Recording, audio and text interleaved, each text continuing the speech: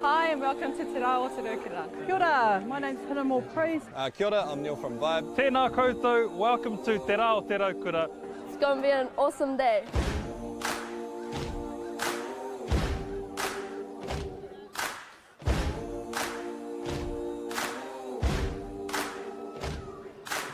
This year is the 25th year of Te Rā Aotearoa. Te Rā Aotearoa is a celebration of our people and enjoying summer days. It's a good chance to get together, really. That's a big part of it. It's all whānau friendly. Incredible community event that brings together so many different diverse people. This festival where people just come together, there's a whole lot of awesome kai, a whole lot of awesome entertainment. Peace, love and harmony. The raukura signifies peace and happiness. It's a Māori proverb that 100.9 and 94.9 Aotearoa. When the radio's on and the sound's hot, you just have to enjoy. There's no way to stop. That's where it sounds with the best every day of the week. Better than all the rest. We let the music speak. All the best throwbacks, 90s and more. Aotearoa. All the best throwbacks.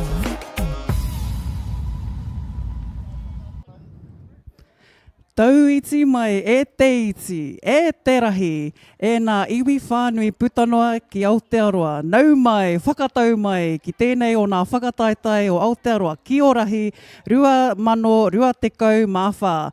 Tēnā rau atu koutou e te iwi, kua tau mai rā a tēnei o nā kaupapa ki Wainganui a koutou. Tēnei kaupapa whakahirahira o te Kiorahi tū takahina mo tēnei tau. Tēnā rau atu a rā koutou, kua tau mai ki te whakaata mai i enei o nā mokopuna, ki enei o nā tamariki, ki enei o nā uri whakatipu o tēnei taona tākaro. Kia ora e te iwi, ko Shana Butler tēnei, tētahi o nā kai kaue kōrero, tētahi o nā kai pāpāho mo tēnei o nā whakataitai. He uri tēnei no roto o te whārua o Waiohau, no roto anō hoki i te whārua o te urewera, anō hoki no tūhoi, no nā tihaka patu hiau, anō nei e kaue nei a koutou i tēnei rā. I tēnei rā, kua tai mai rā tātou ki tēnei o nā tākaro tuatahi, te rauna tuatahi mō tō tātou whakataitai. Today we have our two teams for our Aotearoa National whakataitai mō te tau rua mano, te kauma whā. We have Pane Pane o te ika, we have Hukarere, who are here, e nā kai hāpai, e nā kai hāpai, e nā kai hāpai o tēnei tākaro, tēnā rau atu koutou. Nā kai hāpai o tēnei tākaro, tēnā rau atu koutou. Field 1, we have Pane Pane o te ika, Hukarere. 1, we have Pane Pane o te ika, Hukarere. Taking out their first their first round, their first round for the day. And these are our first games out here on our papatakaro. Kiorahi, as we can see, is being researched throughout our motu. And today we have our rangatahi representing the under 13s, under 16s here at Wainuiomata. We have in possession of our ki.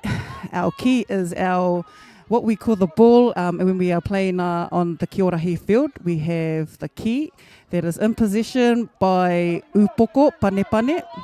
We have a flag that was ripped. And we have the upoko player that has passed into their player to get them a tupu manawa. So for our viewers who are watching Kiorahi for the first time, if you're joining us from wherever you are in the world, across the motu rānei, across the iwi, you will understand and know that this is a circular field. There we also have a ki, and we also have two teams that are scoring differently at the same time.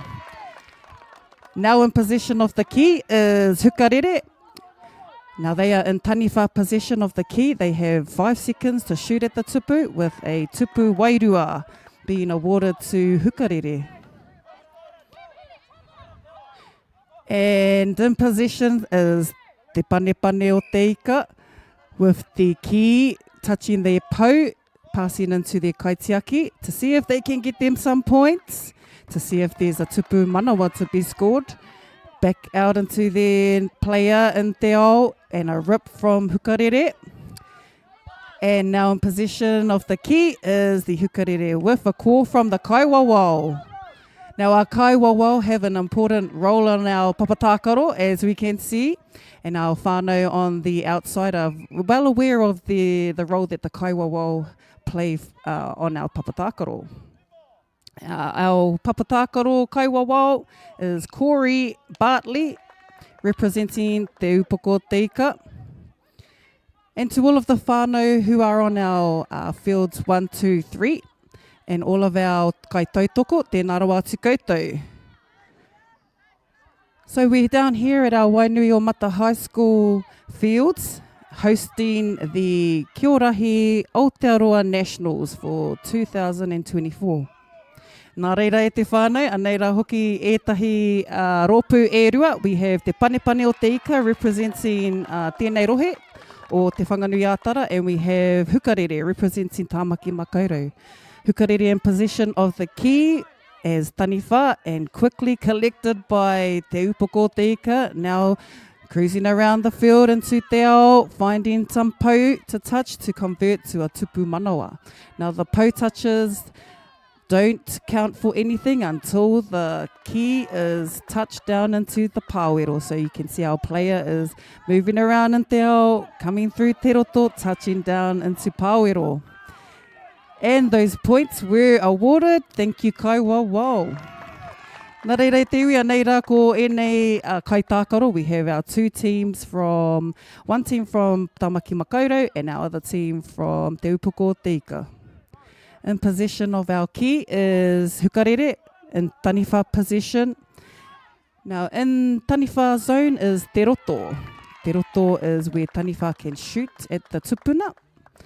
Now if the ki hits the tupu, that counts as a tupu wairua. And if the ki is touched by the pou, as we can see our upoko players touching the pou, we have our kaiwawao with his fingers in the air, amounting to the amounts of pou touches, and we have awarded the tupu manawa ki te Pane o Te Ika. In position now is our Hukarere whānau, and our Hukarere attempting for a tupu wairua and blocked by the Pane. Our taniwha kaitākaro have 5 seconds to shoot from the roto. As our Hukarere players here will demonstrate 5 seconds to shoot at the tupu, to move the kaitaki around, and to stop any tupu wairua. And our players are still moving our kaitiaki around with the ki gone into te ao. Now te ao is the zone where our kioma, where the Pane o Te Ika players are. Our te ao zone is where you can touch the pou. By touching the pou in te ao and running them through te roto, you will score your tupu manawa. And our whistle has gone for the first quarter, and a great effort from our both rōpū, from Tāmaki Makaurau, Hukarere, and Te Panepane o Te Ika. Two rōpū who have been strong in their coordination and their involvement in Kiorahi. From Tāmaki Makaurau, we have our whānau who have been strong with the Kiorahi kaupapa. We've also had our wiki o te hā to our whānau who are joining us or who have just joined from te wiki o te hā. What a great week that was. And here we go again, being able to view and see taonga tākaro at its best at a national level again. Nā reira e te iwi, aneira te hau rua. We have our second quarter for heading into our half time. Before that, we have our two teams taking out to see who will get the tupu manawa, who will get tupu wairua. Panepane o te Ika now in possession of taniwha, and Hukarere are in Kioma. So Kioma and taniwha, those are our two teams scoring differently on papatākaro. And for our viewers who are joining in from around the world, anei te taonga o Kiorahi. Here you will see Kiorahi being played by our national players around the motu. We also have two teams who have, who have come from the South Island, from Te Waka Pounamu, or Maui, aroa hoki ko Te Wai Pounamu. And we have our whānau from Waihora who have come up to represent their area. Today we will see our whānau from Waihora, and we'll also get to see a lot of our whānau who have been involved in Kiorahi. So Kiorahi has been fast-paced throughout the motu, as we can see the growth, as we can see also the interest from a lot of our whānau across the motu and across the ao. So if you are joining us from across the world or across the oceans, tēnā, nau mai, ki te I tēnei taonga tākaro. We have our two teams, Te Panepane o Te Ika and Hukarere, representing Tāmaki Makaurau. And we have two teams who have come down to take out the first, to see who will and who's got the gifts of Kiorahi, to see who's got the mauri of Kiorahi. Ka rawe. Anei rā hoki mātou, e kawe nei wēnei kaupapa o tātou, ana hoki mātou, e tino whai hua nei ki tēnei taonga tākaro. So just acknowledging those who have been a part of the kaupapa and those who have also seen the kaupapa grow and seeing where we're at now. So e mihi ana kia koutou, because look where we're at now e te whānau. We've got two rōpū from Hukarere and Panepane o Te Ika representing their rohe. Into kaitiaki. So we have in position. Hukarere will take the key and have an attempt to look for their kaitiaki. And there's the kaitiaki in position, looking for their te ao players. And have they found a player to intercept the key? And we've got a throw in from te ao into te roto. And an attempt from Panepane o Te Ika, with no attempt at the tupu, and no point, no tupu wairua. Now skills out on the papatākaro I tēnei rā. Although we're only on one field right now, we know that there is a lot going on field 2 and 3.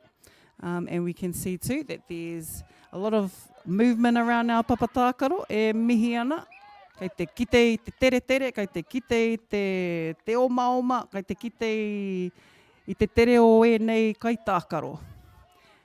In possession is Hukarere, and intercepted by Te Panepane with an attempt at the tupu for a tupu wairua. Now I believe too that the tupu wairua and the wairua for our tākaro this time around, that the wairua is also on the top of the tupu. So that's a first for myself to be able to see that tikana on the papatākaro, to have the wairua on top of the tupu. So that's an obvious tikana that our whānau from Te Upoko have adapted and the rest of the motu to adopt. Nā reira, e koutou mā, if you are here on the papatākaro, that's one of the tikana that you will be playing on the Kiorahi papatākaro. And a tupu manawa from Hukarere kai tākaro. And they rewarded the tupu manawa to Hukarere. Ka pai e te kaiwawao kōri, with Hukarere in possession of the key. And can the player get it across to their kaitiaki back into te ao? We've got a Kioma attempting the tupu manawa. And we have a score. Nā reira, he tupu manawa kia Hukarere. Kua whana te ki, kua tīmata anō. So the key's been kicked off. Once the tupu manawa has been scored, the key gets sent to the ao for a restart and a re-kick. Great calls from our kaiwawao out on the papatākaro for the first 2 quarters. E mihi ana. It's not an easy task for our kaiwawao, but they've put their hands up to take on the national event. Nā reira, koira kei a koutou. With a tupu manawa scored by Hukarere kai tākaro.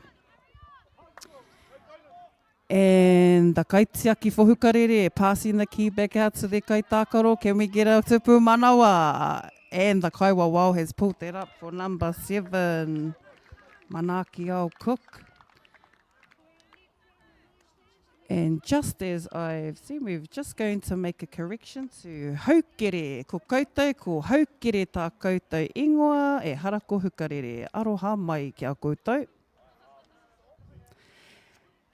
Anō hoki e pane o te ika e mihi ana mo tēnei wāhanga. We've got our scorers, we also have our refs and our supporters who have all come down here to our Wainuiomata High School fields.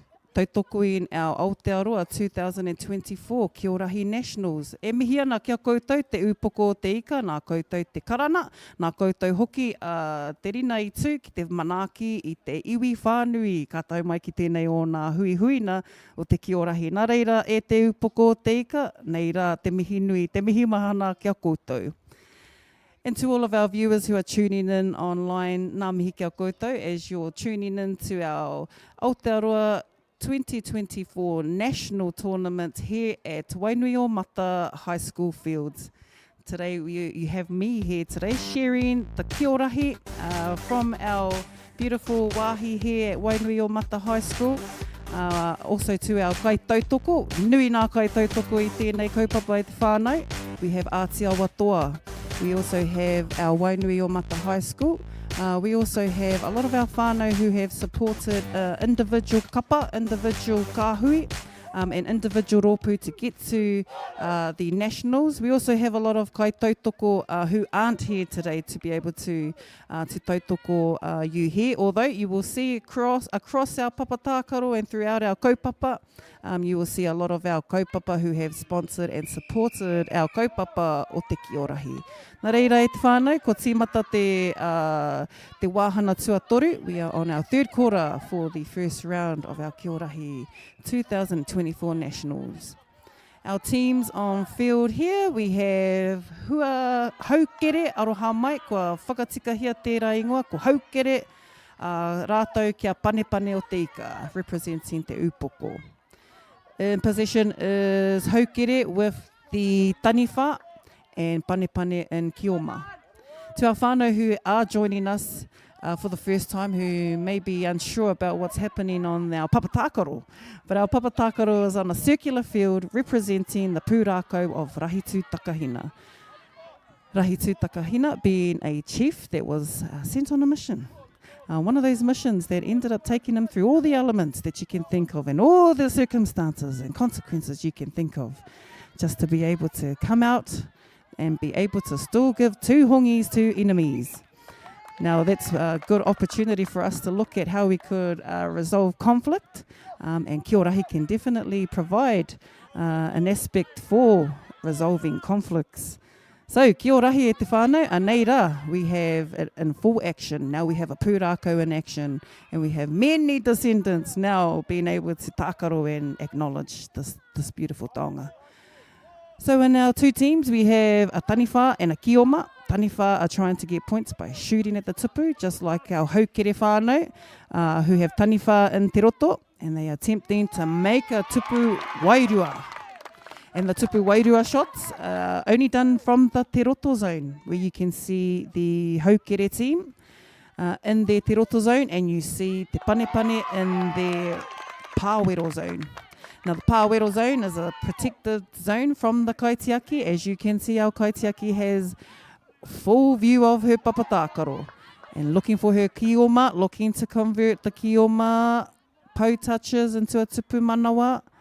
The points and the pou touches aren't converted until the ki is touched down into the pāwero. Our kioma looking for her kaitākaro, looking for a kioma in te ao. Our te ao kioma is still looking for the pou. Our kaiwawa has got yes, he's got his points up.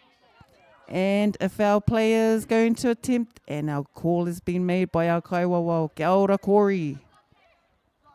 And an attempt at the tupu for a tupu wairua with our kaitiaki full in force, quick to grab the ki, get position, and straight back out to their kioma. Kioma in position with a handover. Kia ora e te kaiwawao. Ki coming back into the pāwero, back into te ao with a conversion for a tupu manawa for panepane o te ika. Kia ora e te kaitākaro. Kioma back into te ao, back to a kioma for a quick point. Kia ora no e te panepane. So quick points are scored when the kioma kicks to the kaitiaki. Kaitiaki has a quick pass to their player and they score without touching the pou. So if all of that is done without getting ripped, you have a quick point. E kia nei ko te piro tere, fast points. Our whānau from Panepane o te ika looking for a tupu manawa. Our kaitiaki looking for a kioma to pass out, offload the ki with no point for Panepane. So if the player loses possession in the te roto as they're passing through and they are ripped by the taniwha, it is a handover. Now our tai tamariki are quick with their hips, as we can see. So we've seen a lot of that experience around the papatākaro, as we see in our kioma position. When we have kioma, we no doubtedly will see the speed and the agility to move around in te ao. So our whānau from haukere have the ki in taniwha position, looking to move their kiomas around, looking to move the kaitiaki around. As we can see, one of the kaitiaki moving up to te kaharaiti. And taniwha making sure to move them around. One kaitiaki in the front of the tupu and one up pushing up onto te kaharaiti. Panepane in position with the ki. Passing back into the kaitiaki, looking for their kioma, looking into te ao for a pou touch. And our kaiwawa is on today. Our kaiwawa tēnō pai. Nā reira, ko tērā te hau whā tuatoru. Just at the end of our third quarter for the first round. And our mihi to our scorers. We have our tātai for our first round between te panepane o te ika, rātou kia haukere, aroha mai e te whānau. Ko whakatikahia i nāia nei, there's our score and there's our scorers. Scorers both from haukere and te panepane, te upoko o te ika. Starting back with our final quarter for the first round between haukere and te panepane o te ika. In possession of kioma is haukere, with the kaitiaki passing out to their kioma, looking for some pou touches in te ao, looking to convert the pou touch, e hiana pou, with the kioma running through te roto, no rippers pulled, and a score for a tupu manawa. E mihi ana haukere, kua riro tō tupu manawa. Nice kick from te marama, through to the kaitiaki, back to their kioma, and kioma, unfortunately, double movement. Good pick up there from our kaiwawa. So a player running from te ao into the pāwero to convert their tupu manawa.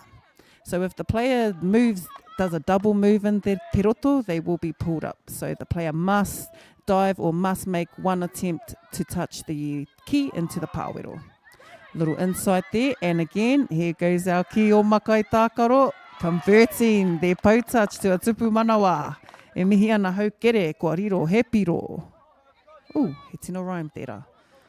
Anō hoki kia haukere, me tō rātou kaha ki te whai i te ki. So our haukere whānau are looking to their kaitiaki, always looking to feed the ki back into their kaitiaki from te ao.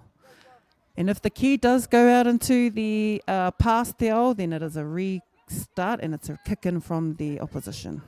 3 kaitiaki in our pāwero. 3 kaitiaki protecting the tupu, as we can see in our pāwero. 2 will be protecting the tupu. 1 will have to push up towards the kaharaiti.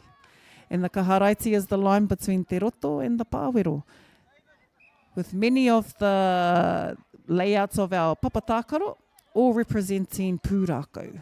Koera te mea nui o tēnei tākaro, ko te whakanui i wā tātou pūrākau. So pūrākau having a strong sense of this tākaro. And as our players are all contributing to the pūrākau of Rahi tū Takahina. And possession now to Panepane. Oh, with a quick intercept there by Haukere. Back into te ao with a tupu manawa. Although we have a ripper that's come off from the Kioma player. Possession now will go back to Panepane with an attempt for a tupu wairua. 2 kaitiaki looking after the tupu.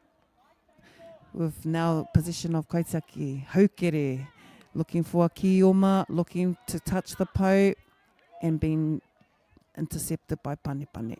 Panepane looking for a jump shot to make a tupu wairua. Tupu wairua attempt again from Panepane with the ki just mirroring and hitting another player with another attempt for a tupu wairua from Panepane. Panepane will have 5 seconds to make shot at the tupu. If the player doesn't release the ki, they will be told to hand over.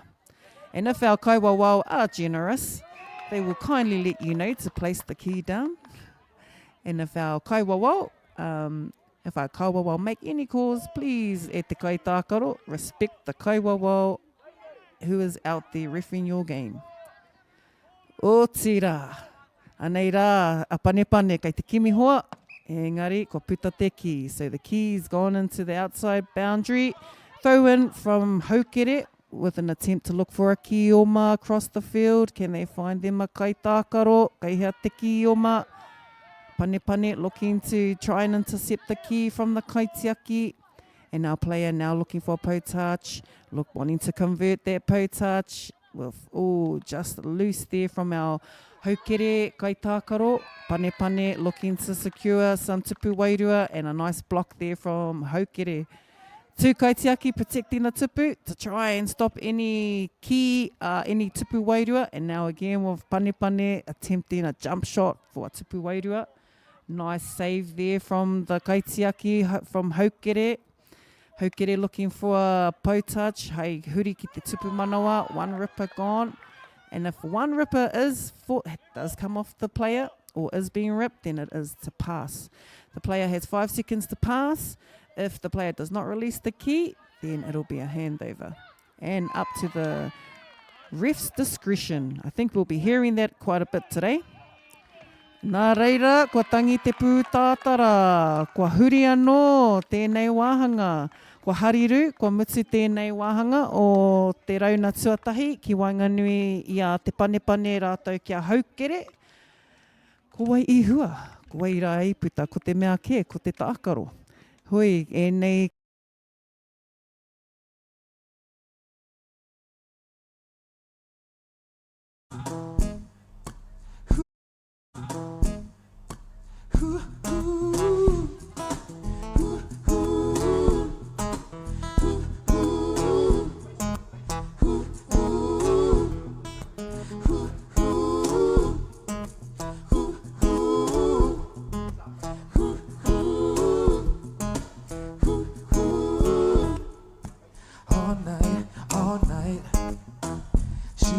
to go together. Hold tight, hold tight. When we get some time together, flow along with me.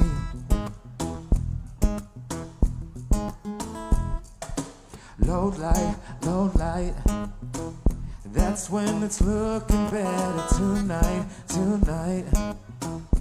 We get some time together, flow along with me. When now I know that your rivers run deep.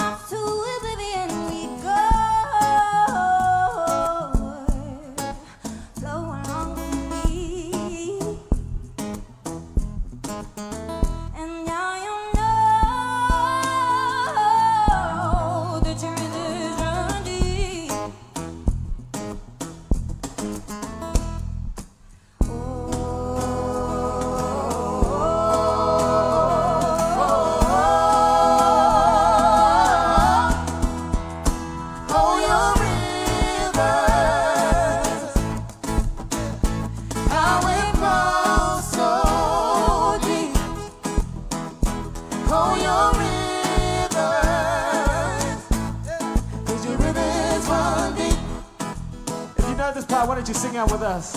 Hey, sing it.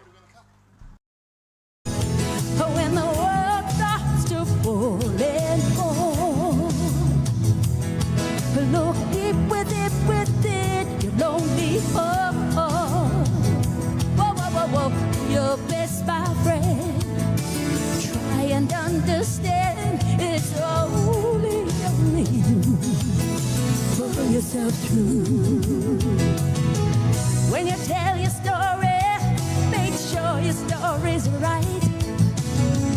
If a little single word is true, see what love can do. See what love can do. See what love can do. See what love can do. I see you, Mama. I see you under the umbrella. I see you. See what love can do. Oh, where the words are in the music. Music is a song. The world would be so happy if we'd all just get along. Oh, just get along. Just get along. Wanna see you smile on every face. Oh yeah. Oh yeah. Yes, Mama. So when you tell your story, make sure your story's right. Every little single word is true. See what love can do. See what love can do. See what love can do. See what love can do. See what love can do. See what love can do. Oh, just see what love can do. See what love can do. Okay, I want want you all to sing. You know this part. This part's got no words but sounds. Are you ready? Tōrewā.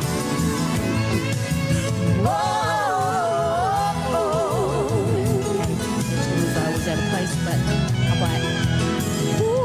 When you tell your story, make sure your story's right. Every little single word is true. See what love can do.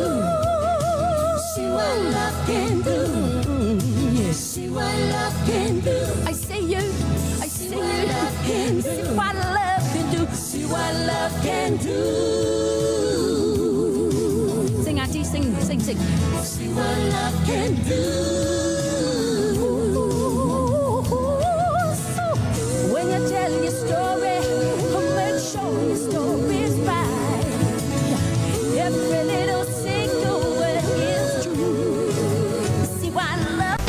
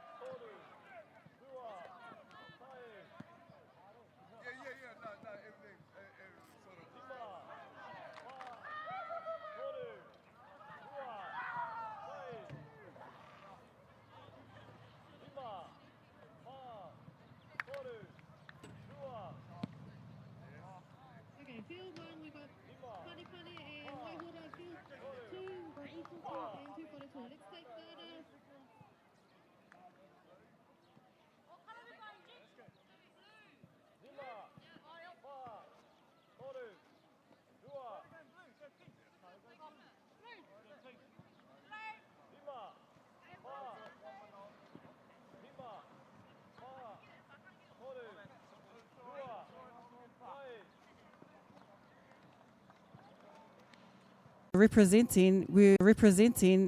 at the 2023 Nationals. At the 2023 Nationals held in Tūrangi last year. So a mihi to our whānau from Tūwharetoa who were our 2023 Kiorahi National hosts, and the tono has Kiorahi National hosts.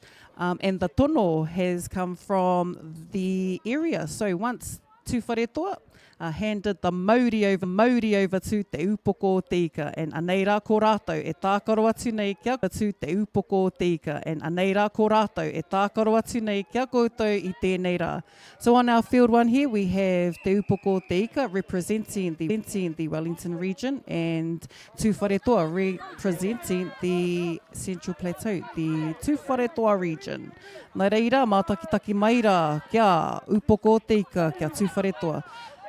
Upoko o te ika in position of the kioma, with one kaitiaki in the pāwero, and the rest of the kioma in te ao.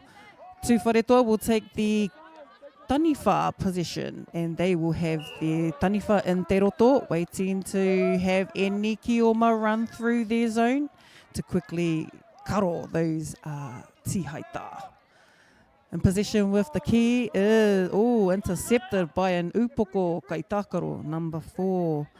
Looking for a kaitākaro, we have our Te Rauna boys on the papatākaro today. We have also our representatives who have been playing the Kiorahi in the area for a long time now, representing secondary schools and representing their rohe.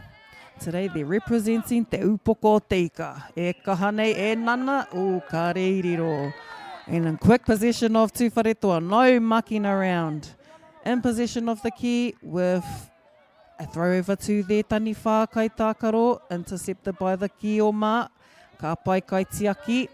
Their kaitiaki running out of the pāwero with an attempt for a tupu manawa ki te upoko. Kia ora. The upoko o te ika have been training for the last 2 months now, I believe. Even longer if they've been playing throughout the August and the September season. E kaha hāpai nei rā e te hoa mātaurana me tēnei kapa o te upoko o te ika. You will see a lot of representation from our upoko lot at this event. E mihi ana kia koutou o tira. A lot of representation from throughout Aotearoa today. We have 4 days of Kiorahi down here at Wainuiomata High School. In possession of the ki on our field here is te upoko o te ika, looking for a tupu manawa. And a tupu manawa awarded to te upoko o te ika. Kaitiaki ready for a restart. Kick from te marama into the pāwero, and the kaitiaki was not able to retrieve that. Straight into taniwha position with a tupu wairua. Was that awarded e te kaiwawao? We have upoko just in te ao, they're looking for possession. Tu Wharetoa quick to intercept the ki with a throw in from Tu Wharetoa to their taniwha, looking for tupu wairua. No tupu wairua there because the upoko is going to intercept it. Intercepted by upoko with the ki now out into the tāpaparoa. Throw in from Tu Wharetoa. Tu Wharetoa also a strong kapa representing their iwi, also representing some of the wharekura and some of the kura tuarua out there in Tūrangi. There's also representatives around the area of Tūrangi. Nā reira, e mihi ana kia koe hoera, koutou ko tō kapa, koutou ko o kai hāpai te Kiorahi ki Tu Wharetoa. In possession is te upoko o te ika, e kaha hāpai nei, e kimi kai oma, e oma ana, o e pāna ki nā pau, kimi, kei te kimi hoa, back into the pāwero, into the kaitiaki. Can the kai... Oh, the kioma was ripped in te roto. With no points scored and handover. Kaitiaki. We have a te Rauna boy in the middle there. Yes, tēnā rau atu koe e tama. Looking for his kaitākaro, looking for a kioma, and quickly gathered by Tu Wharetoa. Tu Wharetoa looking for a tupu wairua, moving the ki around into their roto. The kaitiaki gained possession and back out to their kaitākaro, looking for a kioma to touch the po, to possess the ki, to be able to get them a tupu wairua, a tupu manawa. And double rip by kaitākaro from Tu Wharetoa. Tu Wharetoa now in position to get them a tupu wairua, quickly intercepted by the kaitiaki. Kioma looking for another po touch, intercepted, and a double. E te whānau, a double rip is a handover, instant handover. If any player is double ripped while they have possession of the ki, it's an instant handover. Nā reira, e Tu Wharetoa in possession with their ki to see if they can get any tupu wairua. So if taniwha have the ki and looking to to convert their points, they have to throw the ki to the tupu. The kioma role is to get points by touching the pou and running the ki through te roto to touch down into the pāwero. Now kioma here, touching the pou, looking for a player, looking to offload the ki and looking for position to try and get into the roto. But the whistle has beat us to it. Nā reira, kua huri te tai, kua huri anō hoki nā kapa. Quick changeover for both teams. Tū wharetoa will now take on the kioma and Upoko will take on Taniwha. Taniwha team have now got the role to shoot at the tupu, which will now be Upoko, and Tū wharetoa will take the kioma. Tū wharetoa in position, looking for a kioma, throwing the ki out, finding them a pou. Now our kaiwawao with his hand in the air, numbering the pou that the kioma have touched. And a good looking out for our kaiwawao. And a mihi nui ki wa tātou kaiwawao. We know it's a very heavy job out there. If the job was easy, we'd have a field full of refs. But kareko, anei rā ko te tino hua. And that was a awarded point to Panipani. Panipani taking the extra height with their jump shots, and we were likely to see that across the fields today and throughout the tournaments. We have our Taniwha jump shots. In our kioma position, we have Tū wharetoa, Kaitiaki looking for their kioma, looking for an opportunity to score, convert those tupu manawa.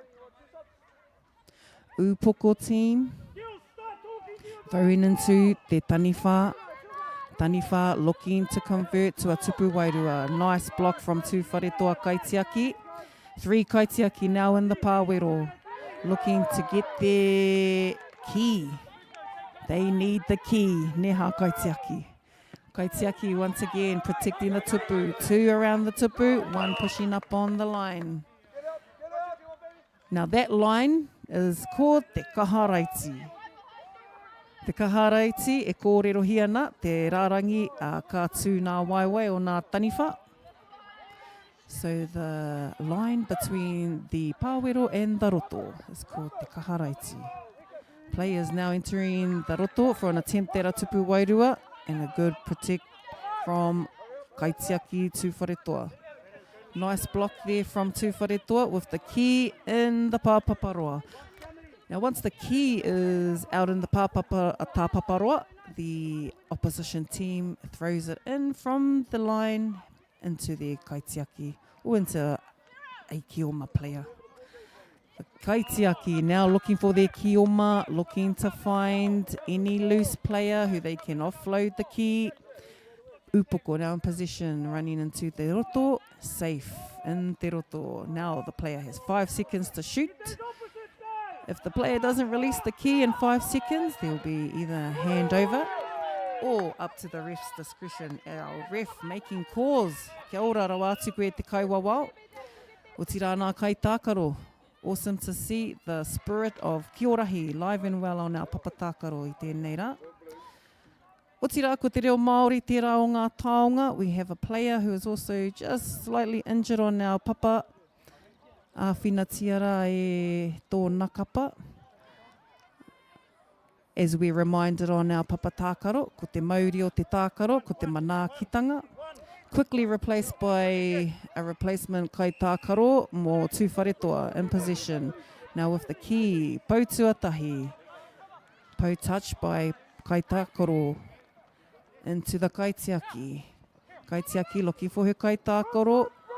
Look for the offload and kai tākaro. Where were you going with your pāhi e hoa? Back out with a reset. Have we reset e te kaiwawao? Kaiwawao still has his hands up and we've still got pou on the clock. And we haven't had any pou converted yet. Our Kaitiaki looking out, looking to receive the ki. Ka roha. The ki is still in possession of Tū wharetoa. Still in possession of our Kaitiaki. Looking for a kai tākaro to convert the pou touches to a tupu manawa. And was that awarded? No, it wasn't. Ka aroha e tūwharetoa, all that effort given away to upoko. Now in taniwha position, looking for a tupu wairua, making our kaitiaki move. E kahana koutou e kaitiaki mā, 3 kaitiaki in the middle, 3 wahine toa. Ana, so e te whānau, for those who are watching the Kiorahi for the first time or tuning in to see how the rules for this event is played. We have 3 kaitiaki in the middle for kioma, so you can have up to 3 kaitiaki in the pāwero zone. From time you will see 1, 2 or 3 and tūwharetoa converting those pou touches to a tupu manawa. E mihi ana e tūwharetoa, kua tai mai rā koutou ki te pakanga ki te papatākaro. Upoko te ika, e toru nā piro kia koutou, tūwharetoa, toko whā nā piro. Today we're down here at the Wainuiomata High School papatākaro, having our representatives down here representing Kiorahi to Takahina. We have our national tournament hosted by Te Upoko Te Ika, hosted down here at the Wainuiomata High School fields, and also joined by our whānau across the motu. Our whānau as far as Haukere from Tāmaki Makaurau have joined us. Whānau as far as Waihora have joined us from Te Waipounamu. And all of our whānau from the central, from Ngāti Kahununu, Ngāti Porou, rātou anō hoki kai tērā o ngā pito, ki roto anō hoki o te puku o te ika, ko koutou, ko tūwharetoa, anō hoki ko ngā tīma, kai te puku, anō hoki kai te kawe tonu i ngā kaupapa Māori, i te tākaro Māori o te Kiorahi. Nā reira, e nā iwi, e nā kai tautoko, e nā kai hāpai o tēnei taonga, tēnā, e mihi atu ana, kia koutou. E kaha pakari ana hoki wēnei kai tākaro, ki te whakanui i tō rātou kapa, we have our whānau who are representing their region, te rohe, here at the 2024 Kiorahi Nationals. Last year, our whānau from Tūwharetoa were the hosts, kindly handing the mauri over to Te Upoko Te Ika whānau, who are now our hosts, and moving into the next event. We hope our whānau from around the motu will put their hand up and see where our kaupapa heads next year. But in the meantime, our whānau are down here representing Te Rohe to make the podium me kira. Kia tū toa, ko wai kahua, ko wai hoki e whakanui ana i a rahi tū takahina. Third quarter for the second round of our Kiorahi 2024 National between Upoko and Tūwharetoa. Aneira, ko nā kapa, kei mua i a tātou, on our field here representing the Wellington region and the central North Island. Tūwharetoa, ko tai mai rātou, ko tino tai mai rātou ki te mura o te ahi anō hoki ki te kawe i tēnei taonga o te Kiorahi. Kiorahi being played across the motu now, with many kura, with many whānau, many communities, many hapu, iwi, marae, getting behind our taonga tākaro, seeing it reach its potential, seeing it reach also new heights, that we're now here playing at a national event. E mihi ana kia koutou, e kaha nei pupuri te taonga, e kaha hoki ki te whakatena, anō hoki ki te whakapakari i tēnei taonga. Upoko Te Ika in possession of the key here down on field 2, being able to get possession for gaining some tupu manawa like that there on between our Upoko and Tūwharetoa whānau, representing Wainui High and also some of our Wainuiomata whānau, who are also selected and representing Upoko Te Ika. Kaitiaki, just trying to block the key there with the kaitiaki stance, as a lot of our whānau have noticed and taken a lot of interest around the kaitiaki role of Kiorahi. The kaitiaki role is quite intense. Some might think it's where you can take a break, but no, it is not. Just like that, Upoko Te Ika with a tupu manawa. Quick hands there for a quick restart. Offload out from the kaitiaki. Pou touch from Upoko Te Ika. And a nice movement there. Nice rip from Tūwharetoa. And a quick tano i nā tarau mai Tūwharetoa. And it's quick hands, quick feet. Have we got a offload? The offloads are coming e te whānau, with many of our whānau looking for options, looking to the kaitiaki, looking to move their kaitākaro around, and let's just go for a tupu manawa. E mihi ana kia koutou te upoko, looking for a quick point. As mentioned earlier, whānau, we have the quick point system that te upoko teika have just used there. So a quick point is when the player kicks the ki to the kaitiaki passes out, and the player tries to score a quick point without having to touch a pou. He piro tere ki anei. With upoko in possession, looking for a quick hip and a release. One flag was gone. That does not count for a handover. Does not count for a handover yet. Kaitiaki with a offload. Just a little confusion there from our upoko player. Two wharetoa in possession of the ki, looking for a tupu wairua. Kaitiaki, two kaitiaki in the pāwero. Two wharetoa, two players, slight clash there by the pou. E two. Kioma looking for some space in te ao, looking to release and looking to get away from the opposition. Two wharetoa staying close to their kaitākaro, their hoariri. Nice with two wharetoa going for a jump shot at the tupu. And the kaitiaki not letting down, not going to care if she's going to go off zone, but her feet were behind the line. So good move there from our upoko whānau. And two wharetoa now looking to hold some time. Moving the ki around, two wharetoa looking for a mirror and gained by upoko. Quick collection by upoko for a quick offload, quick bounce back, and a quick collection from upoko. Oh, was that a double? But a quick rip there. Nice attempt from two wharetoa.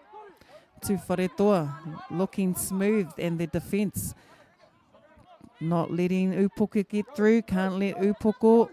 We have our Aotearoa boys back on the field. Can be deadly, these two. Once they're in the mood, once they are in the zone, watch that. Watch those quick feet.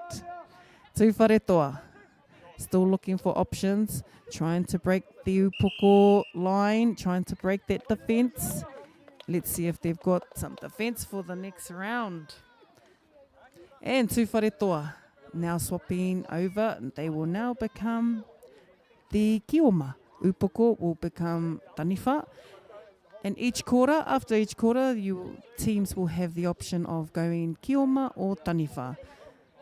And as we've seen throughout the week, we've had wikiha. Nā te whānau, me nā kai te are o kua are rā koutou ki tērā o ngā kaupapa. Ko te wikiha, ara e whakanui ana I te reo Māori, me wā tātou tākaro Māori. And back on our field with two wharetoa gaining tupu manawa. Mo tō rātou kapa, guariro, hepiro. Whana ki a kaitiaki, and a quick pass out to her kioma to see if there is an option to run it in, and no quick points will be scored. And our upoko whānau will take the ki, throwing it into te roto. Ki mihia he kaitākaro, looking for and a quick save. Nice save from two wharetoa with the option of three kaitiaki. And he's going to go for an attempt for two pou. Offload into his kioma kaitākaro. Kioma looking for their kaitiaki. Kaitiaki, and a touch from the tupu. Now, although the kioma were in possession, but the ki touched the tupu, that actually becomes a point for the taniwha team.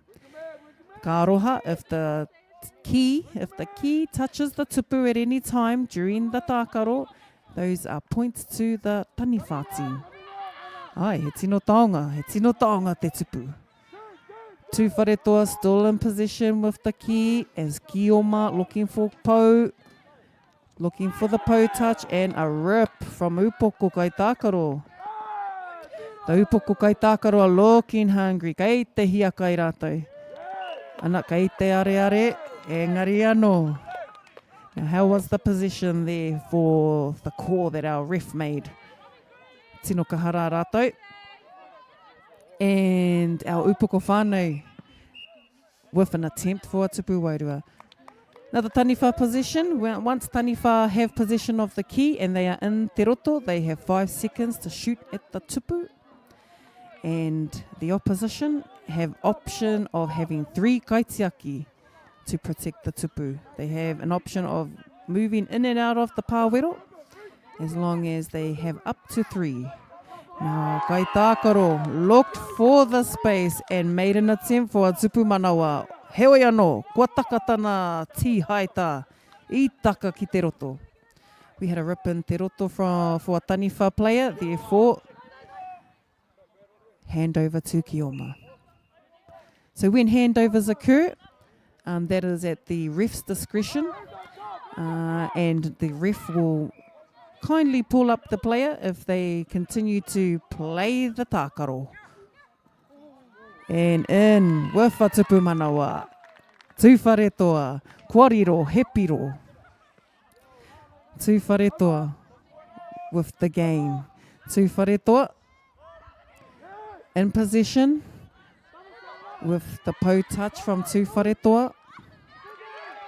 Looking for their kioma, looking for a kaitiaki, looking for position for kaitiaki, looking out for her kaitākaro. And the key into te ao. Upoko.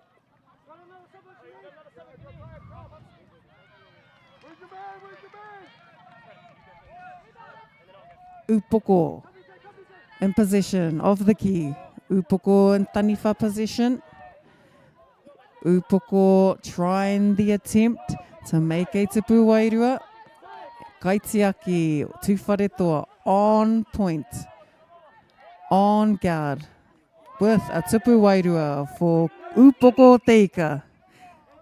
E mi ana, kai te kakama, kai te matara Upoko, kai te kimi, kai te rapu I tōna tupu wairua, kai te kimi anō hoki a Upoko mo tōna tupu wairua. And Upoko Teika still gaining possession to see if they can get there. Tupu wairua converted with a nice block there from Tūwharetoa. Tūwharetoa staying strong e pupuri tonu rātou te mauri. Nice back up there from the Tūwharetoa kaitiaki looking for their kioma. Tūwharetoa, Warren Albert, number 3 from Tūwharetoa.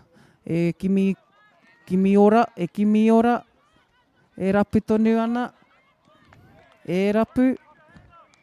And back into the kaitiaki. Kaitiaki looking for their kaitākaro.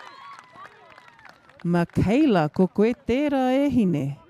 Tēnā rawati koe Michaela, tupu manawa mo Tūwharetoa. And our third quarter. E mihi ana, kia koutou nā kaitākaro mo tēnei wahana. Kia ora.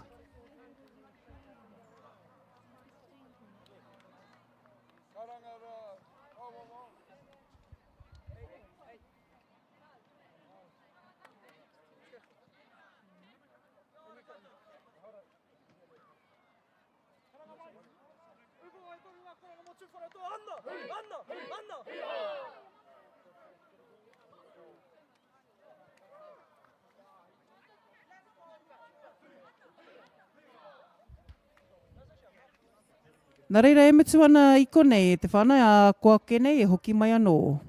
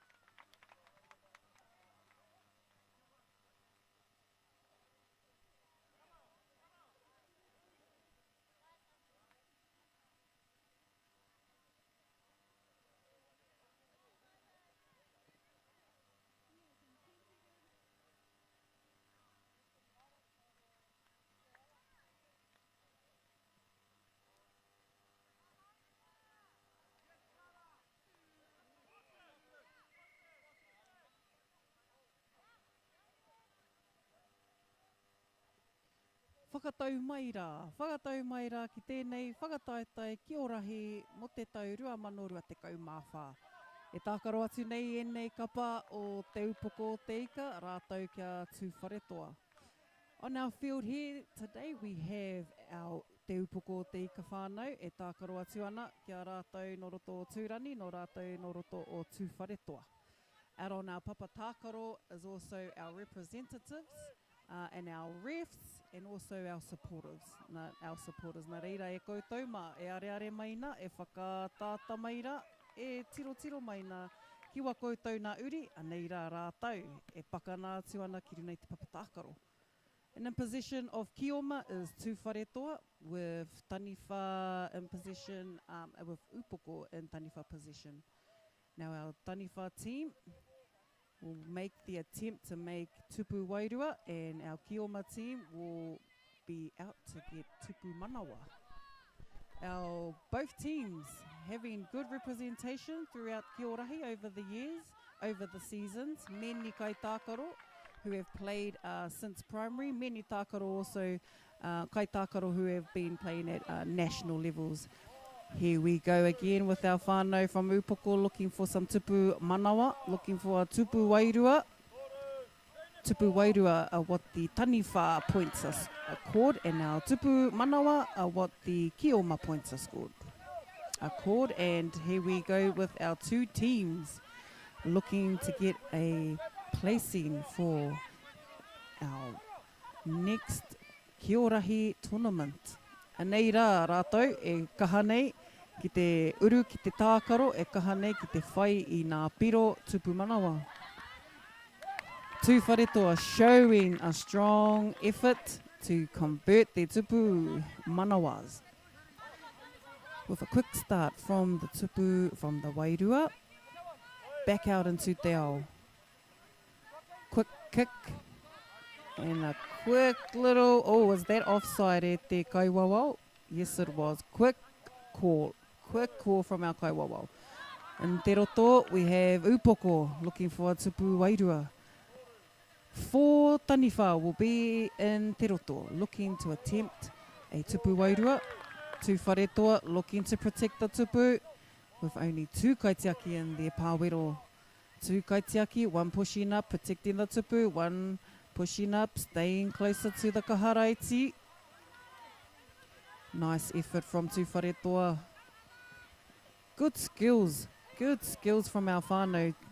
Tūwharetoa looking for a kioma, looking to convert some pou.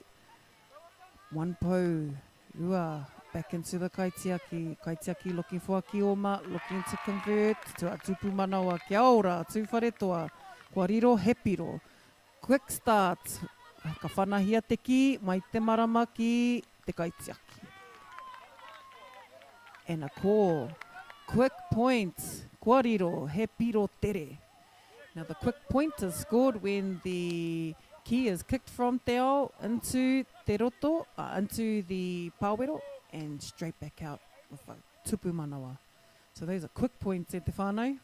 Something that's been added to the Kiorahi over the seasons and over the existence.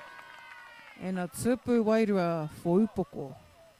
Te Upoko te ika, who are also our host for 2024. Here down at Wainuiomata High School. E mihi ana ki a rātou, me wā rātou papatākaro.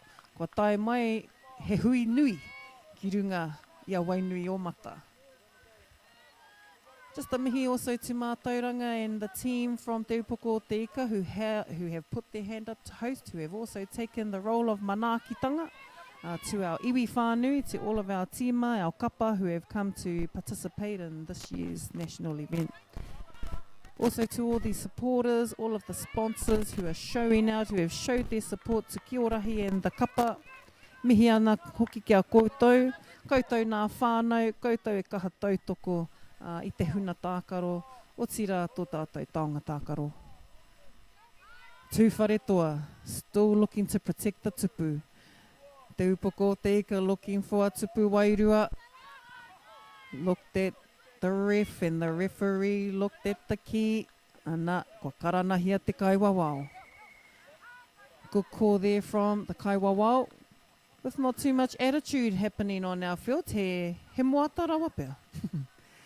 Too early in our rounds, but today our whānau are down here at the Wainuiomata High School fields, representing their rohe, representing their area, representing their kapa. Most importantly, representing our taonga tākaro o te Kiorahi. Kiorahi has been researched for a very long time. Now playing at a national level, now also being involved at hapu iwi level. Kei whea mai te huapai o te taonga nei. Tū wharetoa still in possession with Taniwha looking for a tupu wairua. And the key has gone to the tāpaparoa. Upoko looking for a kaitākaro, looking for a kioma to offload, looking for a pou. Looking for a pou. Tū wharetoa looking to rip, looking to lose a flag. Flag lost there by a upoko player. Now once the flag has gone, player cannot participate, player cannot pick up the key, and they have to play on. Therefore, that's the option for the hoariri to quickly gather that key and to quickly get possession for their kapa.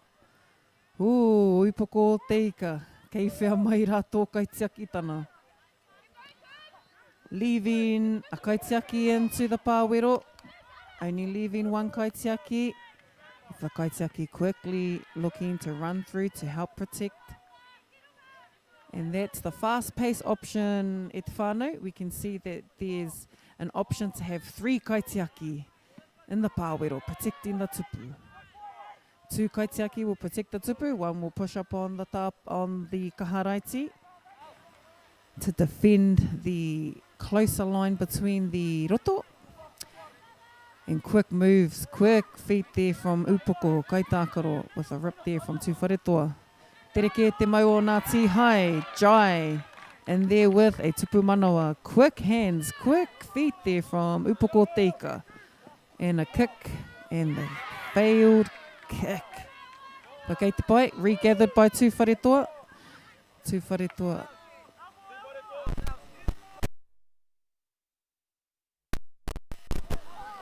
Tūwharetoa in possession with the key. Now in Taniwha. Taniwha looking for a tupu wairua and blocked by Upoko. Kaha hoki te kaitiaki tanga o nā kaitiaki o te Upoko.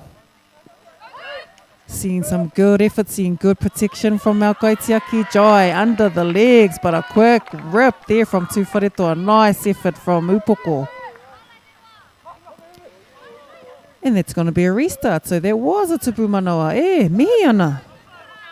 Ka pai e te kaiwawau. Taniwha looking to move the kaitiaki. He could see 3 kaitiaki entering the pāwero. But Upoko are still going to gain momentum to look for options to get more than 2 pou.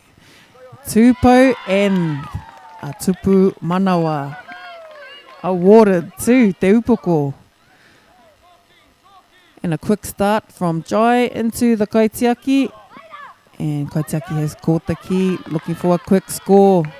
Ka reiriro, good call from the kaiwawau. The quick point was not awarded.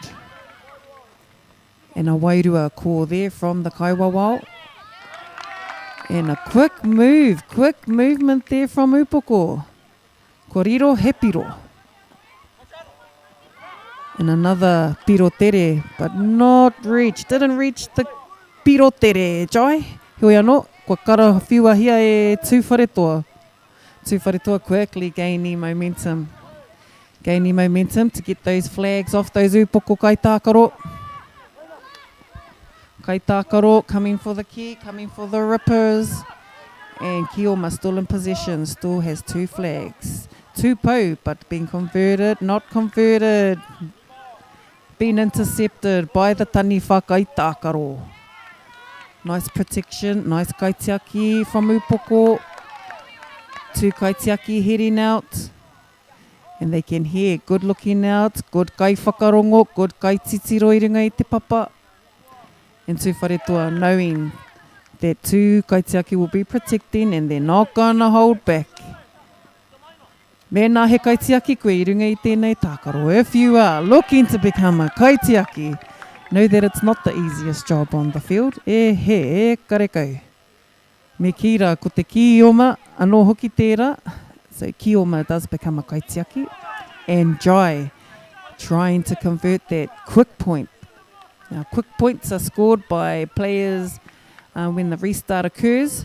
If the kaitiaki catches it on the full, quickly passes it off to the player in te ao, and then they can run it back into the pāwero. E mau ana te wihi. Our third quarter honour roll here down at Wainuiomata High School. Our whānau all joining to see the commotion down at the Papatākaro. We have representatives from across the motu. E mihi ana kia koutou kua tae mai ki runga I tēnei kaupapa whakahirahira, ki runga I te karana o te rā, tēnei karanga motuhake o ngā taonga tākaro, tēnei taonga o te Kiorahi. Representatives from Tāmaki Makaurau, as far as Waihora. So our whānau have made their effort to join the rest of the Kiorahi movement up here in Te Upoko o Te Ika, kindly hosted also by the whānau who have also picked up the tono from last year. Tū Wharetoa, who are our 2023 hosts, who have now handed the mauri over to Te Upoko o Te Ika. And anei rā ko mātou, e kawe nei I tēnei taonga. Also a mihi to all of our sponsors. We have many sponsors who have joined the tautoko and who have joined also the movements here in Te Upoko o Te Ika and across the motu. We have our local sponsors. We have a lot of whānau who have sponsored teams to get here. We've also had whānau who have sponsored a lot of the kaupapa here in the rohe, and also our kaipapauho Aotearoa for hosting and broadcasting our taonga tākaro live here from Wainuiomata High. Anei rā, ko te wāhanga tua whā. Mō tātou I tēnei pito, mō tēnei rauna. And on our field we have Tū Wharetoa against Te Upoko o Te Ika. Our kai wawao, representing from Ngāti Porou. Anō hoki, kei konei rā a Ngāti Porou, kei Wainganui a tātou. Mēnā heuri no te urana o te rā, tēnā whakatū tōringa, kia mōhio ai. Whakatū anō hoki tō kapa, kia kite ai, kai hea nā uri o Paraurangi. I tēnei wā thau, kei konei a Tū Wharetoa. E tākaro atu ana kia Te Upoko o Te Ika. Tū Wharetoa and Kioma with a quick follow-up from the Upoko player, intercepting the key and intercepting the player. No points for Tū Wharetoa. Tū Wharetoa with a pou touch, pou tahi, kei te oma tonu. He still has his two flags on. Back into the kaitiaki looking for a Kioma. Who's free? Ara, there's your free player e hoa. And unfortunately, there's been a karanga from the ref. So the ref has called for a handover and Upoko now have possession, but the key has gone into the tāpaparoa, out of play. So Tū Wharetoa will take the key, pass it back into the kaitiaki. Back in play, Tū Wharetoa with the kioma. E te kioma. Ana, kei te oma te ki, ne? Ai, kei te rapu, kei te kimi, kei te whai, Upoko in possession. So a quick intercept there, so there'll be a recount. Pou tahi, Tū Wharetoa, touching the pou. Tū Wharetoa losing possession. Matua moving too fast around the field. Tino tere wana wai, koe nā pēr. Upoko me tana tū taniwha. Taniwha tonu ana te kai tākaro.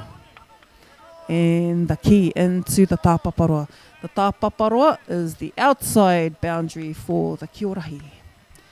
So from the tāpaparoa into te pāwero, kaitiaki in possession of the key, looking for a kioma. Oh, some of these passes are tino kaha. Tino kaha ke nā whiu wēnei kai tākaro. Ana kai te tino kaha te whiu, kai te tino kara whiu nei e te ki. Ko hoki atu ki ōna hoa, I whai hua. No position. Upoko looking for options, looking for defence. Kioma by Tūwharetoa. Tūwharetoa will hold position, see how long he can hold off the player. Oh, pakua puta atu te ki ki te tāpaparoa. Now the key, once the key is in the tāpaparoa, the opposition has the option to throw in. And again, just a little off there with that pass from Tūwharetoa. Te upoko te ika, now in position. Upoko still in position, managed to hold the key. In te roto, kua ea, karekau.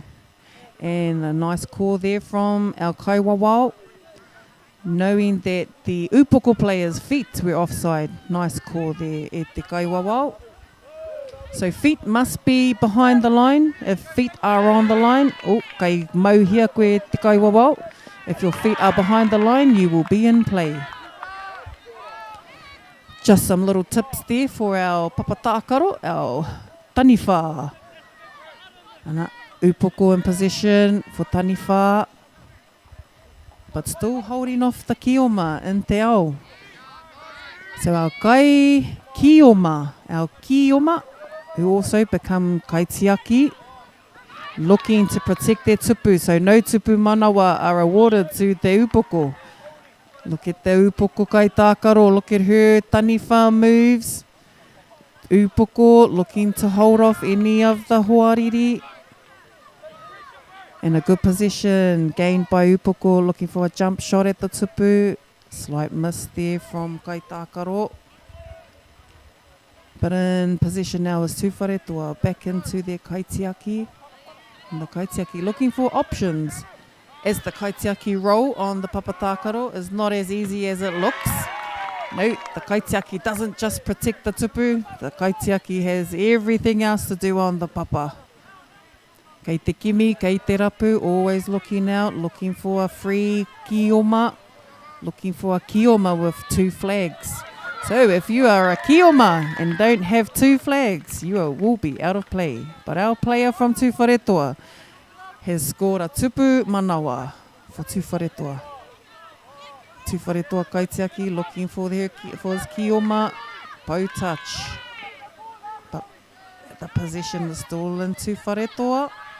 Tūwharetoa still have a pau.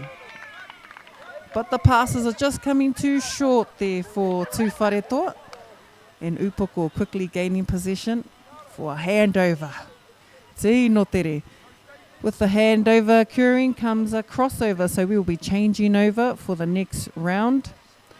Kia mutu ai tēnei wāhanga, mō te wāhanga tuawha. Changing over now will be upoko in kioma and Tūwharetoa in taniwha.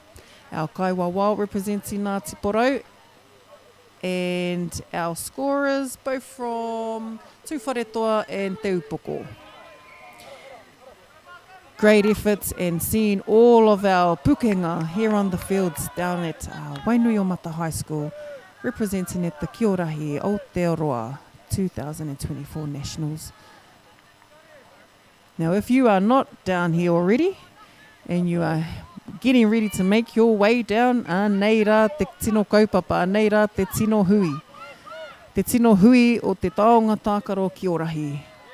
On our field between Tūwharetoa and Te Upoko o Te Ika. Upoko gaining kioma and Tūwharetoa gaining taniwha. No tupu wairua for Tūwharetoa. Upoko staying in position, offloading to their kioma, looking for options. 1 flag gone. Next option, looking for our kai tākaro, looking for an upoko kioma. Kioma looking for a tupu manawa. Kuariro, hepiro. Kia te upoko, e kaha nana ana tēnei kapa. Kua mōhio paira tēnei kapa. Me neke, me nuku. Nice effort from Jai, from Te Upoko. Last year, Jai joined Te Upoko Te Ika, and again for this year, 2024. Great to see you back on the field. Anō e tama. Maumahara au kia Jai aia e tamariki ana. E nohi nohi ana. I tēnei wā. Ko ki te tonu I ngā hua o te Kiorahi. But unfortunately, the key was void there. So our two wharetoa have collected that and ran straight through, gaining position and then returning back to Upoko. Oh, Upoko looking to secure their flags before gaining position. Anō hoki, a quick collection from te ao, 2 rippers on, and a touchdown in the pāwero. Tau ke te wihi. Mauana hoki in te mauri o te tākaro. Kei te rongo te kakara, kei te rongo te matara. Great effort from Kiomaka i tākaro. Te upoko te ika. Looking to gain some possession, to gain the momentum for Tupu Manawa. 1 point for Tupu Manawa kia te upoko te ika. Back out from the kaitiaki into te ao, looking for options. Te upoko kai tākaro, back into the kaitiaki. And Tupu Manawa mo te upoko te ika. Good offloads there from our upoko whānau. Not looking for that last option, but looking for your first option. Ana, kei te tino tere, kei te kite i te tere tere o te whiu, te tere tere o te pāhi. And seeing a lot of the quick hand movements from our whānau as they move around, as they're trying to get through, breaking through the taniwha lines. Again, Jai hanging up the top, hanging up by the ara. And losing some of the momentum, away from the two wharetoa kai tākaro. And te upoko te ika staying focused, looking at their options, looking to move their players, drawing them in. Upoko nicely played and nicely picked up by our kaiwawao. Our kaiwawao all being volunteers, all volunteering today at our event. Our whānau and our kaiwawao have been around the local scene and the local areas for many years. Also being active kai tākaro in their respected regions as well. So what great experience to have on the field with all of our kaiwawao today. Mihi ana kia koutou. And also to our kai tākaro, all of our kai tākaro who are in taniwha, Kioma, anei rā te pakanga. Anei rā te utu. Te upoko te ika with the Tupu Manawa. And that Tupu Manawa felt here down at the Papatākaro. Kei whea mai rā te tere o nā whiu, kei whea mai rā te tere o te waiwai. And two wharetoa still hopeful to break through the kaitiaki. And good position, good catch there, good hands from our upoko kaitiaki. And just before the line, and feet, tere ana. So with the quick feet there and with players quickly gaining possession of the key, making sure that they've caught the key in te ao. Once the key is caught in te ao, they're free to run through te roto. Now watching those fast feet though, look at the roll that our kaiwawao have. And a nice rip there from two wharetoa, ripping through the upoko kai tākaro. And that brings us to te pito, tēnei wāhanga o tua whā. And that brings the end to the fourth quarter of our third round down here at Wainuiomata. Join us back as we continue here down at the Kiorahi 2024 Aotearoa Nationals. Join us back as we continue to hear and see some of our beautiful taonga tākaro skills down here at our Papatākaro.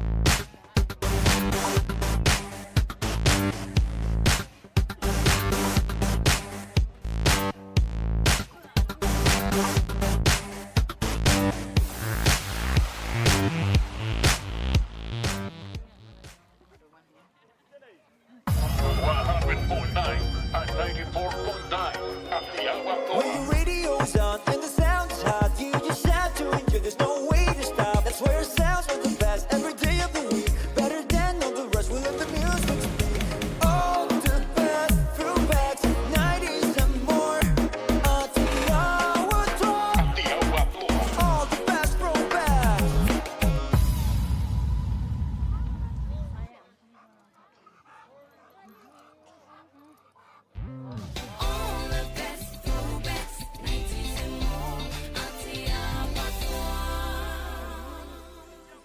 Making me cry, baby.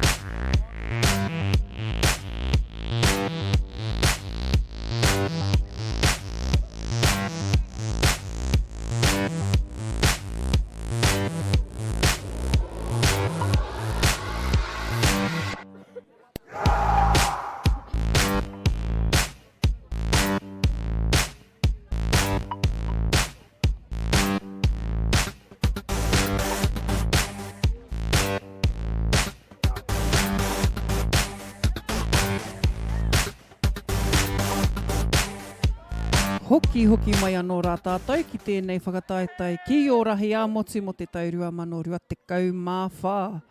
On our field, papatākaro here today we have Ngāti Porou e tākaro atu ana kia tūwhare toa. Ngāti Porou in the pink flags, tūwhare toa in the in the blue flags.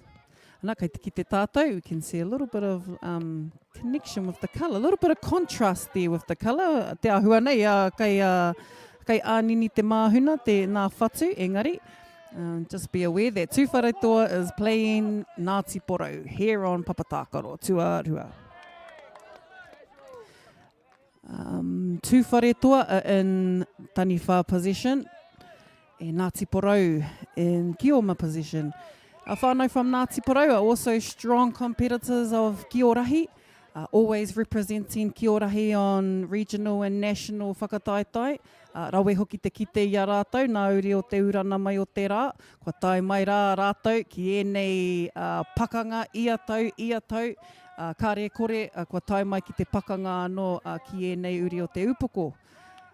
So our Ngāti Porou whānau have always showed a consistent support towards Kiorahi, holding regional events, holding power wars, and also being present at a lot of the secondary school nationals. Here we go at the Aotearoa Nationals, and they're still representing.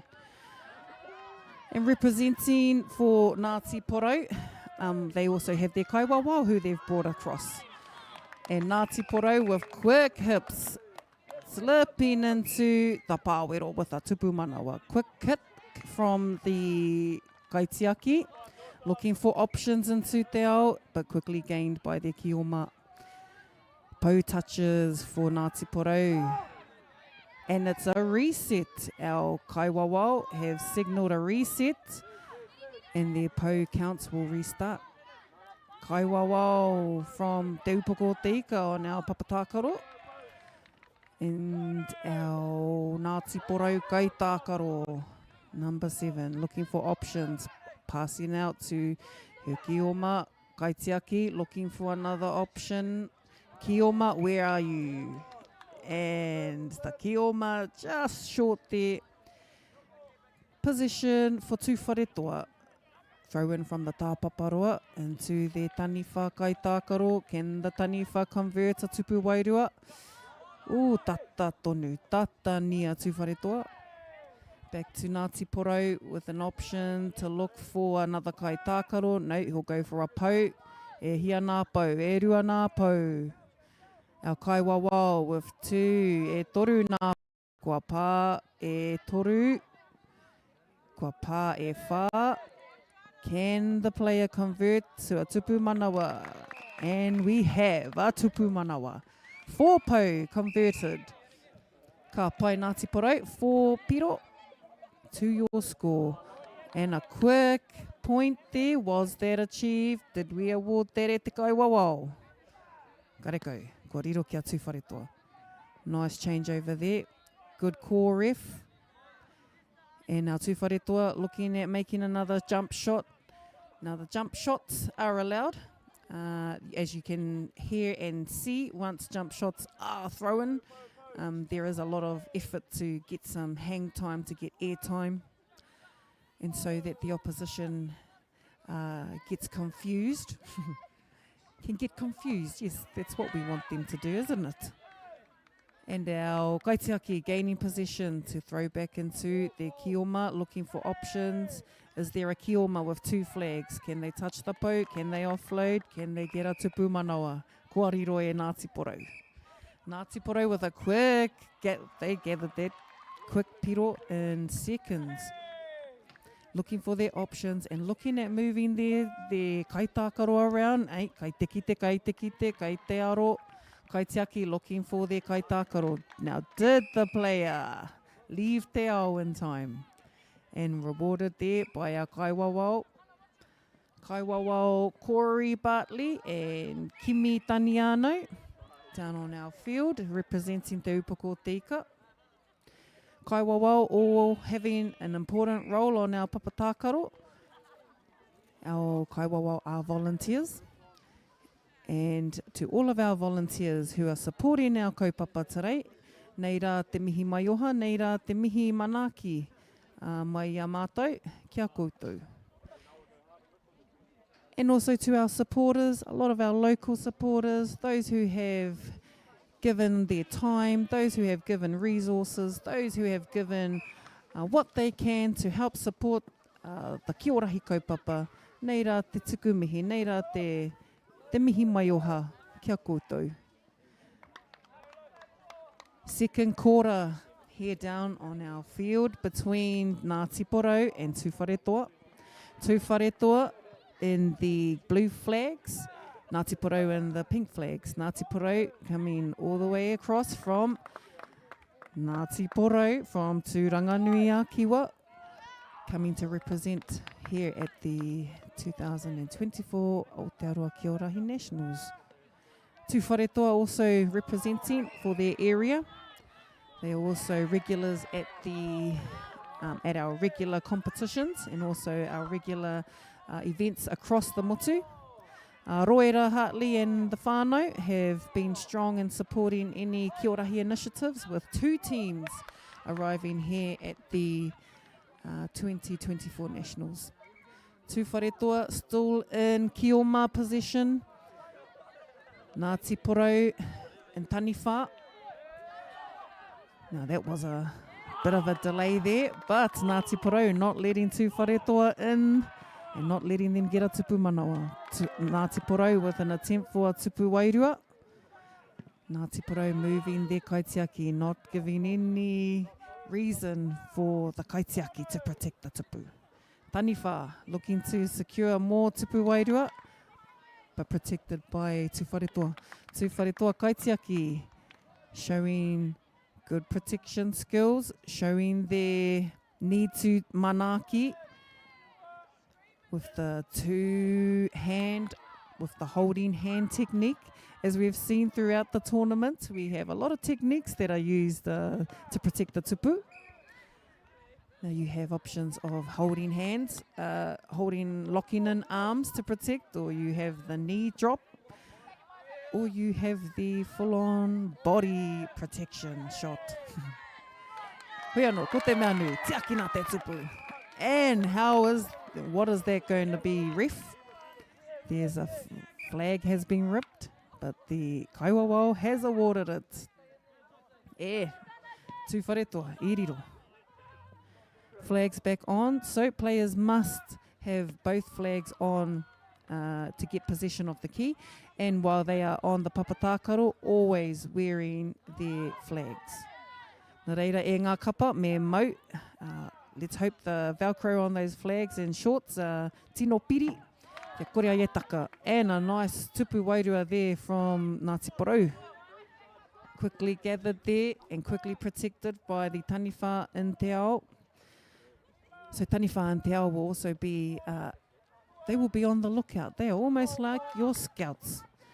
Ana, ko kite anō hoki, once the kioma get possession, taniwha quickly change tack to get into defense mode.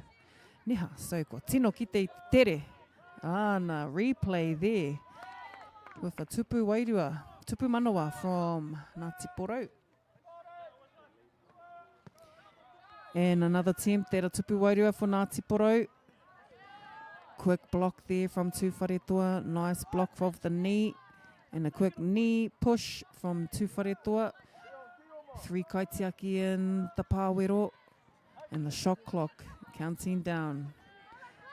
Now, taniwha have 5 seconds to shoot at the tupu. Every attempt must be towards the tupu. Players may use the option of throwing to the hoa to confuse the kaitiaki, to make them move around. Now you can see the speed and agility needed for the kaitiaki to quickly get from te ao into the pāwero. And seeing the quick feet also needed for taniwha to quickly gain possession, to get into te roto. Tūwharetoa still with possession, and Kioma looking for a quick pass, ripping there from Tūwharetoa. Tūwharetoa not letting their counterpart get through, but Ngāti Porou have gained possession. Now in taniwha, 4 seconds, and a restart the shot clock. Now we have a 5-second shot clock. Players must attempt to shoot at the tupu. Failing to shoot at the tupu, it will be at the kaiwawau's discretion. And kua riro he tupu wairua kia Ngāti Porou. Kei whea mai rā, tā rātou tū ki te taniwha. E huri atu anei nai nei ki te hauwha tuarua. I nai nei kua huri a Ngāti Porou. Hai kioma. Kua huri a Tūwharetoa hei taniwha. And just a mihi again to all of our sponsors who have taken the time to support the kaupapa nui, to support the 2024 Kiorahi Aotearoa Nationals. Also all of our whānau who have supported your tamariki, who have gotten them along to trainings, who have gotten them along to their trials. E mihi ana kia koutou, to all the Uber drivers, to all of the uniform washers, to all of our whānau who carry the water caddies and fill up the water pātaras, ko koutou nā toa. And to all of our kuia koroua who have supported their tamariki mokopuna, kei a koutou hoki te mana. And also to our parents, aunties, uncles, to all of the whānau who get behind Kiorahi. It's an honour to see where all of your efforts have been going to towards the kaupapa. And as we see Taonga Tākaro continue to grow across the motu, nei rā ko ngā huapai ka puta I tēnei tākaro. Hui anō rā, for whānau who are joining us for the first time or who have just tuned in to watch our live coverage supported by Aotearoa FM. Nei rā ko te tākaro kei Wainuiomata a Ngāti Porou, rātou kia Tūwharetoa. On our field, we have Tūwharetoa playing our Ngāti Porou whānau, also joined by our kaiwawao from Te Upoko Teiga. Our scorers are also joined by the respected teams, and e mihi ana kia rātou. They are all our volunteers e kaha hāpai I tēnei taonga. A throw in from Tūwharetoa, going into te roto, looking for an option to see if they can break the kaitiaki defence. Now the kaitiaki defence is very important. Any tupu wairua that taniwha get, wow, that's on that's on the kaitiaki, neha. Nā reira e te kaitiaki ma, kia kaha.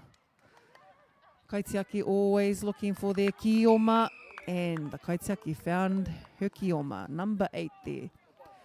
From Ngāti Porou. Kick and catched by the kioma, kaitiaki, but not going for a quick point. So tū wharetua will take possession and attempt tupu wairua.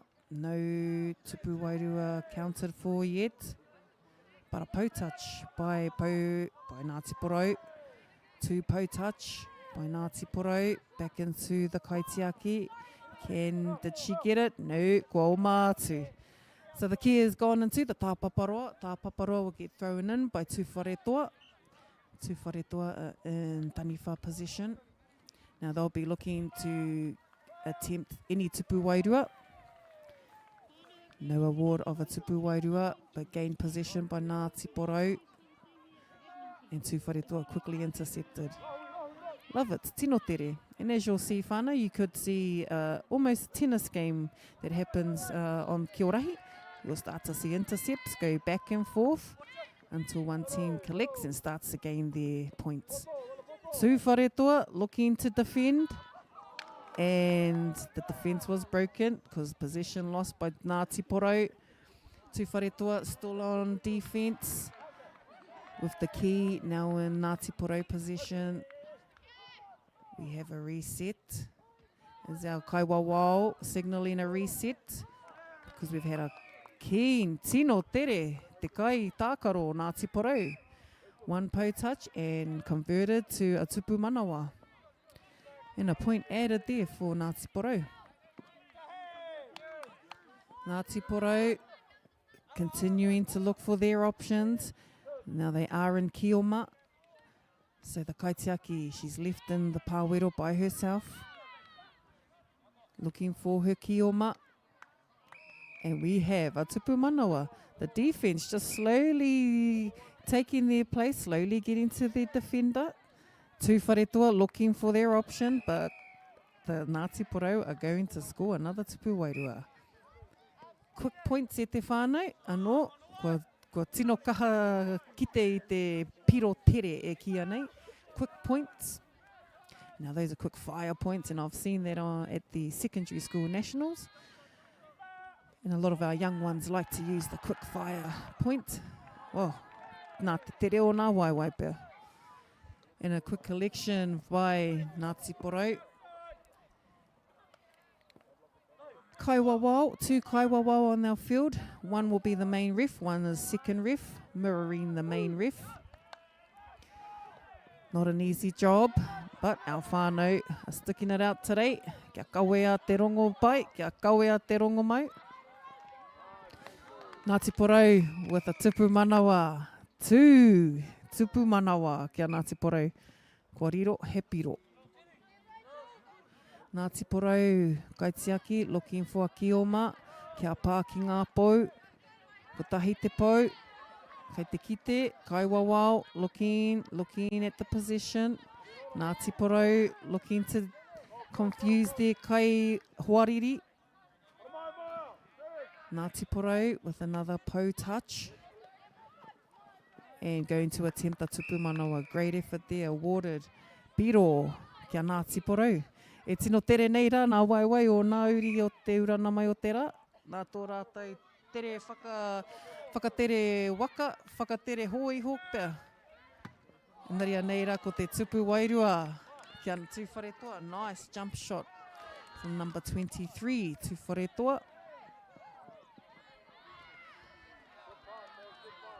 Kaiwawao, looking at the playing field, looking at our teams, looking at their feet. Tino pai kaiwawao. And that brings the end of our quarter between tū wharetua and Ngāti Porou. Ngāti Porou e kaha hāpai, Ngāti Porou e kaha tere tere. Ngāti Porou, kei ko nei rā koutou. Tū wharetua still on the board, and tū wharetua still showing their strength in the kioma, that's for sure. And also to all of our whānau who are joining in from from across the way, and also our joining the forum to see the Aotearoa 2024 Kiorahi Nationals down here at Wainuiomata High School fields. Aneira ko ngā kaimanaki, ko te upoko o te ika, is our 2024 hosts for the Kiorahi Nationals. Straight into our kora. Now in position is Ngāti Porou in Taniwha and Tuwharetoa in Kioma. And a quick collection, quick hands around the papatakaro I tēnei ata. Ahakoa te kāpuapua o te rā. It's great that we have a bit of cloud over us down here at the papatakaro. We're not seeing a lot of sun rays, but that's in our favour today. And as we can hear the excitement and feel and see the movements on our papatakaro, it's going off down here today at te whānau with all the pukena, with all the skill that our whānau have been blessed with, especially over the last year as Kiorahi has taken off. And we've just finished our wiki high whānau, so we've had a lot of whānau returning back from the kaupapa Māori. O tira ki te hāpai i wēnei taonga. And on our field is Tuwharetoa and Ngāti Porou. Tuwharetoa in possession, now looking for pou touch. Ko pā ki te pou. Our kaiwawao signalling a pou touch. Although there is a call from the second ref. And our call from the second ref will mean that there was an offside call. Therefore, we will come back to possession and Ngāti Porou will take the key with an attempt at a tupu wairua. Good looking out there from our kaiwawao. And the kaiwawao definitely have a huge responsibility out here on our papatakaro. And over the next 3 days, you will see more of our kaiwawao. And there'll be more efforts from our mōropu, from our kapa, and there'll also be a mention to a lot of our sponsors and a lot of our kaitautoko putanoa. Still in possession, Tuwharetoa with the key. And Tuwharetoa looking for some pou touches, kwariro. And with the possession comes a pou touch, and if the pou touch is converted, we have a tupu manawa. Kei te ahatia Tuwharetoa. Kau e a wangawanga e Tuwharetoa. And a tupu wairua. Two kaitiaki protecting the tupu. Using two kaitiaki tactic. Tino kahanei rāua. And if the kaitiaki gets exhausted, they push one up. One will remain around the tupu and one will push up towards the line to try and intercept the key. So the key, we want to gain possession of the key. We don't want to let it bounce around, but we wanted to catch it so we can get it and feed it out to our kaitākaro. Just like our Tuwharetoa whānau there, who have gained possession, got the key, fed it back out into te ao, looked for their kaitiaki, but it's been intercepted real quick by Ngāti Porou. And Ngāti Porou looking for their taniwha options, tahi rua toru, attempt at the tupu with no award. Do we get a reward for the tupu wairua? Kāre iriro. Engari kei te pai, ka haere tonu rātou. And when the player doesn't find them, their next player, ka kore rātou e a wangawanga. They'll find the next option. And in the corner there was a double rip from Ngāti Porou player. Once a double rip occurs at te whānau, we have an instant handover. And a nice call there from our ref. Kaitiaki in position. Can they get position? No, they won't want it yet. Moving their taniwha around. Taniwha throwing the key over to confuse the kaitiaki. Heoi anō, kōrero ke e te kaitiaki. Nice effort there, nice jump shot from Ngāti Porou. No tupu wairua awarded for that one, but this one, yes, we did get a tipu wairua. The wairua's looking a bit worn out there on our papatākaro, heoi anō. Kua tangi te pūtātara. Kua mutu hoki tēnei wāhanga kia tātou, o tira tēnei rauna, mō tēnei papatākaro, o tira ki Wainganui i a Ngāti Porou, kia tūwharetoa, kua puta hetoa, kua puta hoki te ihu o tēnei waka, kua karanga hoki te pūtātara, kua ea tēnei tākaro ki Wainganui i a Rāua. O tira, kua hoki mai anō rā tātou ki te tākaro e whai ake nei.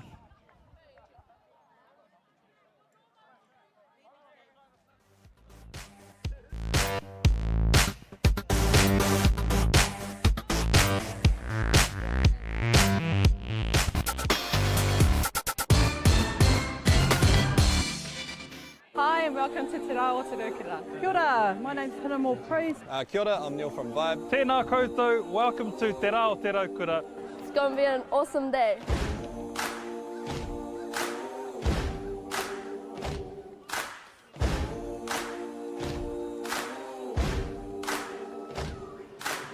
This year is the 25th year of Te Aotearoa. Te Aotearoa is a celebration of our people and enjoying summer days. It's a good chance to get together, really. That's a big part of it. It's all whānau friendly. Incredible community event that brings together so many different diverse people. This festival where people just come together, there's a whole lot of awesome kai, a whole lot of awesome entertainment, peace, love and harmony. The raukura signifies peace and happiness. It's a Māori proverb that was brought down by our tipuna from a very long time ago. And basically our day, Te Aotearoa, is all about sharing that love. Aroha nui ki te tangata. Uplifting lower heart and the wider community in general, coming together and just having a whole lot of fun. Celebrating all things Wellington, Lower Huts, the whole region itself. Today is important so that we get to remind ourselves that we need to share the love and care about each other. Don't forget whānau, this is around the same time as Waitangi as well, so he āhua pono ki te kaupapa o Waitangi, ko tēnei o ngā whakamahinga I haere nei. It's all about just, ngai Māori working together, unity, ko tahitanga, and just uplifting each other, so kia ora.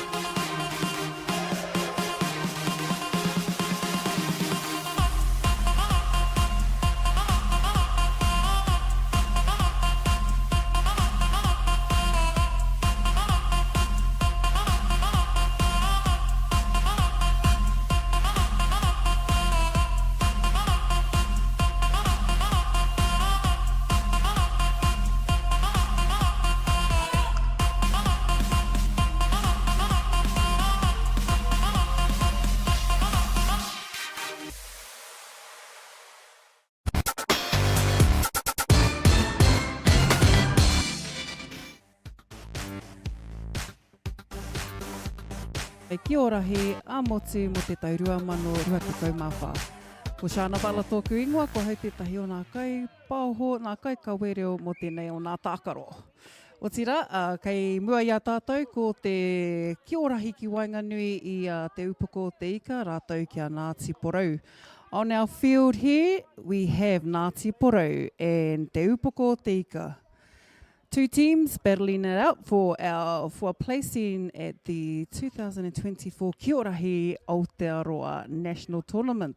We're down here at Wainuiomata High School, hosted by our Te Upoko o Te Ika whānau, who have taken on our host for this year, and also to all of our whānau, our hapu, our iwi, and all of our rōpū who have turned out to whakanui our kaupapa Kiorahi. Kiorahi is a taonga tākaro that's been regenerated across our motu, mō e hiara te roa. And aneira, ko te pukenga, aneira, ko ngā pukenga, e whakaatuhia nā, ki runga i te papa tākaro. So our Kiorahi game has been on our field for a very long time, and today we are here down at our national tournament. The two teams playing is Upoko o te Ika e tākaro atu ana, kia Ngāti Porou. And two teams who have been strongly represented at the national titles and the national level. Our kaiwawao come from Tuwharetoa and Haukere. Our two kaiwawao have also have experience in Kiorahi and have been on our scene for quite a while. We have Hoera, who's from Tuwharetoa, nei rā te mihi kia koe hoa, our host last year, and who has returned with two teams for Tuwharetoa. Ngāti Porou showing good kaitiaki strategy, two kaitiaki in the pāwero, looking for options. Ngāti Porou with strong kioma skills, tino pukenga o rātou ki roto o Ngāti Porou. Let's see if those skills are evidence I tēnei rā. O tira te whakataitai. So 3 days of full-on Kiorahi down here at Wainuiomata High School. If you're in the area and you can see a lot of round fields down at Wainuiomata, anei rā, ko mātou, ko te Kiorahi. We've also got whānau who have joined us from around the motu. Whānau as far as Tāmaki and whānau as distant as Te Waipounamu. Or participating for a chance at the taitai, at the tino taonga, te TOARAHI, I tēnei tau. So, ko wai ka hua, ko wai katoa, anei rā, te whakataitai kei mua ia tātou. So, upoko o te ika, taking on the taniwha role. And Ngāti Porou will have the kioma position, touching pou, converting them to tupu manawa. And a tupu manawa attempt there by Ngāti Porou. Do we see the ripper? Yes, we did. Therefore, that was not awarded because the player got ripped in te roto. Nō reira. Ko haere tonu, ko haere tonu. Ngāti Porou, kai a koe tonu te ki. Still in possession of the ki. Kioma will look for another kai tākaro. Do they have a backup support player? Kei hea ia. Number 5 looking for a support. Now, every time the player gets in possession of the ki, they have 3 seconds to pass. Ana, tino tere tera. Tino tere. And Ngāti Porou have just scored a tupu manawa. Converted their pou touches and touched the ki down into te roto, aroa mai. Tāpaparoa throw in from te upoko into te roto, kai tākaro looking for a tupu wairua. No, Ngāti Porou have collected the ki. Throwing it out into te ao, kioma, looking for a pou touch. Our kaiwawao have signalled 2 pou. And have those 2 pou been converted? E kao. And position, now upoko, looking at a tupu wairua, looking for an option to move their kaitiaki. And that call, was there a cue for the kaiwawao? And kaiwawao will continue. Position from Ngāti Porou. Quick hips there from number 5. Back into the kaitiaki. Kaitiaki looking for an option in te ao. Is there a free kioma? Does the kioma have flags? Nā, ko puta te waiwai. And our second ref has seen Ngāti Porai's foot out in the tāpaparoa. Good spotting there, second ref. And Upoko still in position, but quickly gathered there by Ngāti Porau. And Ngāti Porau, quick hips. No, still, flag still on. Hey, if the flags are still on, still in play. Ki te tango, ki te hapa rānei, ki te makere mai tō tīhaita, kua huri te ki, kua huri ki tō hoariri. Nice, quick hands there, quick defense. Upoko collecting the key, attempting that a tupu wairua. Not enough for the three kaitiaki in the pāwero.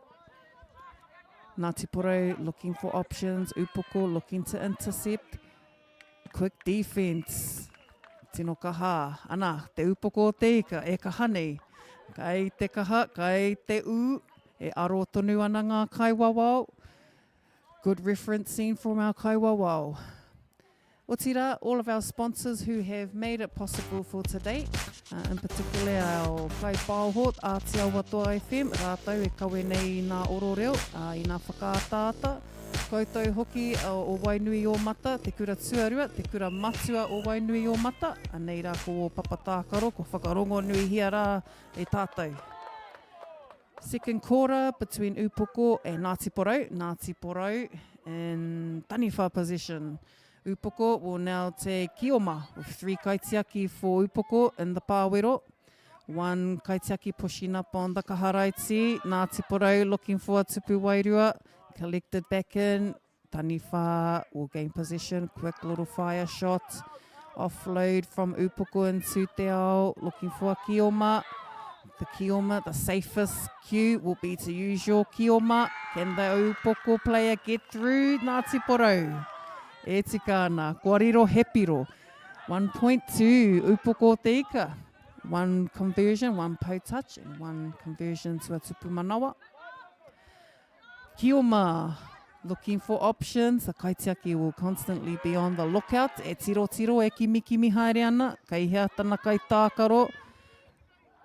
Upoko, kua makere te ki, collected by Ngāti Porau, but still in position by Ngāti Porau. Reset. Good concentration from our kaiwawao. I can see them intensely looking at the key flying from one roto, part of the roto. We have two fingers up. That's a signal of two po touch. Two po touch. Oh, engari anō, kua kore e riro. Good call there from the ref. So taniwha gain possession. Upoko now with the key. Kaitaki will look for a Kioma to look who's free and who can touch a po. Ngāti Porau, quick position, quick hands. Heoi anō, Upoko, we're going to get that. Nice interceptions here that we're seeing on our field. Seeing interception from Ngāti Porau. You can see that they're monitoring and they're looking where the key is going. And once that key is intercepted, they can actually reset the clock. They can actually reset those points that the Kioma have accumulated. Ka pai, Kioma, Upoko, ahua tere, just too early there for Upoko player number 5. Coming from te ao, trying to cross through te roto. Aroha mai, number 9. Kei a koe e hine. Kei runa no atu. Ngāti Porau in position, taniwha. Looking to get them a tupu manawa. Now, the taniwha, to get their tupu wairua, they have 4 taniwha allowed into their zone. So their zone is te roto. Te roto zone can have up to 4 taniwha. Now, they can be anyone from the team as long as there are 4 players in there. They can move in and out, but ko te mea nui, he kōrero. So our taniwha still opting to keep 4 in, and they will leave a few players on the outside to mirror any passes, any overthrow. E kia nei, he overthrow. E haere tonu a Ngāti Porau, kia kawea he tupu wairua. Soon as the taniwha player have released the key, they are to get back on side or to get back into their zone or to gain possession of the key. He tino tere tēnei, he tino tere. Heoi anō, Ngāti Porau, kei te kimi jump shot. Nā peke whiu, And the passes have been on, but to a point of being able to isolate and get the key straight to the hands of the kaitākaro, like our kaitākaro here. So in this tākaro there is no fending, as we have seen here. So we just had two players that were coming in with no possession of the key. Ai, and the kaitiaki did note that, he oi, ko te mea nui, ko te kōrero neha, ko te kōrero. Possession of the key with Ngāti Porou. Upoko looking to move their taniwha around, confusing their taniwha, leaving the option of one kaitiaki to protect the tupu. E hine, kai a koe te mahi nui, ko hoki mai te ki ki a koe. Anō hoki ki te whiu atu te ki ki waho te tāpaparoa, ko huri te ki. So if the key does get thrown out into the tāpaparoa, it will be gained by the opposition. And the ref has called that the feet on the line. Koe nā pēr tētahi hua. Be mindful of your feet being in the correct zone. Ai, he tino momo kua mau e ngā kaiwawao. Just as we head to the end of the second quarter, we have our two teams ready to change over. We will now have Ngāti Porou come into the kioma, and we will have Upoko into taniwha. Nice quick game here between Ngāti Porou and the Upoko. As Ngāti Porou have shown at every tournament that they do come to have a mean tākaro. They are not coming here just to have a little run around and a warm up. Kai konei rātou ki te tutu puehu. Nā reira e Ngāti Porou, ko tai mai rā koutou ki te whakanui i tō koutou narohe, tā koutou nā iwi, ko tai pai mai rā ki tēnei mura. O tira, wa tātai kaiwawa, wa tātai kai āwhina putanoa, to all of our coaches, managers, referees, to all of the whānau who are behind the scenes, who are the rinawera, who are the kaihoroi of all of your uniform, who are the water bottle carriers, rātou katoa. Kai a koutou te mihi nui, kai a koutou hoki te mahi nui mō ēnei whakataitai, kia pai ai te hāpai i ēnei kaupapa mō nā rā kai mua i a tātou nā reira. Kei a koutou te mana nui e ngā kaitautoko. Also to our referees are joining us and participating a part of this kaupapa to be volunteers for the entire weekend. So koe a wanga, koe a māharahara hoki koutou ma, he tino mahi tērā kaiwawaotanga, nā reira koutou kei te whanake i tēnei mahi, kei a koutou te mahi nui. If you are in the development or referee development, kei whea mai rā koutou. We've got some work to do, but mihi ana ki a koutou. Third quarter between Ngāti Porou and Upoko, with a quick rip there from our Upoko whānau, who have caused a changeover, a handover, aroha mai. And the handover is still in taniwha possession, who are Upoko in taniwha for this quarter. And Ngāti Porou are in kioma. Kioma collecting pou by touching the pou with the key. They must have possession of the key and they must have their two flags on. To be in play, you must have your two flags on your hope. If you have one flag, you will be out of play and you will be told to leave the key alone. Neha kaiwawau. Here no Ngāti Porou in possession, touching the pou with the key to convert to tupu manawa. Tupu manawa are the points that the kioma accumulate. Koina te ingoa. The ingoa for the points that taniwha accumulate are tupu wairua. Tupu wairua e ki anei, ko te wairua, that is the protection around the tupu. So the kaitiaki are actually protected by the wairua of the tupu. He mea nui tērā, he mea nui. Ngāti Porou have lost the flag, but they still gain their pou touch. And Upoko right behind number 5 and rip the tee high. Ngāti Porou still in position, still have po touches. Right, we still have the Kaiwawao has signalled that there is a po touch. Right, now the Kaitākaro just need to convert.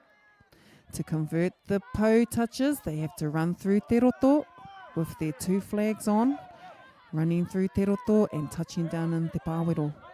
Kioma still in position, and the pass didn't go well to Ngāti Porou.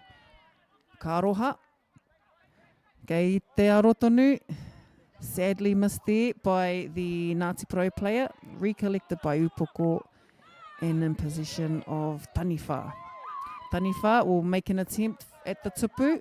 If the Taniwha don't make an attempt at the tupu, kua kore he piro rāne. Good cue there from our Kaiwawao Hoera, pulling up the Kaitākaro, just to be in position of the key, just to make sure that rippers are on your hope.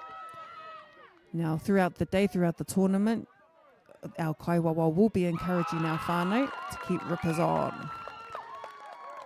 Tino kaha, good replay there, and Ngāti Porou looking for their Kioma. Nice, the Kioma has left te ao and run through te roto and still gain possession. That's given them tupu manawa. E kahana Ngāti Porou, kei te piki nā piro, Upoko kei muri i a rātou.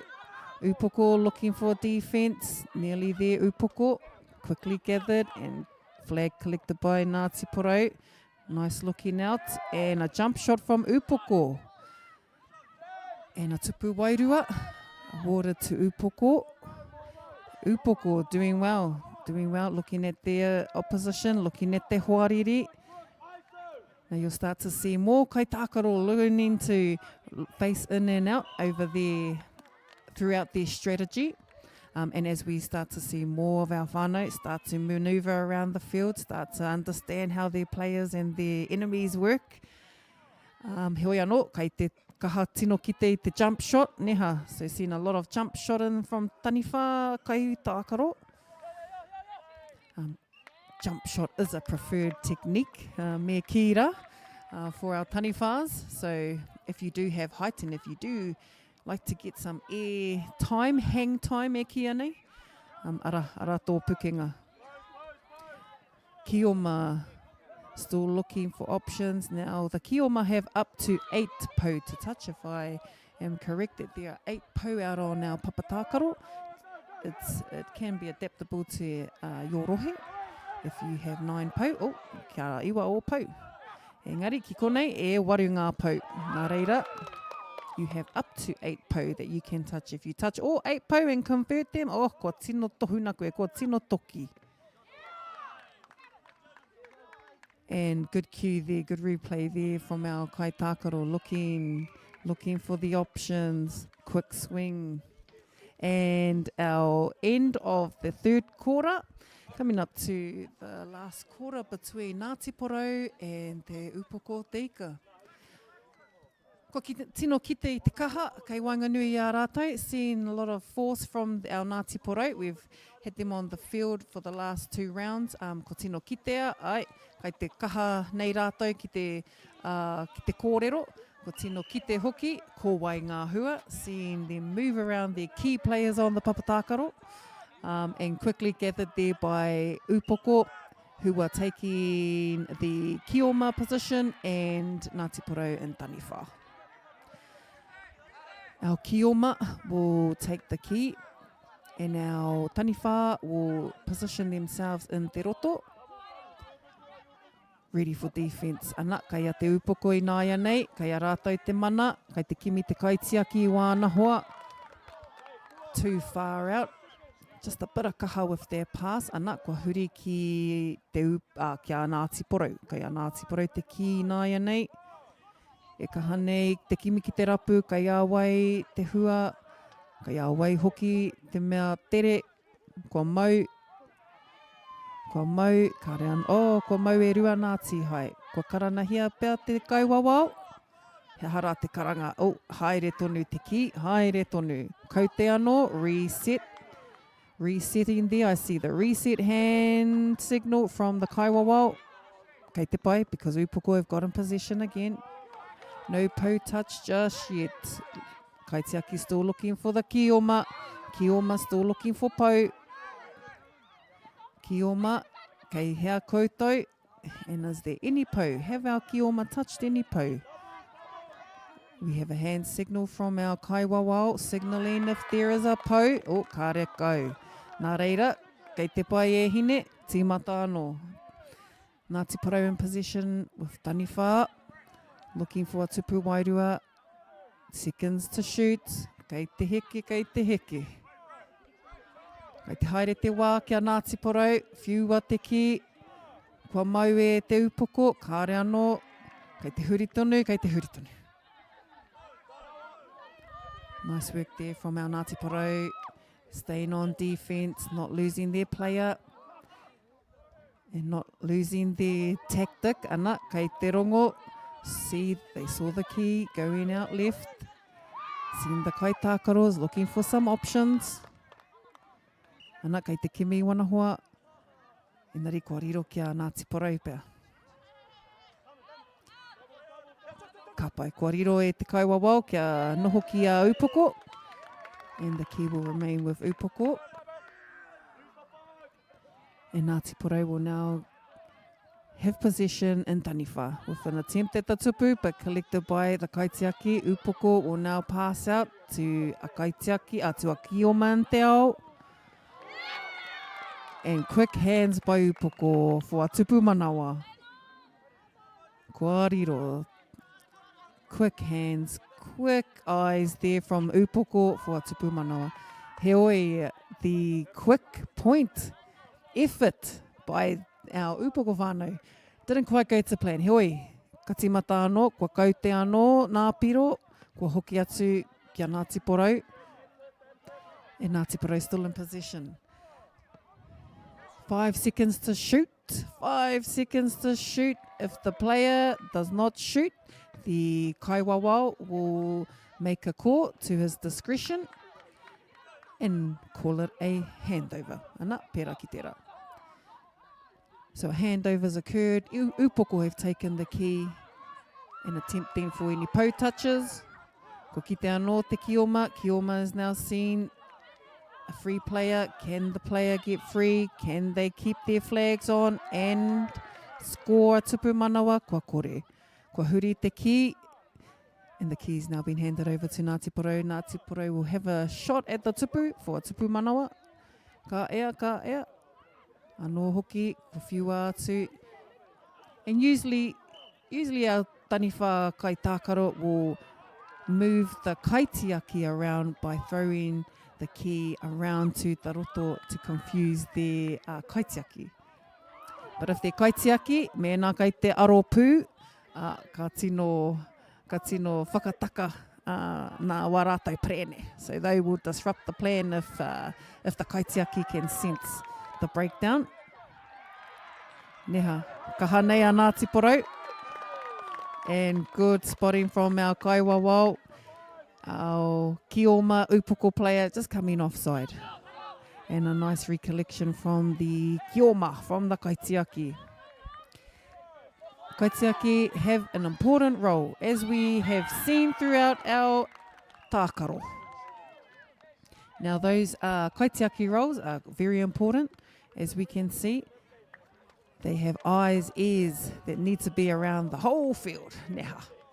Nā reira e te whānau. E aro pū ana ki tēnei wāhanga o te tākaro, ko mutu te wāhanga ki ēnei kapa e rua o Ngāti Porou kia tūwhare, kia upoko kia Ngāti Porou. Nā reira e mautonu maira, e haere ake nei ko nā kapa.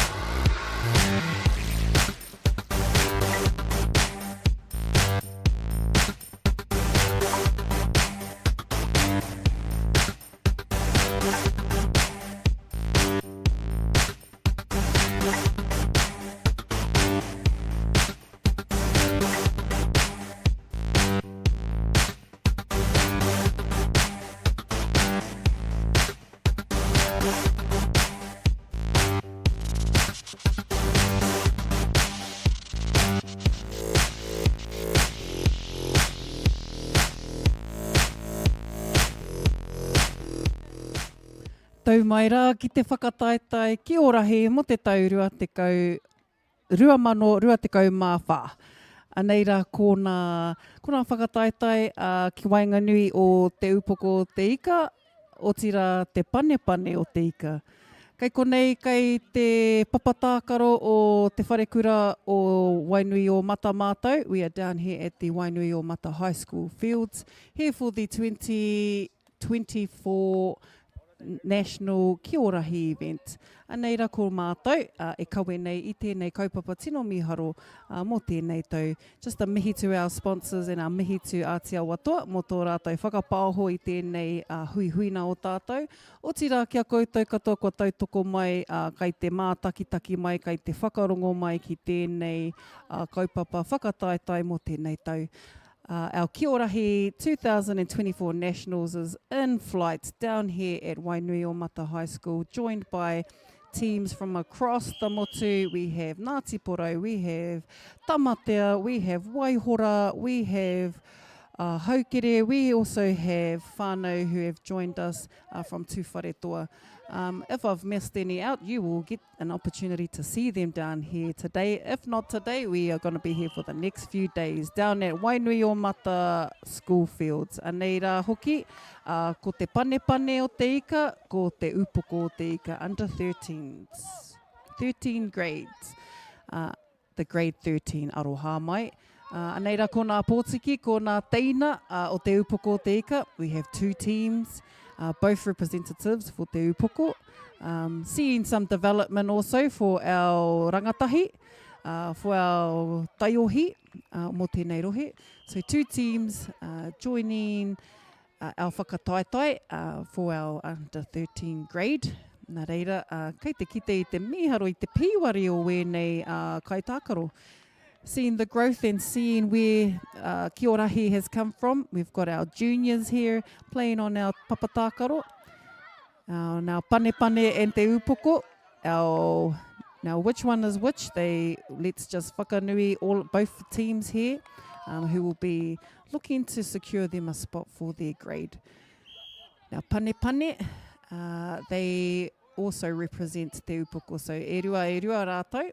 And I believe Te Upoko o Te Ika have a strong turnout for this year's tournament. Nice to see our younger teams joining in on our national tournament. It's great to see that our teina get to see the tuakana. And so in the pink flags we have Te Panepane, who will look at an option for their kaitiaki. And kua riro he tupu manawa kia rātou. And a tupu manawa, which is what the Kioma points is called. And a quick point here for te pane. Nā reira, kua piro, whana ki te kaitiaki. Kaitiaki was unable to collect the key, couldn't get possession, kei te pai. And kua mau anō, rihari wharawhara, kei aia te ki ināia nei. He's in kaitiaki. And we have two rangatahi ref on our papatākaro this today as well. E mihi ana. We have our little kaiwawao down there in the ara. And the kaiwawao is our referee for our tākaro. Good development for those who are wanting to grow their referees. And I believe each team have registered a referee with their team, so it'll be great to see them on the papatākaro throughout the tournament. Still te panepane in possession. looking for options in te ao with a tupu manawa awarded to te pane. Ka rawe, he rawe nā mahi. O tira, we've had te wiki o te hā, me kira nā te wiki o te hā kina kina. And te Waipounamu we're hosting this week. We've had some of our whānau join us from that event, and also some of our whānau who have come off other kaupapa Māori, kaupapa events. Anei, kua tae mai anō ki tēnei kaupapa whakahirahira. So Kiorahi has been featured in a lot of our tākaro and a lot of our kura events across the motu, and awesome that we get to hold a full Kiorahi national event across the motu. Reira koutou o te upoko o te ika, kei whea mai rā te kaha, te wana, anei rā ko ngā uri o te upoko e kaha ki tēnei i ngā pukenga o te Kiorahi. A nice over the arm and jump shot from te upoko. So keeping in mind e te whānau, koutou nā kai mā takitaki. So to our viewers, we have two upoko teams playing. One is te panepane o te ika, one is te upoko o te ika. It will be confusing, but if you can see your tamaiti, e mihi ana, me whakanuia hoki rātou. And I believe we have representatives here from across Wellington. So there will be Hutt Valley, there will also be Porirua, there will also be some representatives from Whanganui-a-Tara, all joined to make up te upoko o te ika and te panepane o te ika. To all the coaches also, these teams come with coaches and managers. Kei a koutou hoki tētahi wāhanga kia rātou. Not neglecting your part and rolling this whole Kiorahi kaupapa. Nā reira, me whakanuia. And just heading into our next quarter.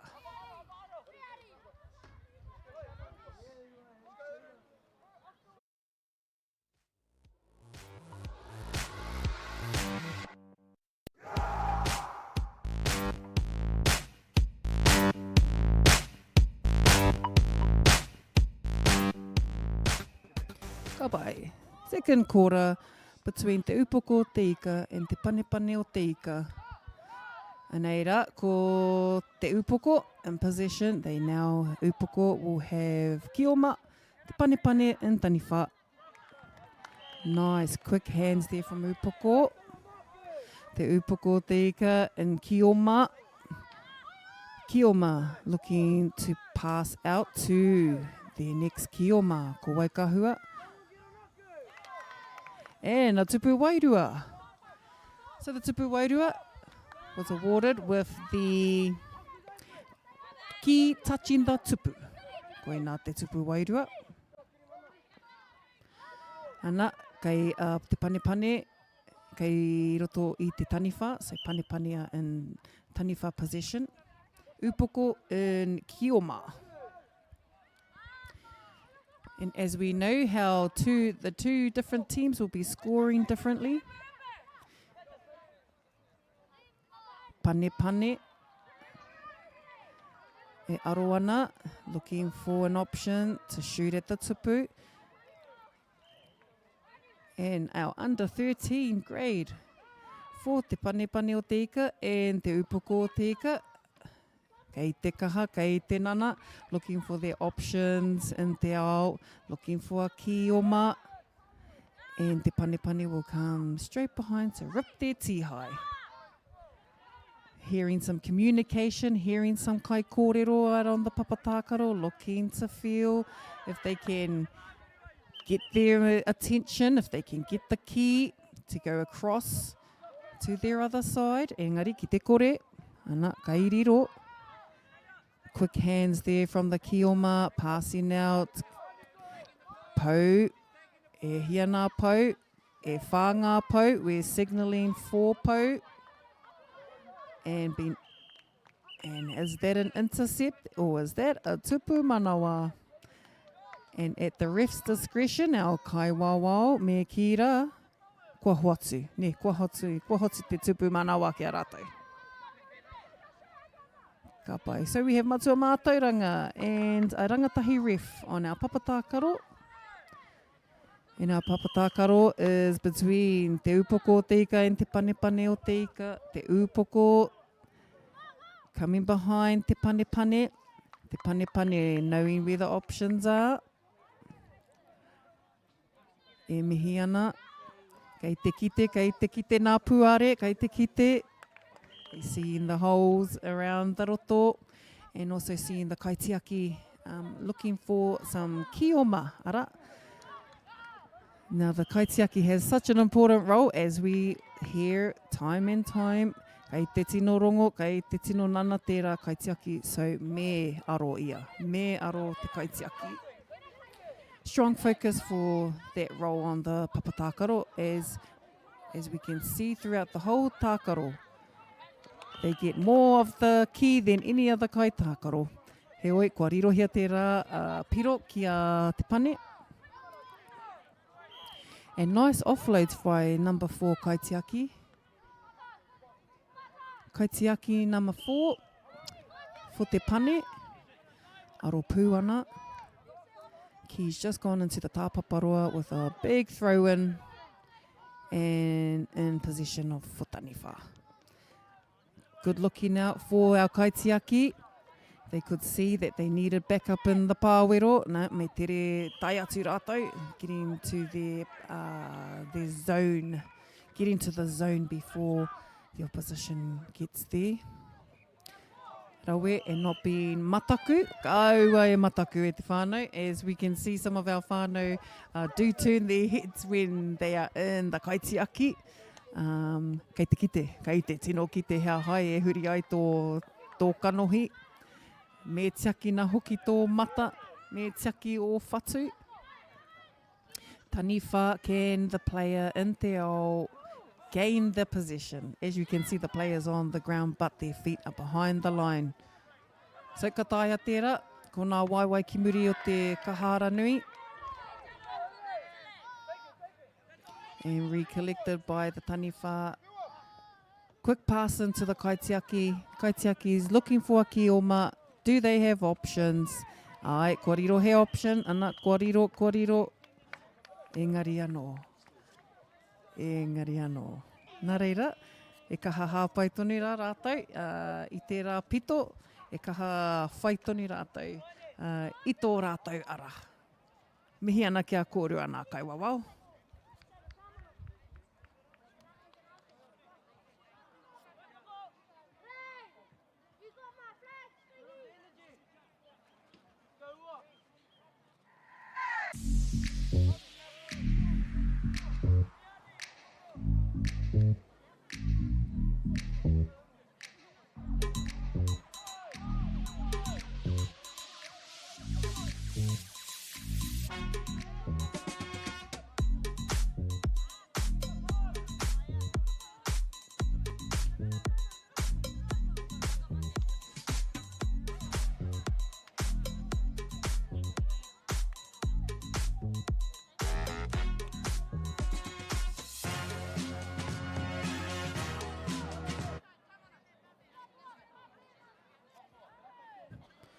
Hoki mai rā ki tēnei o nā taonga tākaro, te Kiorahi.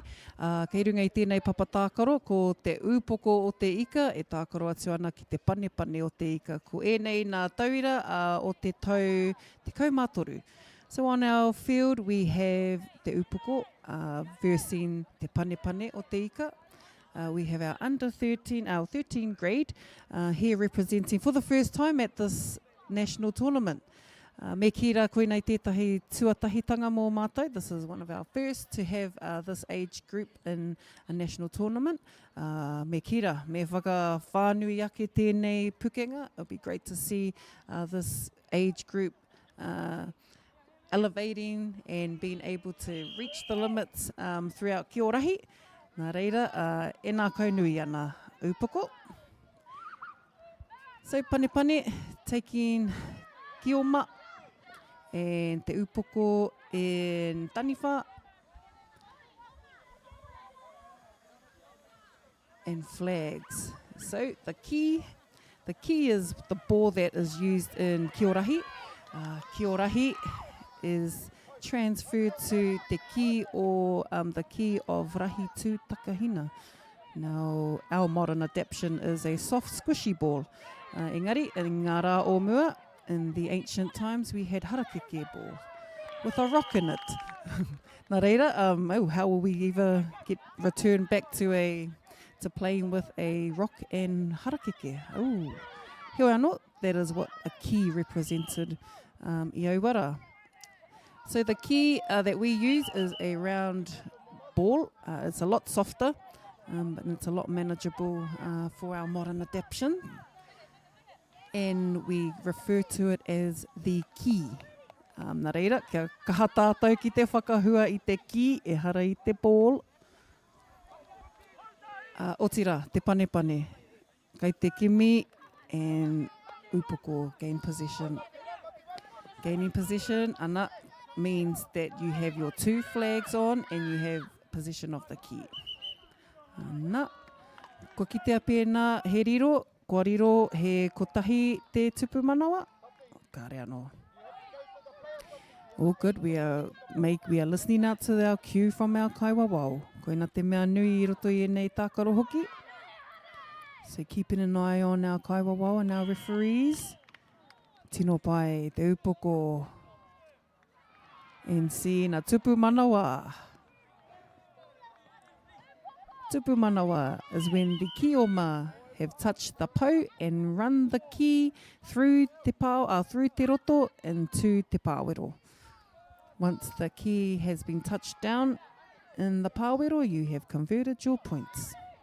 Ai, bit of a FYI e te iwi. Heoi anō koutou kua roa e tākaro ana. For those who have been playing for a very long time, you will know all the position and all the running around and all of what the cues are called. Heoi anō rā, tātou nei, kei te ako, he mea nui e nei kōrero, hei āwhina I a rātou. And an effort, what an effort and a rip there from Panepane. Kaitiaki with the ki, looking for an option in te ao. Now, if you are a kaitiaki running from the pāwero into te ao using the ara, you can't actually run out of the pāwero with the ki, so you have to be throwing the ki out. Ai, ana, nice. Nama te kaumārua, number 12 from Upoko. Went past 2 players. 2 players to get a tupu manawa. Kua riro. Awesome effort there from our upoko whānau. Looking for their kioma options, looking to accumulate pou. Ana kua huri haere e hia nā pou e te kaiwawao. Kei te tū nā ringa. Kua tupu manawa. Ki te manawa e te upoko. Ana kua riro hia, hopukina ki raro.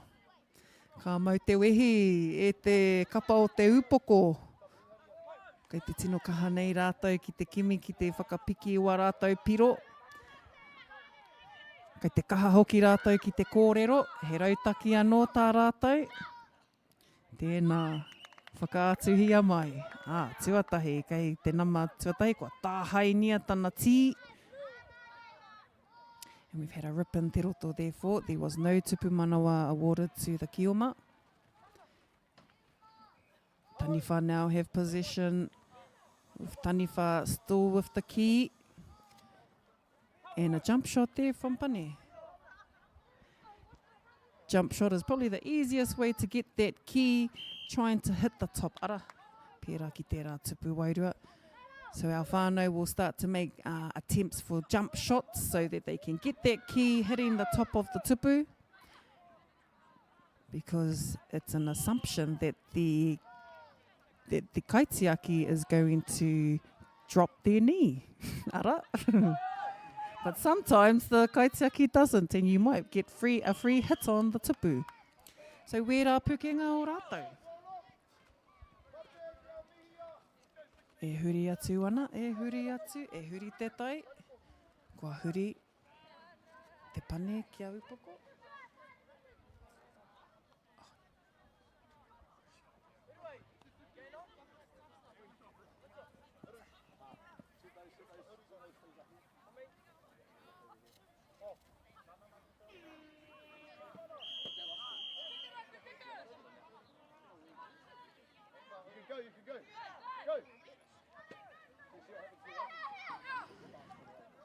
And on our fourth quarter between Upoko and Panepane, Panepane taking the Kioma,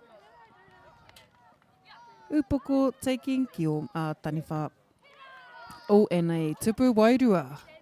That was a quick tupu wairua for te pane. Upoko, oh, and a tupu wairua no tērā momo. Nice, and a quick attempt at the tupu wairua. Our Kioma, who are also the tino pai, good call out there from our Kaiwawao. A call made by the Kaiwawao that we had a player offside. Now the Kioma, and a quick pass out from the Kaitiaki to the Kioma, running through Te Roto, touchdown in the Pāwero. Tino kaha. So just for our whānau who have joined us, we have our under 13 grade who are here representing the area for the first time. This is the first time this age group has been involved in this tournament. Great to see our teina come on board to grow our taonga tākaro. And we have a lot of our tuakana who are also part of our event. Nā reira, don't they have some big shoes to fill? And don't they also have this taonga to see for the rest of their Kiorahi playing life? Nā reira, tino taonga e nei, kite e nei uri e tākarohia ana i tēnei o ngā taonga o tātou. Nā reira, e koutou mā, kei a koutou te tino maringa nui, kei a koutou hoki te nākau nui mo tēnei tākaro. And our Panepane and Upoko whānau are still battling it out, still trying to get them a place to up their points. Panepane o Upoko, kia kite a hoki rātou. Kia kite a rātou I runga I te arawhata. Me ki toko te kau o rātou, nā tīma. So we do have a good show of Upoko representatives at the national tournament this year. And a tupu manawa that was not awarded because her flags have been ripped in Te Roto. And a good block there from Kaitiaki. Now the Kaitiaki has done a knee drop using the knee drop technique. But a tupu wairua has been awarded. The ki has just skimmed past the tupu and into a Kioma's hand. So the Kioma are going to accumulate some po. Start touching the po. Looking for their kaitākaro. Looking around for their next offload. And we've had the Panepane that's kept an eye on the player and eyeing up those rippers. Ana kua mau. And with the tupu wairua there, we just seen the ki hit the top of the tupu. And if at any time the ki hits that tupu throughout the tākaro, kua riro he piro kia taniwha. So koira te tikanga. And Te Roto is where our taniwha can shoot the ki from, so the ki gets released from Te Roto. Ooh, kua riro anō hoki he tupu wairua. Nice collection there. And a quick bounce, jump shot, and a block from the Kaitiaki. Good Kaitiaki blocking skills from our Panepane.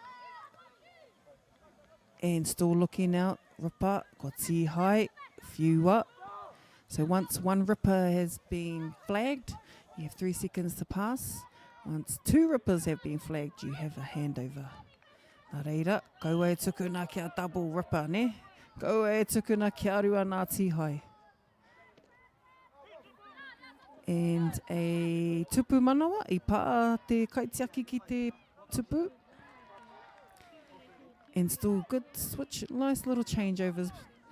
Now with the Panepane and Upoko playing at once, the switchovers can be a little confusing. Heoi, kei te mohi o rātou, kei te aha rātou.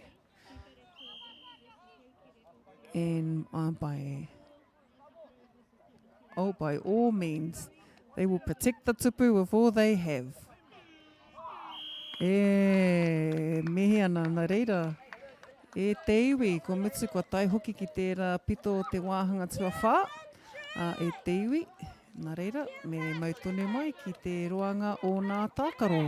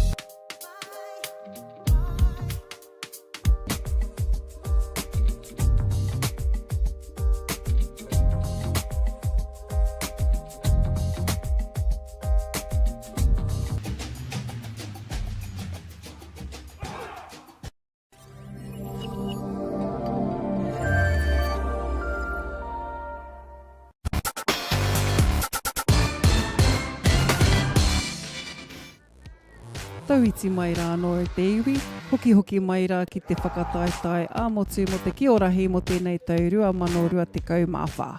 Anei rā hoki mātou, kei rina i nā papatākaro ki te kura matua o Wainuiomata, kei konei kai hautu ana i enei o nā whakataetai, ki tēnei whakataetai miharo kei wainganui a tātou. Nā reira, i tēnei papatākaro, kei te kite rā tātou i te kapa o te upoko o te ika, e tākaro atu ana ki a Waihora.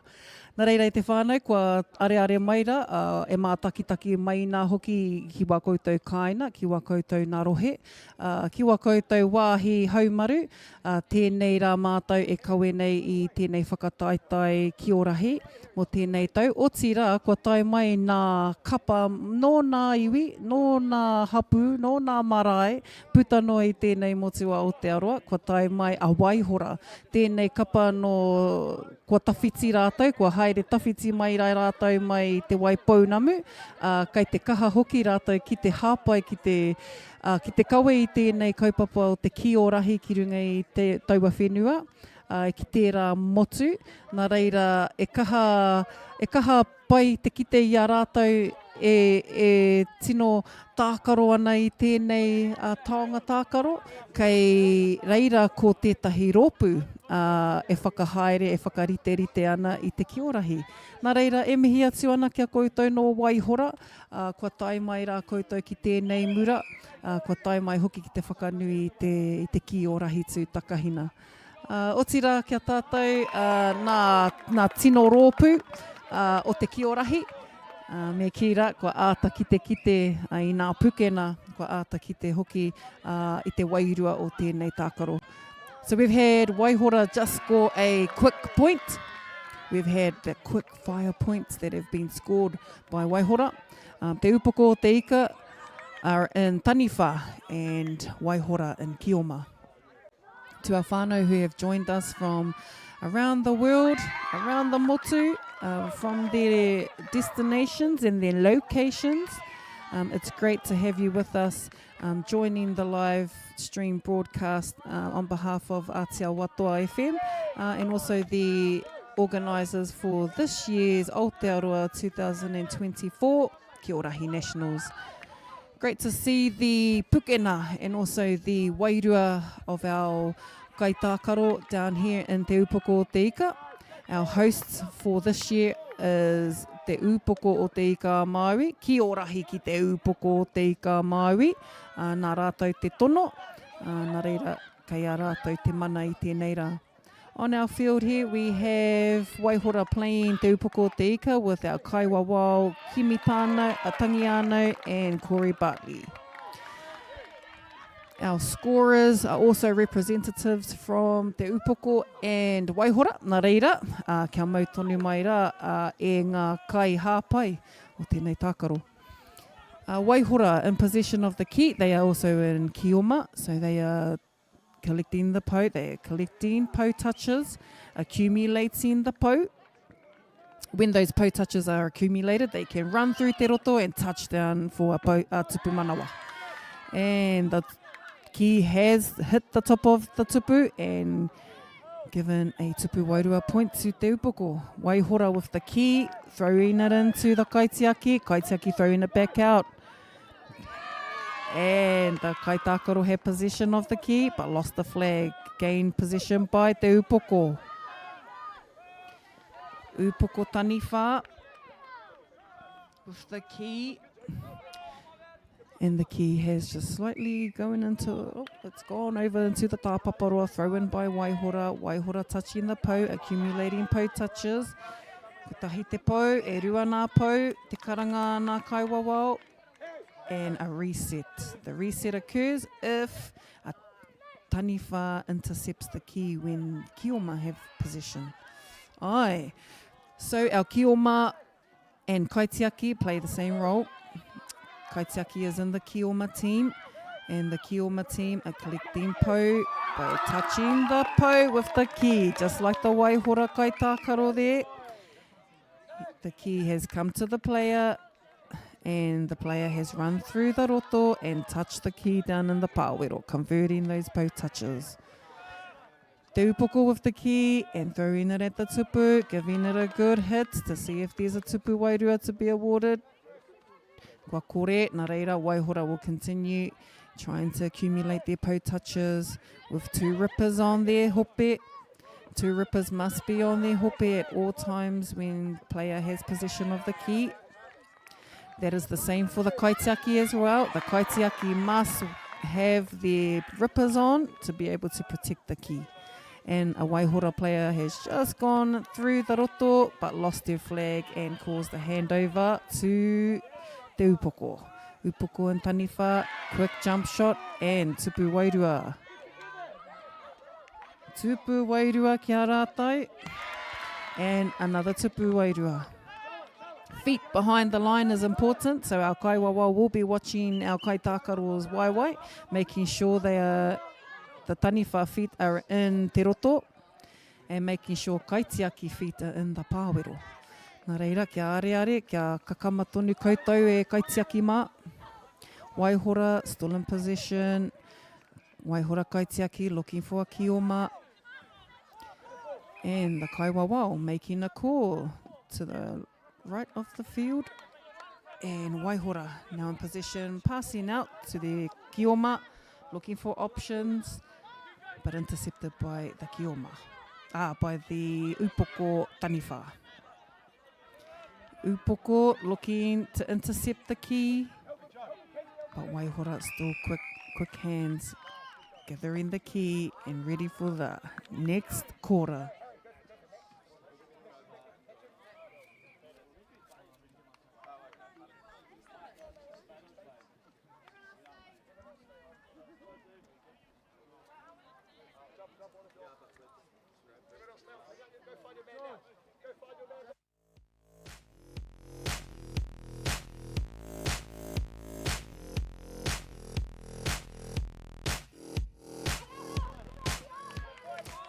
Kua hoki mai anō rā tātou, kua riro, he tupu manawa, he tupu tere rānei, piro tere kia te upoko o te ika. Upoko now in kioma, Waihora now in taniwha. Waihora looking to close down the defence, looking to close down key players. Upoko being marked by Waihora, looking to remove the flags. Kioma looking for options. Kioma, did they find a kioma? No, they didn't find an extra kioma. Nā reira, kua huri te ki, kia Waihora. Waihora now in position with attempt at a tupu wairua. Engari, kua kore e riro. Kua riro anō pēr rātou. And our kaiwawa still tuning in, keeping all eyes on their papatākaro. Jai Hirini from Upoko looking at a tupu manawa. Kua riro e rima. And a tupu manawa there from Jai Hirini from te Upoko. Upoko losing possession from the kick-off and Waihora collecting to get an attempt at a tupu wairua. Quickly intercepted and the Kaiwawao has made a call. Position, Waihora in possession of the key, looking to bring the key back into te roto to have an attempt at a tupu wairua. For taniwha in, jump shot, but didn't land the tupu wairua. Heoi, ka haere tonu a Waihora, Upoko with a tupu manawa, ko tahi te pou, 1 pou touch and 1 pou conversion. Adds to a point for Upoko. Upoko constantly looking out. Ko wai kei te wātea, who is free, who's got the space. And Upoko looking to move their Waihora defence around the papatākaro. Nice eyes for Waihora, keeping a close man-on-man. Closing down the spaces. Closing down the space between the roto. Upoko going right between 3-4 players. E mau tonu ana e te Upoko o te ika. Tupu manawa awarded to te Upoko. And another tupu manawa ki te Upoko o te ika. quick points there for Te Upoko. Drawing on the quick point system and the quick point tikana. Kaha koutou. It looks like Upoko are very strong, utilising that strategy. And our kaiwawao with their hand signal. E ono nā pou. Players lost a flag. Now, once you lose a flag, you can carry on. Although it's when you lose 2 flags, you will lose your pou touches. Tino tere tērā oma, tērā tupu manawa te upoko o te ika. And a nice slide from te ao through to the roto into the pāwero. Te upoko o te ika, kei te piki, kei te eke. Nice rip there from Waihora. Waihora going in for a double but got a single rip. Jai Hirini again looking to set up his kaitākaro. Move number 4, moving players around, moving them, trying to get a free kaitākaro. Little bump there for the Upoko player. And Upoko in with a tupu manawa. Quick offload from the kaitiaki to the kioma coming from te ao through the roto into the pāwero. And quick points again from te Upoko o te ika. Te Upoko o te ika showing strong skills, showing that fast point strategy that they've been using throughout the last 2 quarters. Jai Hirini anō. Guaruku. Although we've had a nice call from our kaiwawao, we have a Upoko player that has lost their flag through the roto. And by losing the flag through the roto, you actually lose possession of the key. Nā reira, kua karanahia te kaiwawao. Murtu ana. End of our 3rd quarter.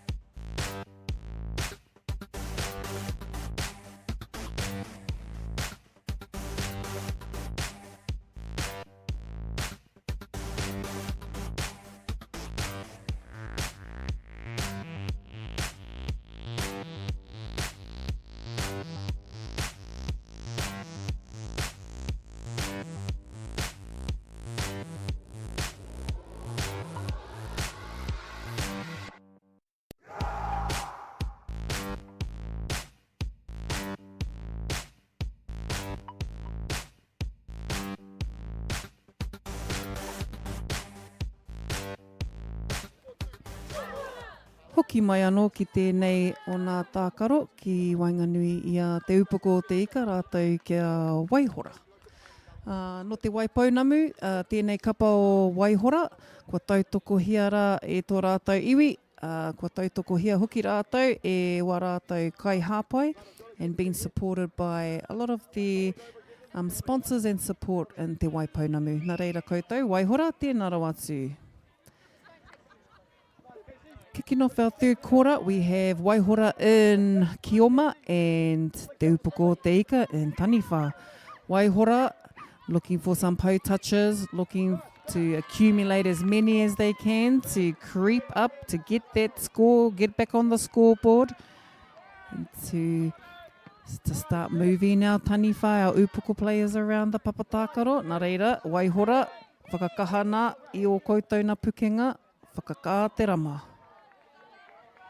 Upoko now in Taniwha and attempt at the tupu wairua. Te Upoko o te ika, with another attempt, but didn't get an attempt at the tupu wairua. Hei te pai, Waihora anō. Waihora looking for another kioma. And Waihora quickly intercepted there just between the upoko kaitākaro. We've got a hand in hand and a lock arm position for our kaitiaki, but our upoko have broken that defence and got a tupu wairua. Anō hoki kei te pā ki ngā pau, but Waihora have left the tāpaparoa. Upoko with the key and a tupu wairua. Now, a tupu wairua, you get awarded a tupu wairua when your feet are behind the kaharaiti, when you're in te roto. Now, if your feet are over the line and you are shooting at the tupu, that is not allowed. Nā reira, you can see upoko players have kept their feet behind the kaharaiti. And you will see that the kaitiaki keep their feet behind the kaharaiti. Ka pai Waihora. Waihora still in possession with ki oma, so they are to collect pau by touching the ki. Touching the pau with the ki, always important. You must have your two rippers on and you must touch the pau with the ki. So you can't use your body and you can't use any other part of your body to touch the pau. It has to be the ki. Ka pai Waihora, kua whiu atu te ki, engari kua tai kia te upoko te ika, upoko in possession with an attempt for a tupu wairua. And the tupu wairua is awarded when the kaiwawao raises their hand to signal that yes, that is a tupu wairua, and we will award that point. Nā reira, kia are rā koutou ki ngā tohu o ngā kaiwawao. Always important to keep an eye on some of those hand signals and gestures that our kaiwawao make. And now another tupu wairua. And was that tupu wairua accounted for e te kaiwawao? Ai, ka tika. Iriro. Waihora with one pau accumulated. One pau on. Looking for another kioma and intercepted by upoko. And intercepted means reset. The pau touches a recount. We reset now, and Waihora are going to have another attempt at getting some more pau. The kaiwawao has signalled one pau, two pau. Nā reira, e kei heara te tikana, kei hea te hua. Waihora still looking for options. Kaitiaki is always the best option.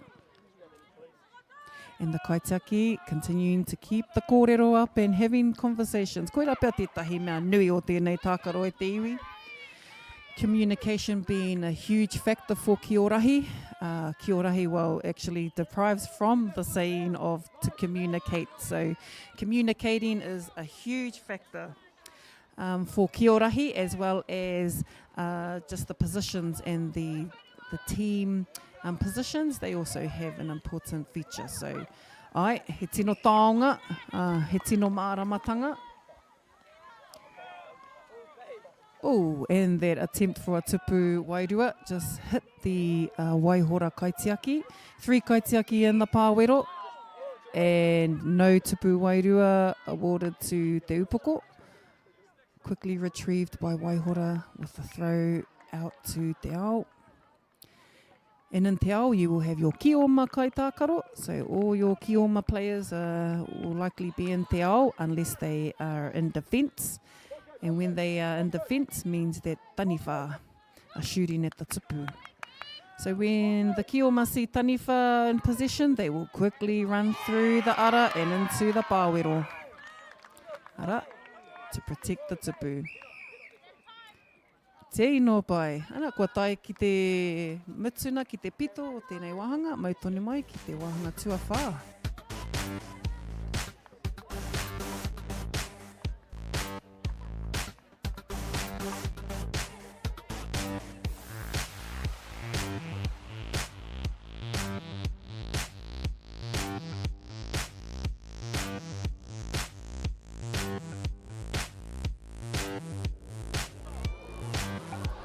Kei konei tonu a Waihora, e tākaro atu ana, e pakanga atu ana ki te upoko o te ika. Te upoko attempting to make a tupu manawa and a rip by Waihora. Waihora have come and ripped through the kioma to remove their flags. And by removing their flag has caused the handover. So te upoko o te ika in possession of the ki now, looking for a kioma, looking for some po touch. And Kaitakoro has lost their flag. We have one po on the scoreboard. Tēnō pai upoko, kua riro he piro kia rātou. And a point there from te upoko. Quick point, he piro tere tērā. So piro tere is a kick from te marama, quick pass back out to their kioma, and they have to catch it on the full and run it in and touchdown, and that causes the quick point. Waihora now in possession of taniwha. No tupu wairua for Waihora. He oi quickly gathered by te upoko, quickly out to their kioma, one po touch. Back into the kaitiaki. Kaitiaki will look for another kioma closest to a po, hopefully. We have two po. And upoko will look to either accumulate or score those po. Kaiwawa still has their hand signal and they still have their ringa and they will award those piro. He tupu manawa ki te upoko o te ika. E mau ana te wehi kia upoko o te ika, kei te kakama, kei te kite rātou, kei te puare haere, kei te ngoi pea, kei te ngoi kore pea te o rātou hoariri. Mā rātou e whiri, mā rātou e whiri. Te upoko o te ika, still in possession, passing out to their kioma, seeing if they can get any po. Although we've had a player that has been too early. Ai, kua moata ke tana whai, tana uru atu ki te roto. He has entered too early into an offside zone. And we have a tupu manawa for te upoko te ika. Rau e tērā tupu manawa e te upoko. Nice slide in there. And there is a tupu wairua awarded to Waihora. So Waihora got a tupu wairua because the ki hit the tupu.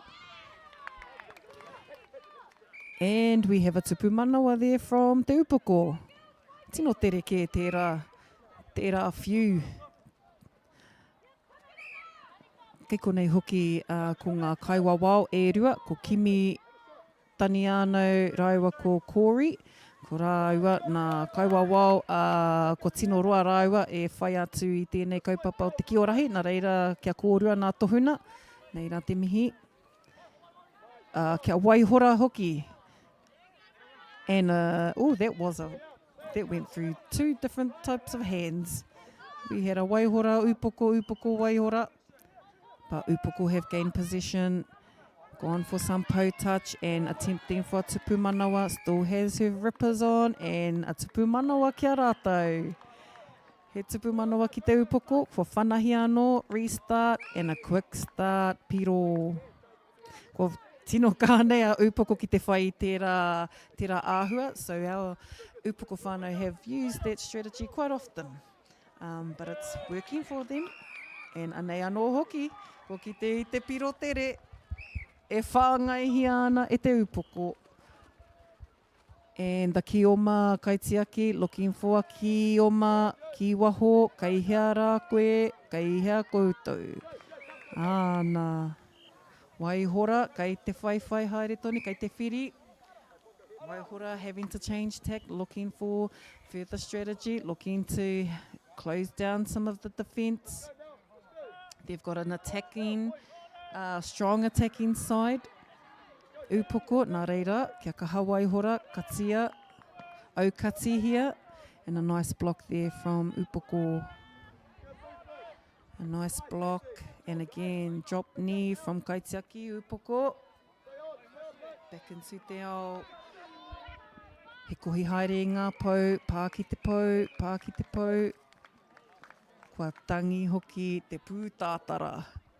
Ko tai ki te pito o tērā wāhanga e te iwi, ki wainganui a Waihora rātou kia upoko, kia upoko o te ika, he tino piro e rā, ko te toa, ko te upoko o te ika, ko waihora hoki tērā i whai muri, ko waihora hoki tērā e kaha tonu ki te aki, e kaha tonu ki te whakaharatau, te whakapakari anō hoki i a rātou. Nā reira e te iwi, kia mautonu mai ki nā tākaro e whai ake nei mō tēnei whakataitai o te Kiorahi o Aotearoa mo te taurua manorua te kaumawha.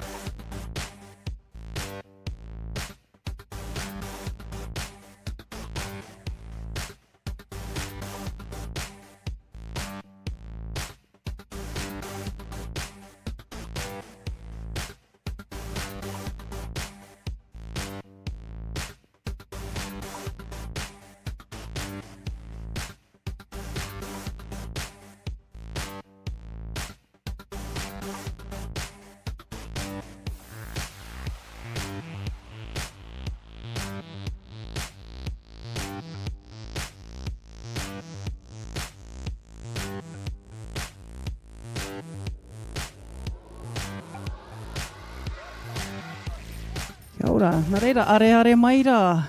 Are maira e te iwi, ki tēnei o nā whakataetai mō te taurua manorua te kaumāwha, ko tēnei te whakataetai āmotu mō te Kiorahi. So we're down here at the Wainuiomata College Fields. Kei konei rā mātou, kei konei hoki mai wa ko takuhua, ko te pūrewa ākuhata, tēnā koe tama. Tēnā koe, Hansi. Ai, nā reira ko tai mai māua ki te whakapāho ki a koutou tēnei tākaro. So i tēnei wā, koe nā kai tākaro i tēnei tākaro e tama? Nei, ko Ngāti Porou, rātou ko Waihora no te tai raro. No te waipounami, kia ora, kia ora. So in possession of Kioma is Waihora, and we have Taniwha is Ngāti Porou. So Ngāti Porou in Taniwha and Waihora in Kioma. Nā reira e tama, so you've just come off the field having a quick tākaro. How was the day out on the papatākaro? Oh, it's good. He pai. Ana, he tino pukena kai waho ne? Ana, he hato tino hoariri, ko ai tērā o nā kapa. I te wānei ko Waihora, ka tahi mātou ka hina kia rātou. Tika, ko hina... Tahi noiho. Ko tahi te piro. Tahi noiho. Nā reira kai te whaia upoko i a koutou e Waihora. So in possession we have Waihora going in for, did we attempt that tupu manawa karekau. So Ngāti Porou in Taniwha and being collected by Waihora now, intercepted by Ngāti Porou. Sei wan te he rawe hoki, tētai atu tōna mana ka whakaharihia o te taumata o Kiorahi. Ai. Ara he tūpako i ngā kai tākoro. Me ki rawa atu. Ne. O te Kiorahi, hei tākoro ki taua tōna mana. Reira, i whai wāhi au ki taua tōna mana. Ai. Anei hoki e tahi waku hoa i tākoro atu ki taua whakataetai. Ka mai te wihi. Ara, nā mā, kai he aia. Nā mā whātikau marima, a Tāla, mō Waihora. Ai. Tā rātou kaitaki a Waihora, nā mā te kau. Ai. Te mohi au kia rātou ingoa. Ai, ki pai. Rawe tā rātou tākaro. Nā reira. Kia tūpato mai Ngāti Porou. Kia tūpato Ngāti Porou. Ana whai muri a koutou ko Waihora. Ai. No, good stuff, boy. And it's awesome to see that Kiorahi is growing down here in Wainuiomata, yeah? Ai, ana. Kia sure. tūpato, next year. Wainuiomata. Tino. Ka whakatakoto te mānuka. Kua whakatakoto, all right. Mā wai tonu e hiki. Kei a wai, ko wai o koutou e te iwi. Well, Waihora coming in strong, and they've been gearing up for the last few months to get up to Poneke for this tournament. Now, number 35? 45. 45. Tyler. Kia ora, Tyler. Tino pukinga. I think I saw Tyler last year representing, and again showed real kaha. Ai, ana. Showed strong kaha on the papatākaro.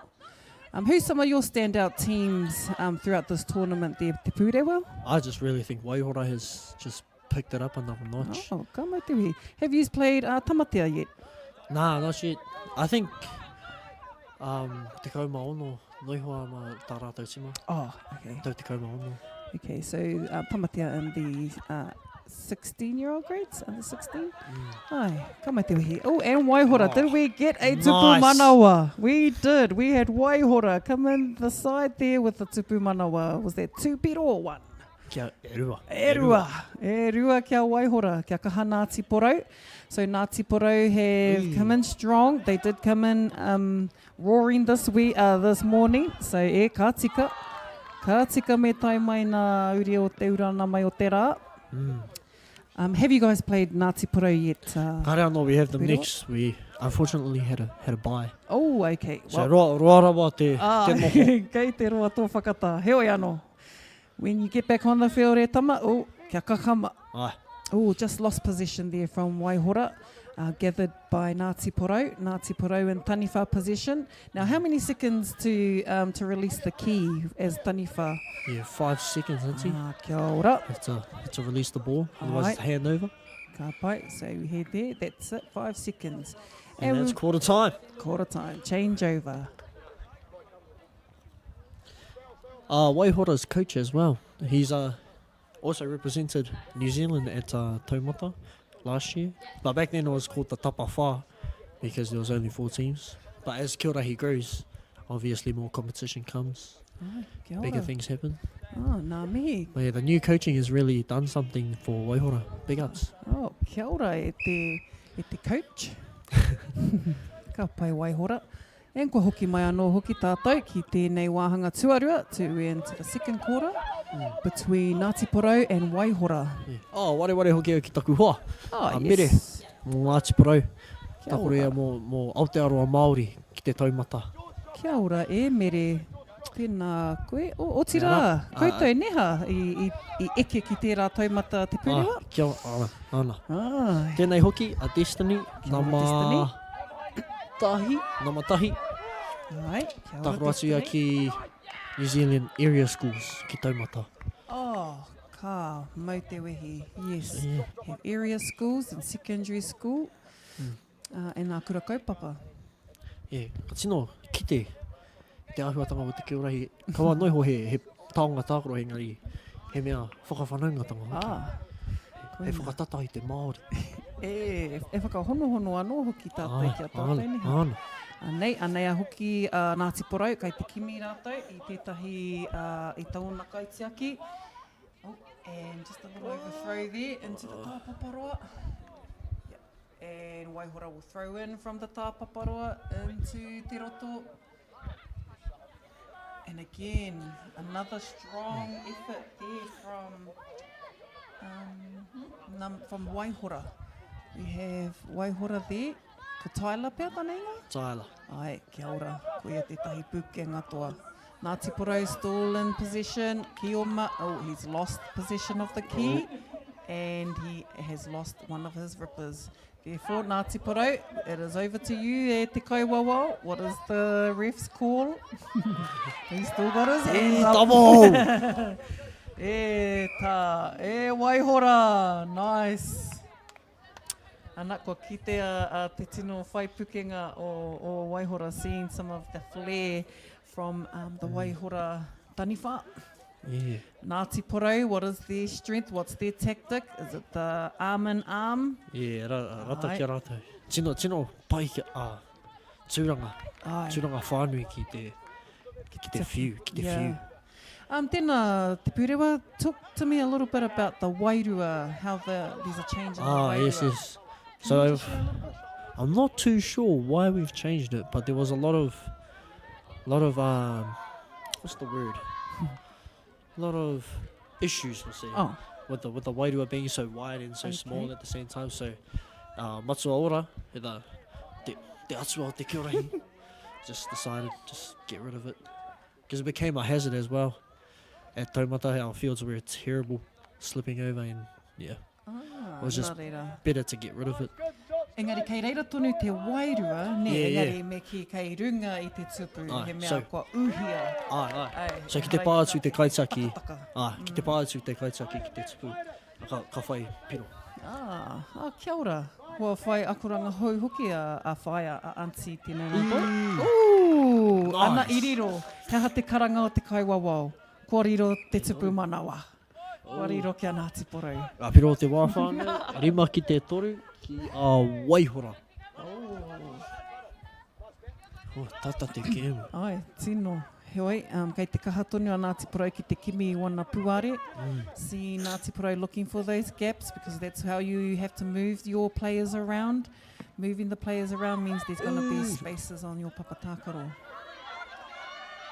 Engari, ka hoki atu ki aua kupu. It's a communication. Engari anō, kua tihai. Kua tihai ki te roto. So we've had a rip in the roto. Waihora have ripped the Ngāti Porou Kioma running through the roto.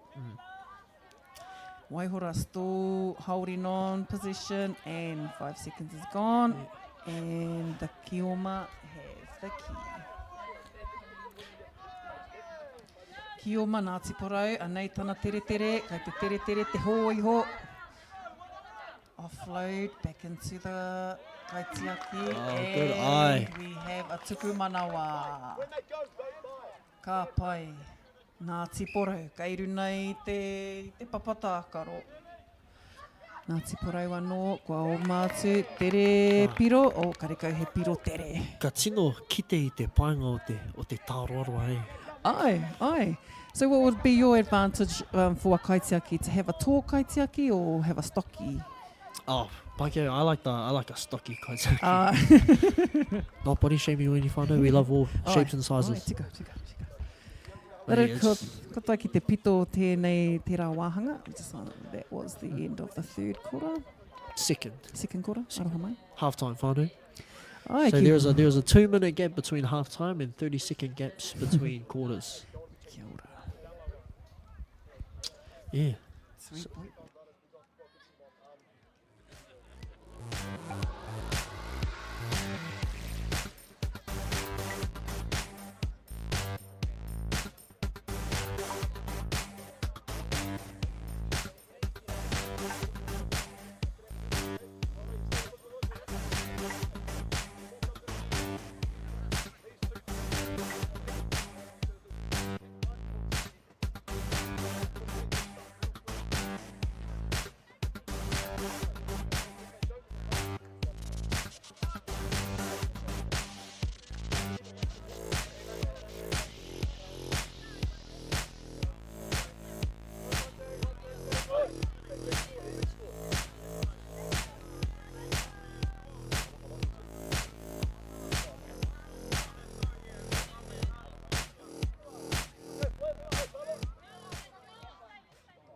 No e te iwi, ko hoki mai rā e te iwi ki tēnei whakataetai Kiorahi mo te taurua mano rua te kau mā whā. Kai konei ahau, ko Shana tōku ingoa, kai konei ahau mai wa ko taku i rāmutu, ko te pūrewa akuhata, tēnā koe. Morena.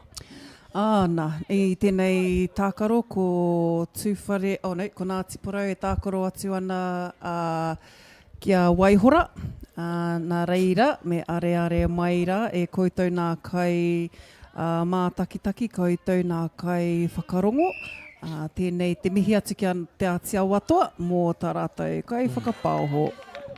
Tēnā koutou. Ai, mihi nui. Ai.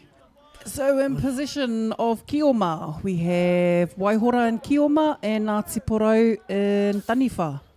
Ngāti Porou have shown consistency, but Waihora have also shown eagerness to break down the fence and breaking down some of the communications between Ngāti Porou. So rawetera, that's what we want to see. That's what we're trying to see. See who can break down defense and see who can counteract the attacks. So how's it been out on the papatākaro I tēnei rā te pūrewa? How have you found your first few games? Our first two games, first game's always a jitters game. Right. Get the nerves out, start working together as you move along. But it's been pai te haere. Ai, ka pai. And your team, how's the āhua, the overall āhua from your team? Arawai ana. Oh, Kua tā mātou hina kia waihora. I rawa taua kemu. So, can't be angry at losing a fair game. ai, ka tika. Heoi anō rā. Heoi anō, ko piro hia a Ngāti Porou. Ko tupu wairua and a double rip. Was that a double rip there? What's the kaiwawao going to call? Oh, and he has called it. He karangata te kaiwawao, nā reira. Me whakarongo atu rā koutou nā kai tākaro. We can see that Ngāti Porou likes to play a zone defense, a push. So that's when you have 4 in the roto and 4 in the ao. And usually you have your girls on the outside, your boys on the inside. And just like that, the girls will cover the space. Ooh, intel e te whānau. I rongo koutou. But yes, that's right, whānau. You will start to see a lot of that strategy being utilised throughout the papatākaro. Kei tēnā, kei ōna pukenga, kei ōna painga. But that's right, as you start to see how we can manoeuvre around a circular field, well, you have to cut up your field like a pizza.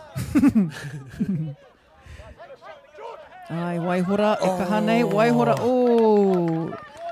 Must be commentator's curse. Ai, Sorry, Tyler. Aroha mai waihora. Tyler, I pirangi I riro tō piro.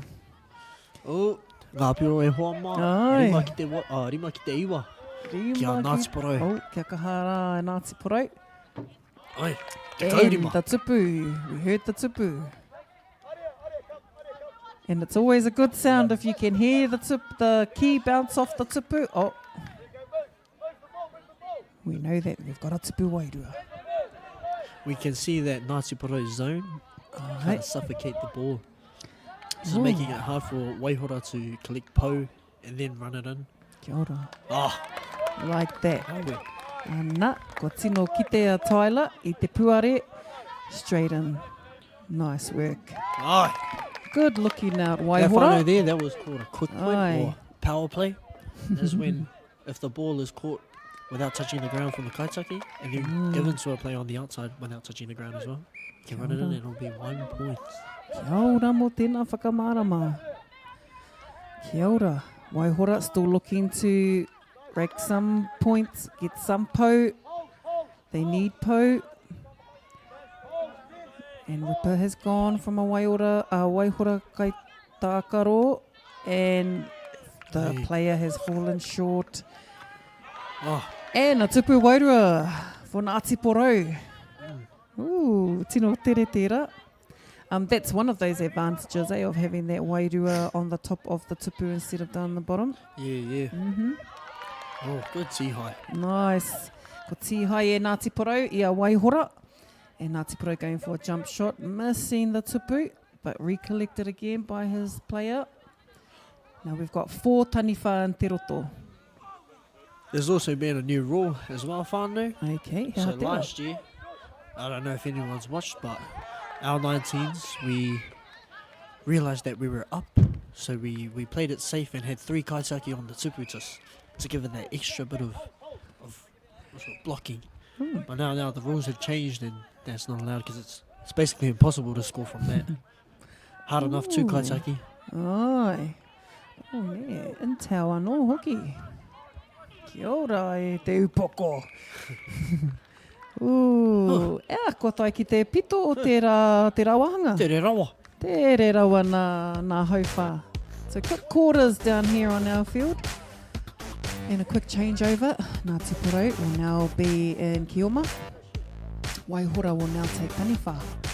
Our Kaiwawao, quick reset. And quick little regather. Ngā piro o te wā whānau, iwa ki te kaumatahi kia Ngāti Porou.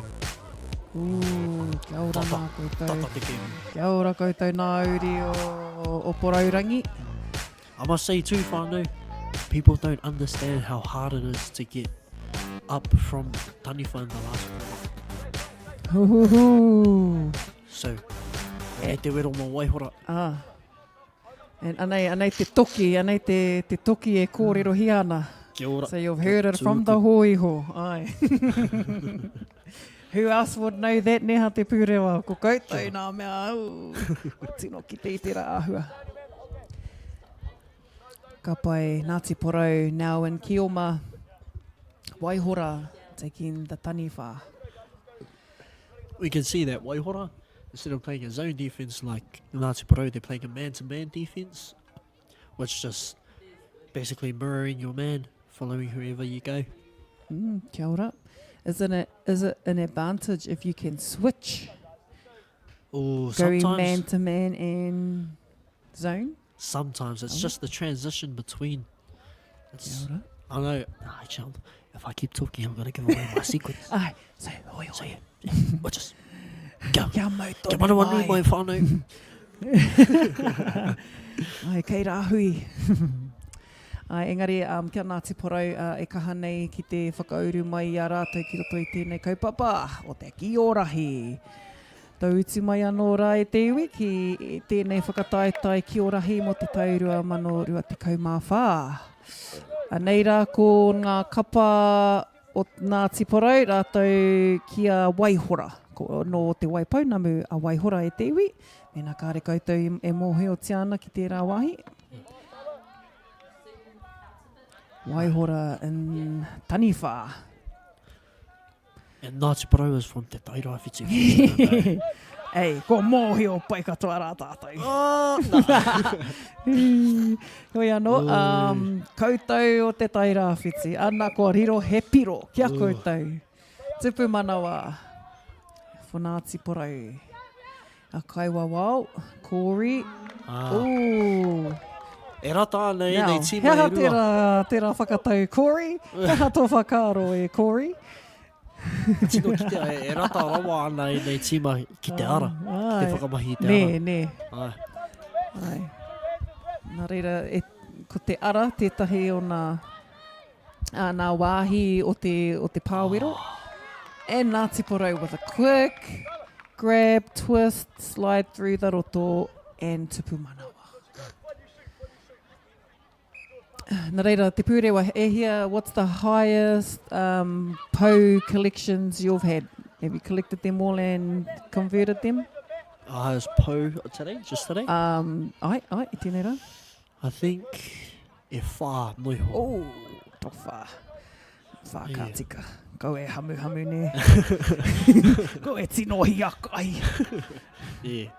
Because notice with taku tima, Ai. now the more pou we have, the more nervous and more scrambled we get.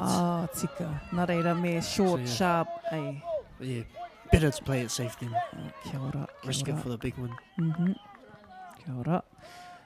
Kia waihora I nāia nei te ki, kei a rātou te ki mo te taniwha, so they are in taniwha position, trying to get points by shooting at the tupu. He oi anō, kua kore e pā, kua mau e Ngāti Porou, good blocking. Tihai. Tihai. Ooh, good E rua. blocks there, e rua Ngāti Oh. Porou. Hea te karanga, te kaiwa wau. Ka haere tonu, Right. Oh, and overthrow into the tāpaparoa, throw in by Waihora. Waihora will try and find a loose player. And straight to a taniwha, attempt for a tupu wairua. That one too, whānau, as we saw the kaitaki up front went for the tags when he went for the throw. So if the kaitaki there had gotten the tag and the ball would have hit the tupu, there would have been no points. Because the player would have then been not alive. Kia ora mau e nā whakamārama. E Ngāti Porou looking for a kioma, but overthrow into the tāpaparoa. Throw in from Waihora. Waihora will look for a taniwha or anyone close to the roto to be able to take an attempt at the tupu. Kāriro, kareko. Now when the taniwha shoots at the tupu, now they must retreat real quick. They must get back on side. Soon as they've released the key, they must get back into their zone. Ngāti Porou, pou touch, e rua nā pou, engari kua tihai. So he's got 2 pou, and it's been intercepted by Waihora. So we've had a reset, recount. Waihora still in position, looking for a free taniwha, and blocked by the kaitiaki, Ngāti Porou kaitiaki. Big block by the kaitiaki, and again, knee drop. Ana, e toru o rātou hoki, so 3 kaitiaki in there, dropping back, holding back to 1. Ngāti Porou coming in, step, and tupu manawa. Unlucky. Tere taua tupu manawa. Just like that, whānau. Showing the East Coast shuffle. Tēke o te kaupoi. Tēke o te kaupoi. Nā, kua mau hoki te kaupoi te ki, kua whiua atu, bit of an overthrow, and he knew that, head in the hands, and Waihora throwing it to their loose taniwha. Taniwha looking to gain possession again, and gathered by Ngāti Porou. Nā reira e te iwi, kua tai ki te pito o tēnei kēmu, ki Wainganui i a Waihora rā ua ko Ngāti Porou, kua puta te ihu o ngā kaupoi o Ngāti Porou, e tākoro atu ana kia Waihora, he te kaumawha ki te iwa. Nā reira, mautoni mai e te iwi, ka haere tonu nā tākoro ki te whakataetai Kiorahi Aotearoa mo te taurua mano rua te kaumawha. Tēnā koutou.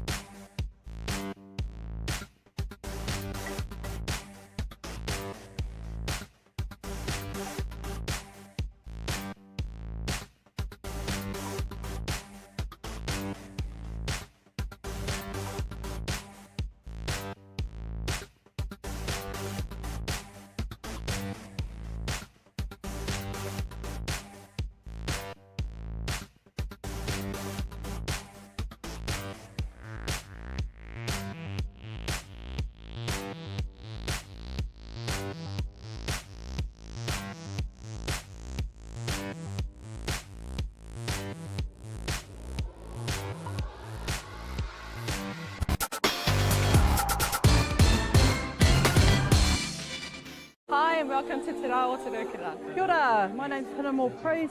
Kia ora, I'm Neil from Vibe. Tēnā koutou, welcome to Te Aotearoa. It's going to be an awesome day.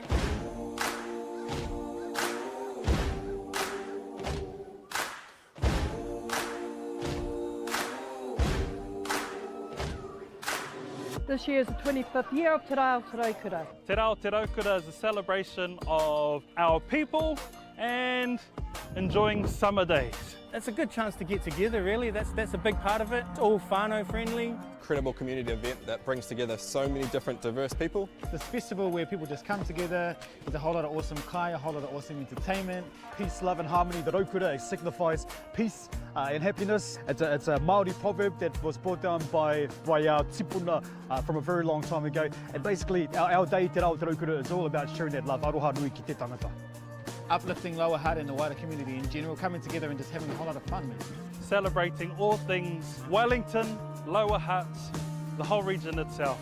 Today is important so that we get to remind ourselves that we need to share the love and care about each other. Don't forget whānau, this is around the same time as Waitangi as well, so he āhua pono ki te kaupapa o Waitangi, ko tēnei o ngā whakamahinga I haere nei. It's all about just, ngai Māori working together, unity, ko tahitanga, and just uplifting each other, so kia ora.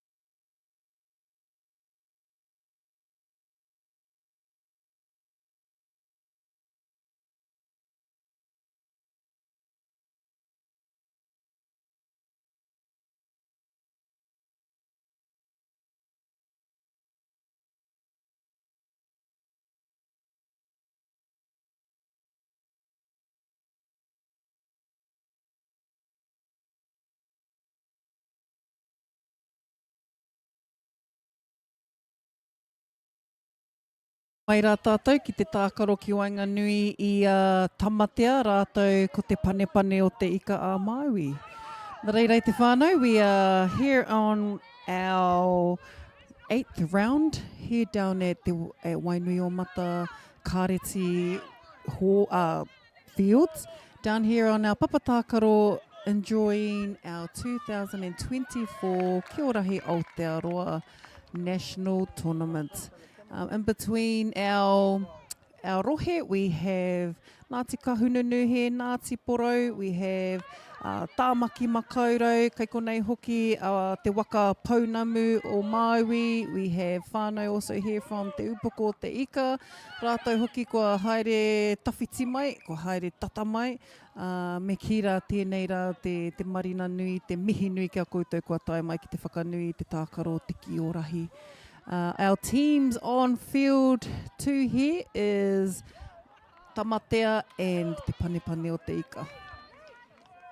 Nā reira, e te iwi, aneira ko ngā rōpu, me kira ngā kapa kua tae mai ki te mura o te ahi. And Tamatea are in the Kioma and Upoko Panepane are in the Taniwha. So Panepane are also representatives for te upoko o te ika. Just another name for upoko. Anō hoki ko tamatea tērā, ko rātou no roto o Ngāti Kahununu. Our kaiwawao, we also have kaiwawao here representing from Haukere and te upoko o te ika. E mihi atu hoki kia koutou nā kai koha, nā kai tautoko, ko koutou me ki nā koutou I arahina, nā koutou I koha mai ki tēnei kaupapa whakamiharo. O tira kia te āti awatoa, nā rātou hoki nā pāpāohotanga mō tēnei tākaro I tēnei tau. So for our whānau who have just joined in our live stream coverage here done at the Wainuiomata Kareti Fields. We are currently hosted by Te Upoko o Te Ika, and they have been our hosts for the 2024 Kiorahi Nationals. We have teams that are representing their rohe.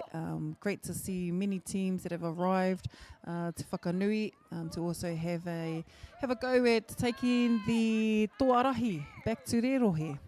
Nā reira, Tamatea coming in strong with a tupu manawa, restart, a re-kick from Te Marama into the Kaitiaki, looking for a fast play. Ko taia I rātou he piro tere, karekai rānei. So as we shared with our last kai kōrero, we had a little bit of intel into the fast play, the piro tere. The piro tere fast play has been a strategy and a tikanga that's been included into the tākaro.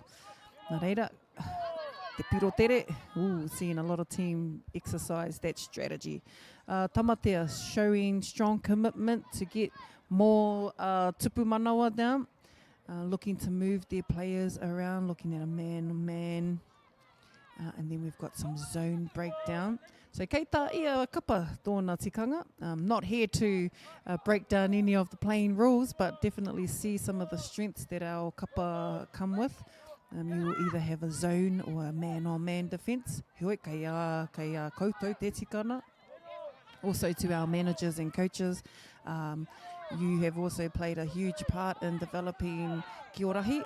Not only do these kai tākaro love the tākaro, but have had to be underneath your kaitiakitanga. So nā reira, mihi ana kia koutou nā coaches, me nā kai hāpai. Quick changeover for the next quarter. Upoko will step into taniwha, and Tamatea, no, Upoko will be Kioma, and Tamatea will be taniwha. Ka pai, panepane o te ika, aroha maira, ko panepane o te ika tērā, kai te Kioma, kia kaha Tamatea, kai te aro rātou ki te taniwha. And a jump shot, and protected by te panepane. Panepane again with the key in possession of Kioma, so they will attempt to touch the po. Oh, ko taka mai nā tarau a tētahi engari, ko tere tana uruatu ki tana tākaro. And now panepane o te ika looking for the kaitiaki looking for a Kioma, kei hea ia. Nā te puare te upoko, kua riro e rua nā piro ki aia. 2 points for te upoko o te ika. Kia mai tonu mai, tiro mai, are mai ki tēnei kapa. And taniwha, now Tamatea and taniwha. Tamatea didn't get to convert their tupu wairua. Heoi anō, panepane o te ika have gone for a po touch and converted to a tupu manawa. Kua riro, ko whakaai te kaiwawao, and another quick point, engari ko kore riro, shut down by Tamatea. Tamatea gone for a jump shot, and back onside, jump shot, blocked by Panepane, Kaitiaki. And the Kaitiaki, two Kaitiaki in the pāwero. And back out, feeding the key back into te ao, back into the Kioma.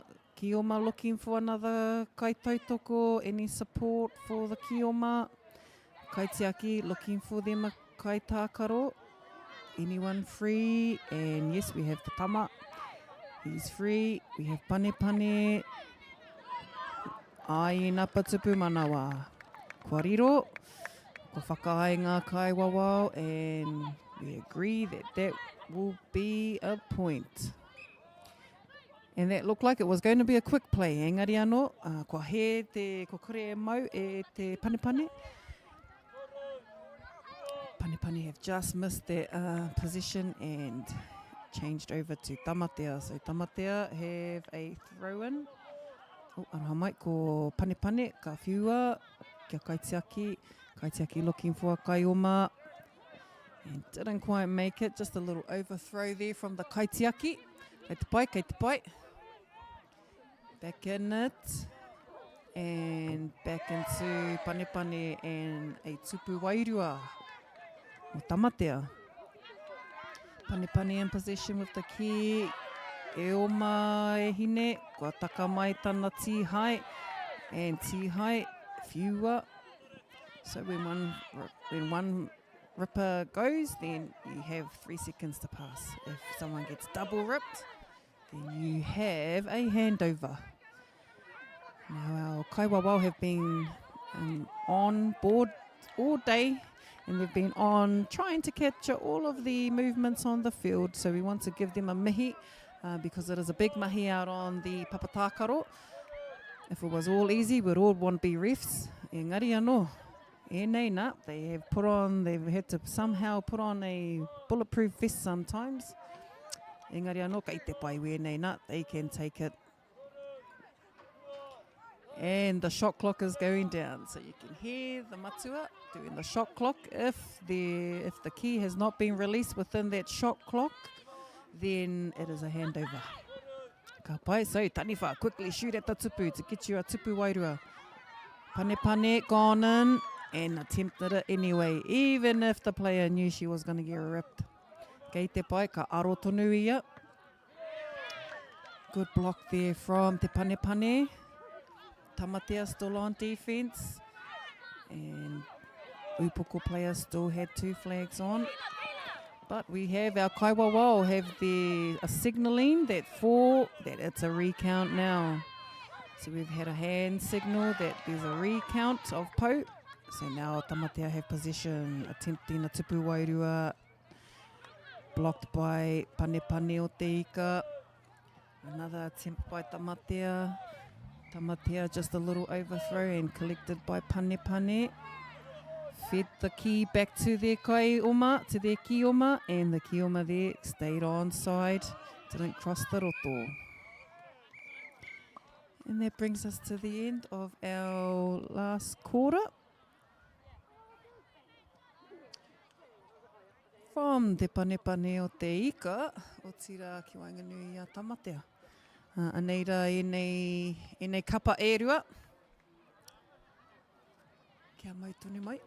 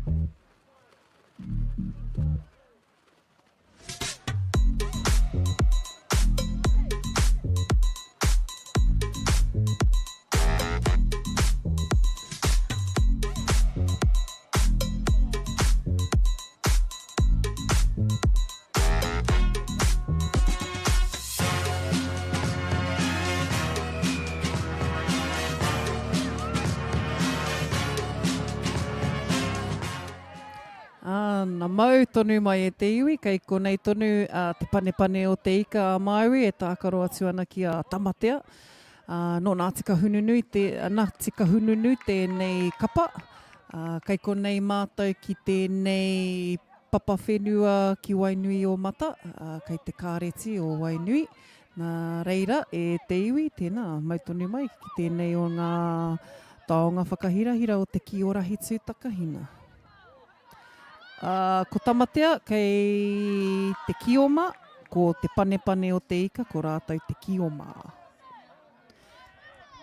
Kioma now with tamatea, looking for their kioma in te ao. Kioma kua pā ki te pou. We have our kaiwawao with a hand signal, e rua ngā pou. Kaiwawao signalling e rua ngā pou. Kua riro. Kua riro kia tamatea, e rua ngā pou. Kua whanahia te ki, restart kick from te marama to the kaitiaki, looking for a fast point kari ike. So that fast point strategy anō e te whānau, kei te kaha tonu a panepane rātou kia tamatea. And te panepane looking for options in te roto, moving it around. Koina te mea pai, that's been a cool thing seen around the papatākaro, is that our players are giving it a go. You can see some of the intuition with the teamwork with the kapas, so you can see a lot of that mahi being achieved out on the papatākaro i tēnei rā. Awesome to see the mixed grades, so having tama and kōtiro playing, koina te tino whāinga o tēnei tākaro. Hoi anō e te kai tākaro o tamatea, just got ripped in te roto, therefore didn't convert her tupu manawa. Panepane o te ika, saving the key in te roto. Went for a jump shot, kare eke, feet back behind the line in te roto. Safe zone for the taniwha. Feet were behind the line in te roto. Ka pai rātou, and seeing some really good movements around the field from our panepane whānau. Tamatea, again, moving away from the panepane opponents. Panepane also looking for the loose tamatea kai tākaro. Now if there's a loose player on the field, it's obvious that no one's marking that person. Nā reira, tamatea, huri haere ana ia, good hips from tamatea. And panepane staying on defense, number 11 there from panepane. Kei te kaha tonu a tamatea ki te kimi tō rātou kai tākaro. And do they have a tupu wairua? Yes, she kept 2 flags. I mautonu iaia wana tihai. Nā reira, kua riro he piro. Tamatea restart kick off from the marama, but caught from a panepane taniwha. Te wha taniwha have carried on. And panepane still in position. And Daroto taking a jump shot again at the tupu. Kare eke. Tamatea pushing up a kaitiaki in the pāwero. Pushing up on the kaharaiti. Didn't protect it. Engari anō hoki wēnei tuarua. Yep. Collected, protected by 2 kaitiaki. Back into the ao. And back to the kaitiaki. Back into the ao. And ripped by a panepane. Now tamatea retreating back and now in position of panepane. A nice little bounce before a jump shot, or a bounce before they release the key. Good effort there from panepane. Hoi anō, I mau e tamatea. Tamatea now catching out those loose key. Overthrow there from tamatea. Throw in from te panepane. Ki te roto. Nice little bounce, catch and release. Bounce, catch and release. Nā kaitiaki o tamatea. 2 have just left the pāwero, gone through te ara, hanging around te ara, waiting for the cue. Tamatea touching the po, back to the kaitiaki, back into the kioma. See if the kioma can convert.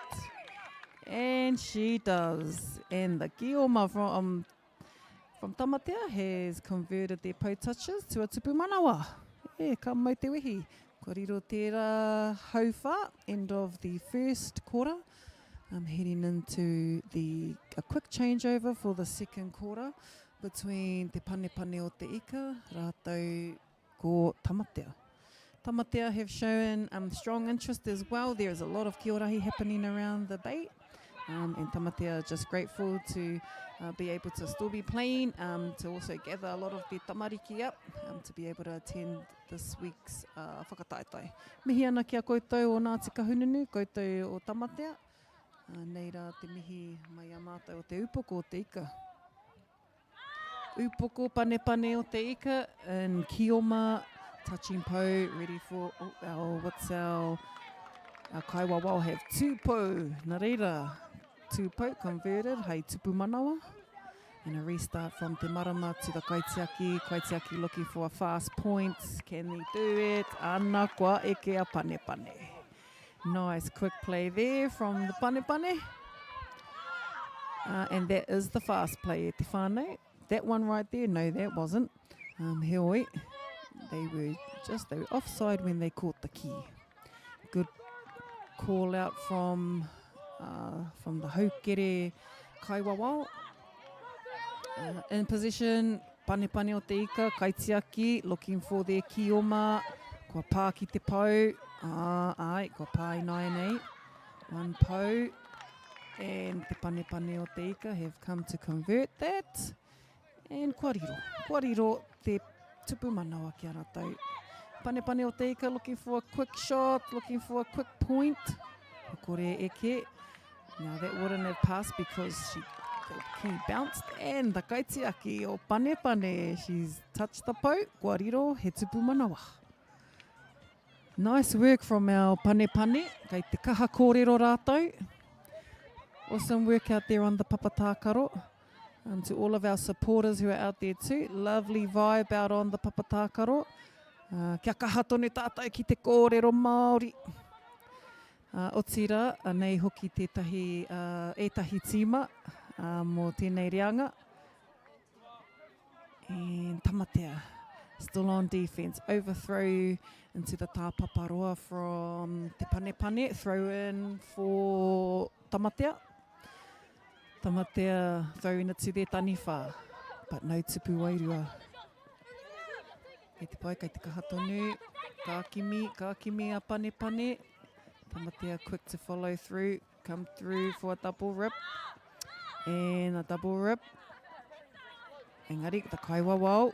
Kei a te kaiwawao te kupu whakamutunga. So the ref has the final say, and we'll let the ref be the ref. And we'll be the commentators, and the rest will be the players.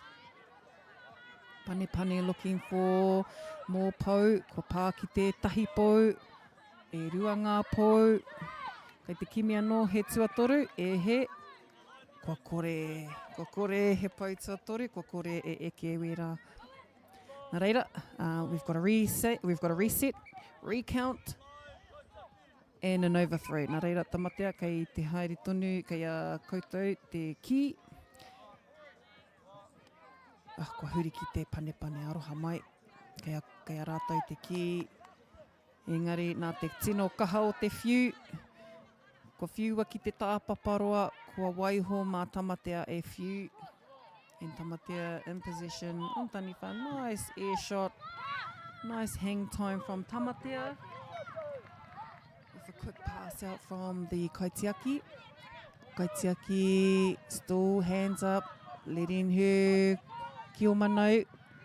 Ana, kua kore tai ati o tamatea. No tupu wairua from tamatea. Heoi. Pane will give it another attempt. We'll give it another shot. Kei hea wana options. Any options for the kaitiaki?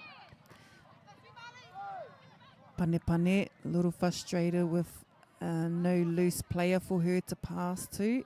Tamatea will throw in from the tāpaparoa and look for their taniwha. Nice little jump shot. Jump shot from taniwha. Another pass into their taniwha. An attempt at the tupu engari. Just a little bit to the right, to his right. In the key now into tāpaparoa. Ka pai nā kaitiaki. We've had really good kaitiaki on our field. We've also seen a lot of courage from our kaitiaki. You don't have to have the biggest kaitiaki and put them in the middle. Heoi anō rā, anei rā, te tiro ki wēnei tauira. Kia namba te kaumārua. Aha kua iti, he pounamu. Iti no rawe, nā reira e te panipani o te ika, kua whakatātātai mo te rā wāhanga, mai toni mai mo te wāhanga tua whā.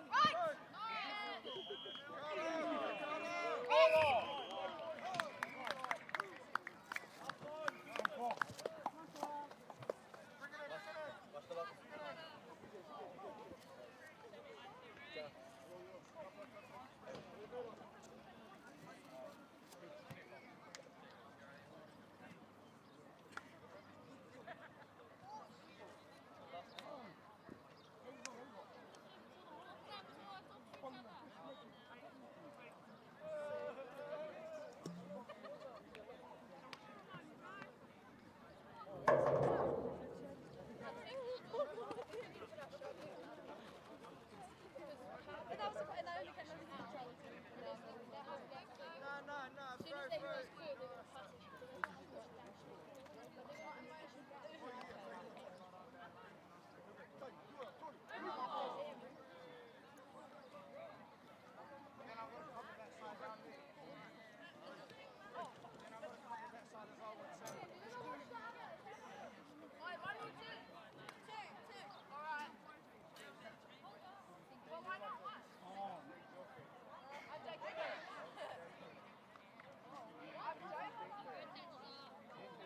go. Let's go now, John. Let's go, Nima. Scoring, mate.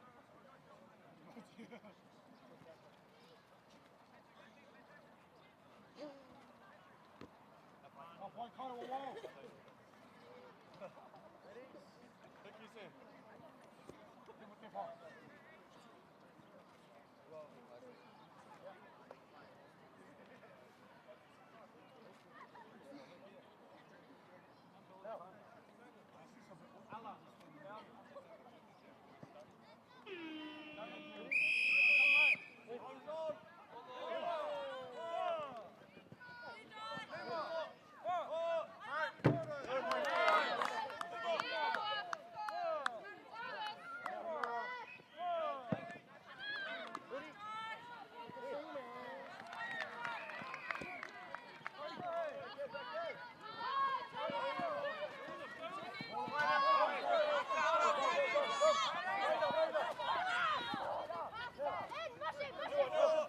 Russian.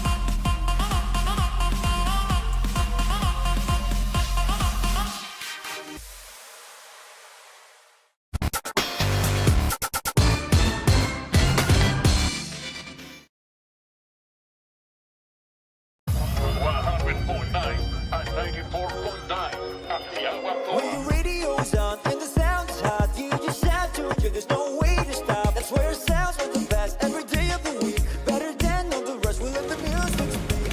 All the best throwbacks, 90s and more. Aotearoa, all the best throwbacks.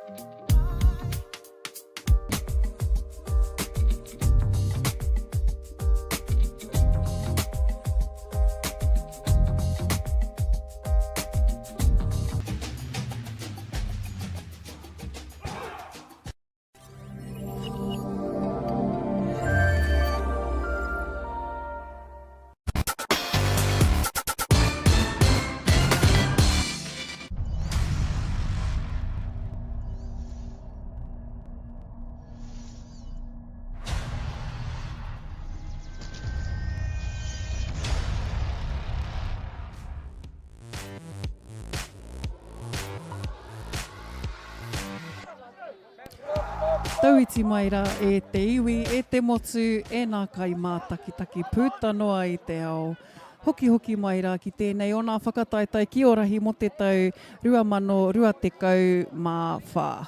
Nā reira e te iwi, kua tai mai rā koutou ki tēnei ata-atarani, ki tēnei o nā whakataitai ki runa i nā papatākaro o Wainuiomata. E kaha tautoko ana hoki e nei o ngā kai koha, kai wainganui a tātou ko te Aotearoa FM tērā, ko te kura matua o Wainuiomata tēnei, o tira ko ngā kai hāpai, ko ngā hauora pūtanoa, ko ngā kaupapa Kiorahi pūtanoa, tēnei rā te mihi nui, o tira te tautoko nui mai a koutou ki tēnei kaupapa Kiorahi. Nā reira koutou mā, kua hono mai ki runa i te ipurangi, koutou kua hono mai ki runga i nā papatākaro. If you are down here at Wainuiomata, tēnā rau ati koutou. I tēnei papatākaro, ko nā tīma, ko Ngāti Porou e tākaro atu ana ki te upoko o te ika. Ko te upoko o te ika tērā, e kawe nei i te rohe o te whanganui ātara, kei te kite, kei te rongo, kua roa e nei kai tākaro e haututu ana i te Kiorahi. Nā, Ngāti Porou with 2 potouch and conversion to a tupu manawa. E kaha nei te whakapiki i ngā piro o Ngāti Porou, nā reira e kaha ana rātou ki tēnei o ngā tākaro. Te ūpoko o te ika, kei konei rātou. Kei konei hoki ko ngā kai tākaro, e tākaro ana i te kura tuarua. We've got secondary school representatives, we've also got area school and secondary school representatives. Nā reira, koutou e are maina, e kite maina i ngā pukenga. Seeing all the skill, Kiorahi pukenga skill out here on display in Wainuiomata. Ngāti Porou with the ki, Ngāti Porou have kioma, quick hips there from Destiny, also from Aotearoa mai, ko Mahue Mauheni, tērā no Ngāti Porou, ko Mahue anō hoki tērā. Mahue, reigning from Ngāti Porou, tēnā koe te uri, o tira koutou kua takahi te huarahi, mai te tai rāwhiti ki te upoko te ika. Upoko, te pūrewa ākuhata, kei aia anō hoki, kei aia tērā o ngā nama whitu, aroha mai ko Braddock ākuhata hoki tana ingoa, te pūrewa tana ingoa Māori. And an intercept by Ngāti Porou. Upoko quickly chasing for a double, but the key has gone. Ngāti Porou in possession. 5 seconds to release the key. Upoko. DJ was there from Taniwha. Anō mahue ko tērā anō, ko ia anō tēnā, no pitai rāwhiti. Although intercepted by the Upoko. DJ, number 13, no te Upoko Teika. Now an overthrow into the tāpaparoa. And a throw in for Ngāti Porou into the pāwero. To the kaitiaki, back out to a Kioma and intercepted by Upoko. Upoko, no players there. Upoko team, feet behind Interoto, safe, although the key's been lost to Ngāti Porou. Ngāti Porou going for a bow touch. Pānoa ki te pau, e toru ngā pau, te ki a te kaiwawao. Kaiwawao is signalling 3 pau. And Ngāti Porou have come in and they have caught the key inside Te Roto. Ngāti Porou again with the key back out into te ao. Pā ki te pau, pau touch, and with a slight push to the tāpaparoa from a Upoko. Therefore Upoko will throw in from the tāpaparoa into Te Roto to their Taniwha, passing it around, moving their kaitiaki. 3 kaitiaki from Ngāti Porou in the pāwero. Back to the Kioma, back to the kaitiaki, and score for a tupu manawa for Ngāti Porou. Kaitākaro, Destiny Kenworthy. Ngāti Porou with a quick point. Piro tere, te ki. Reira Ngāti Porou with a tupu manawa for a piro tere. Another attempt, but no, Kaitākaro will go for a pau. Ko tahi te pau, e rua ngā pau, Kaitākaro. Hunter Collins was there, waiting for the key. Upoko onto the Ngāti Porou Kaitākaro. Ngāti Porou offside, Upoko key, Taniwha possession. Nice defense and a tupu wairua for te Upoko o te ika. Ko kahukura tērā. No te Upoko o te ika, number 2. Te Upoko o te ika again with an attempt of a no-look pass at the tupu. 5 seconds to release the key and attempt at the tupu. Shot clock and ko haere te wā. Ko huri ki te wāhanga tua rua. Second quarter, quick changeover. Now these are fast changeovers e te whānau. Ngāti Porou will now be Taniwha. Te Upoko o te ika will now become Kioma. To all of our whānau who are joining towards the end of our date, we are down here at Wainuiomata Kāreti, down on their fields, here for the 2024 Kiorahi Nationals. On our field we have Te Upoko o te ika Maui, e tākoro atu ana kia Ngāti Porou with a 1 tupu manawa, 1 pau touch converted into a tupu manawa. With our kaitiaki from Te Upoko o te ika passing out into te ao, they have Reihana, te tama mātauranga, anō hoki, ko whiua atu, kei reira hoki a te pūrewa. And Ngāti Porou with possession of the key. Kaiwawao in the way. And the tupu wairua for Ngāti Porou. Te Upoko with the key. Now back into the kaitiaki. Kaitiaki looking for a Kioma. Ngāti Porou eyeing up the key. No goes, not letting them in. Ngāti Porou with a slight jump shot, defended by Te Upoko o te ika. Nice hang time there. Ariki. Mena ko ariki tō ino. Tino ariki tērā neke neke. Awa nui rānei. Tino pai mere, metana kaha hoki, so swap over. Kia awa nui. Ko hoki ko mahue. Kua o Tangaire. Another name from last year's tournament in Tuwharetoa. Ko hoki mai rā te rāuri, mo tāna mo tōna iwi. Ngāti Porou still attempting at the tupu, still trying for a tupu wairua. Engari kua mau e te upuko te ika. Nice defence and watching out from Ngāti Porou. Ngāti Porou still in need, and they want some flags. Bow touch from te upuko te ika. Kei te kimi, engari ka tūhai tangata. So a Kioma player has been ripped in te roto.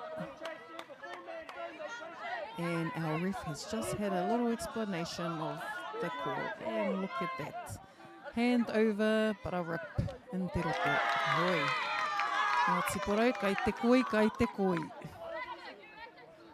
Awanui koia with a nice air hang time shot at the tupu.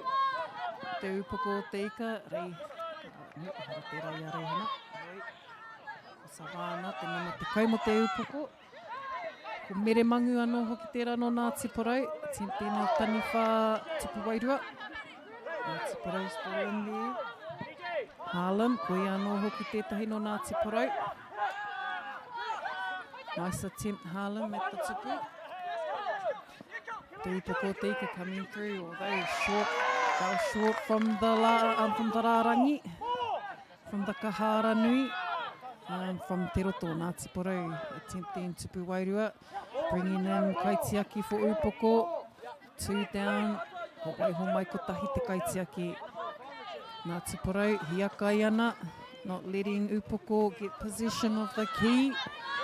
And back in the tāpaparoa. And what's our call there, ref? It's going to take it to the tāpaparoa, throw in from te upoko, ka pāki te pou.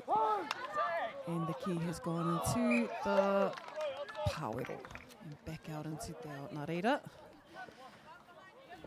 Kei te kite, kei te kite, kei te tiro tiro, Ngāti Porou, kia mere, ko whiwa atu ki wana taniwha, ki te roto. Nice shot there from Awanui, heoi anō, kia kaha tonu, kia kaha ake. Another shot, jump shot from Awanui. Ngāti Porou. Ka hukura, offload. Kia Rico. Maia Rico. Worth a down to the knee. Now just a slight little indicator there with a just to watch those moves sliding through other opponents' waiwai. Tūpato tō reti. Hoi anō, te upoko te ika. Quick pou conversion there. Tupu manawa mō te upoko te ika. Kaitiaki looking for a Kioma. Kahukura looking for his teammates. Te pūrewa. Ko Kimi hea he ara. Ko Kimi he puare. Ko Riro he tupu manawa. End of our second quarter, heading into half-time. Okay, we've got to get on there, do our thing, we've got to get off. We're staying on there too long. Hey, we're staying on there too long. Every single second that you're on the field, you should be calling, positive communication, talking, telling them where their man is, tell them you're open. Okay, every single second. We're only talking when we have the ball. Yeah, if you want to win this game, you have to lift up the energy. The energy's going to stay, only going to start with you fellas talking and utilising every single second. You can do that and you can roll off. Okay, you can be long and all that.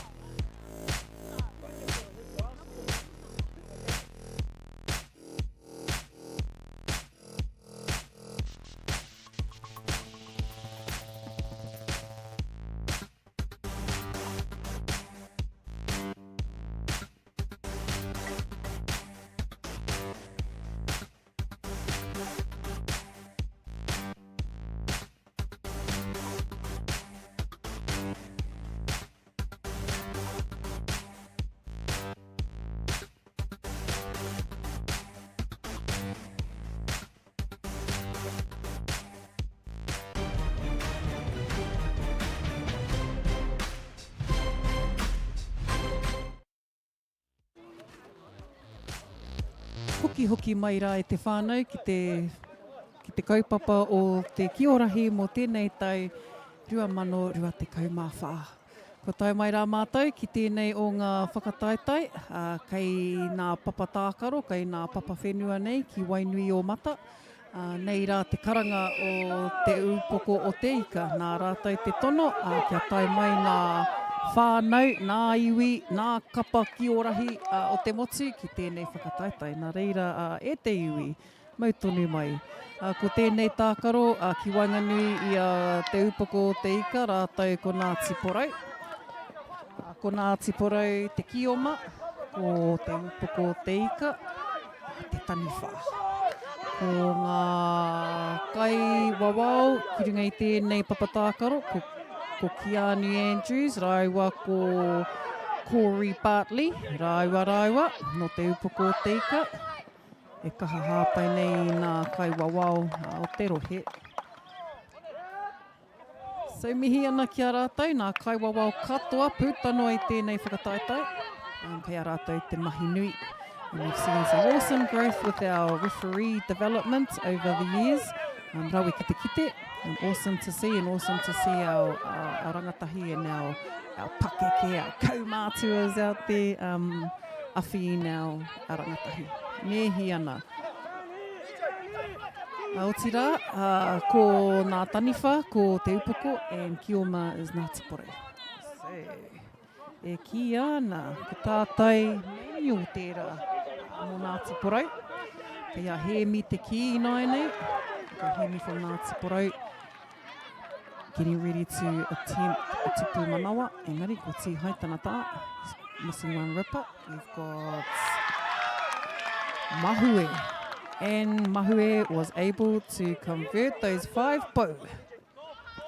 Kua riro, he tino piro kia ngā tiporau. Still in the game though, e te upoko o te ika. Nice hang time there with ngā tiporau touching the tupu, causing a piro to te upoko. Ia no, kaha tonu a ngā tiporau ki te whai i te ki, ano ki te ruku, ki te rutu ano. Ngā tiporau ano. Ko Hunter Collins tērā, mō ngā tiporau. Attempting a tupu manawa. And te upoko o te ika will be in taniwha position. Reihana Reihana te rauna is in taniwha.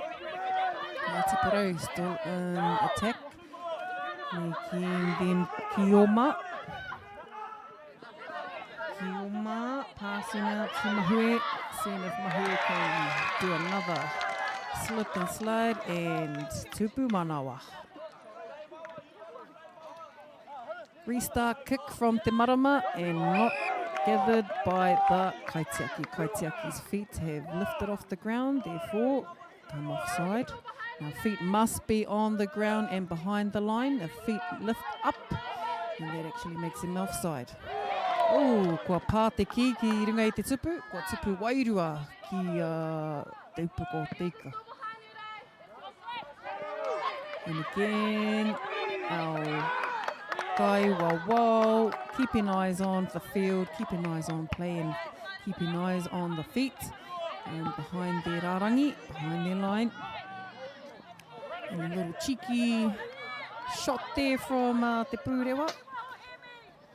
And our kaitiaki from Ngā Tiporau looking to pass out, but passed out too long over the tāpaparoa and te upoko o te ika, throw in. Kiorahi ki te upoko o te ika have been strong opponents, have been strong in the kaupapa, originating in the just after the 2016, 15, 16.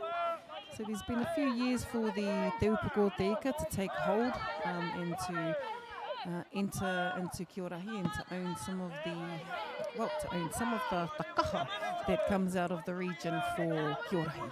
Reira e mihi ana ki a rātou, e kaha hāpai tonu i ngā mahi Kiorahi. Ngā Tiporau kaitiaki passing out to Mere Mangu on Ngā Tiporau. Mere weaving her way through 3 Upoko opponents still on the roll. Mere still running around. Awanui. And Awanui almost there for Tupu Manawa, but just lost possession, quickly followed by a Upoko. Purewa. Nā ina ene, ko tai ki te pito o taua hauwha. We're just at the end of the third quarter. Ka re roa, ko hoki hoki mai anō tātou.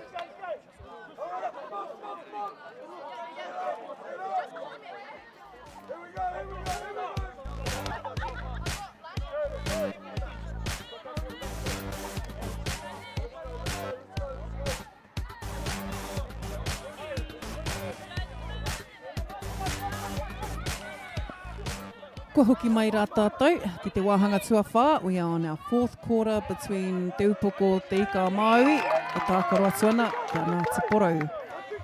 Te Upoko, Te Ika with the key, now in Kioma, Ngāti Porou in Taniwha position. Ngāti Porou will shoot at the tupu to convert to tupu wairua. Now the Taniwha players must be in te roto when shooting at the tupu. And they have 5 seconds to attempt at the tupu. So they can pass it around to their hoa, engari, it doesn't count until they actually shoot at the tupu, nā reira. Kia kahara koutou Taniwha mā. Te Upoko with one kaitiaki in their pāwero, and at times they will start to move 1, 2 kaitiaki and then 3 kaitiaki, depending on the kaha of their Taniwha. Te Upoko o Te Ika. Mani, tā rātou kaitiaki. Mani for the Upoko kaitiaki. Supported by Kahukura. Kahukura pushing up on the kaharaiti. And supported by Taimana. E te tuahine. Kei te haere tonu te ki, Kahukura passed out, a little bit of pressure for the kaitiaki with an overpass out into the tāpaparoa. Upoko now brought 3 kaitiaki into the pāwero to protect the tupu. Kahukura and Taimana protecting the tupu.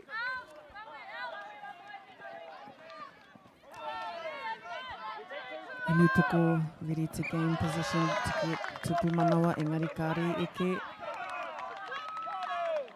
Ngāti Porou now with the kaha to see if their arms can score them a tupu wairua.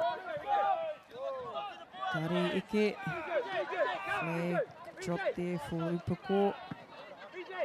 And also whānau for those who are watching, and some of the details of the tākaro that players must have both rippers on, even if you're Taniwha shooting at the tupu. And there was a tupu manawa there for Te Upoko Te Ika. Kei te uku panek, kei te eke panuku hoki rātou. Tōna kaha nei, tōna kaha. Ngāti Porou with an attempt at the tupu. I pā ki te tupu. Pāno hoki te tupu ko tātai manual tēnā no Ngāti Porou.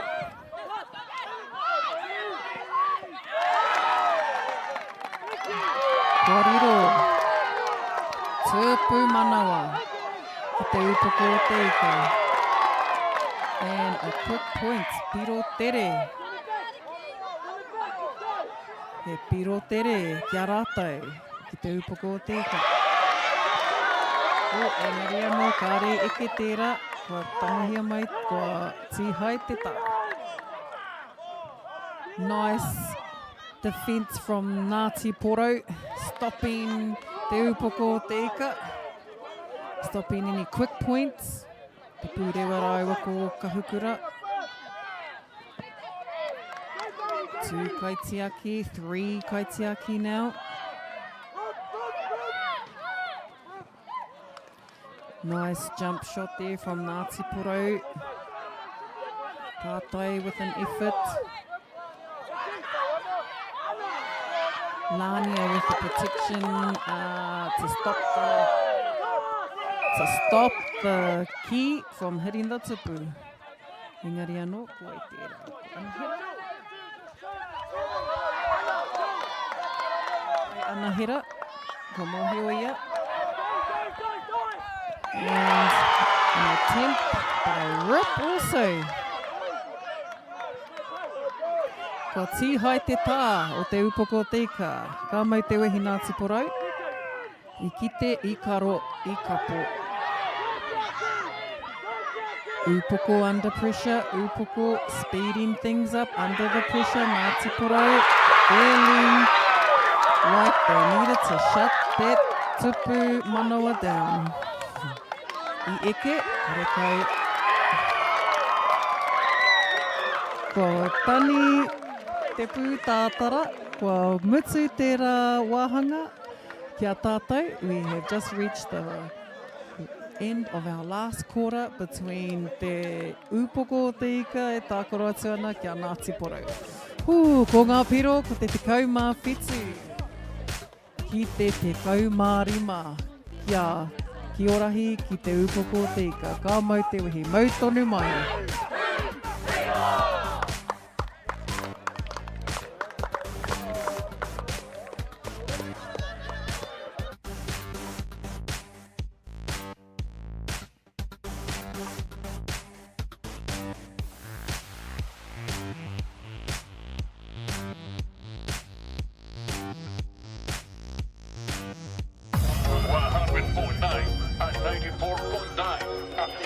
When the radio's on and the sound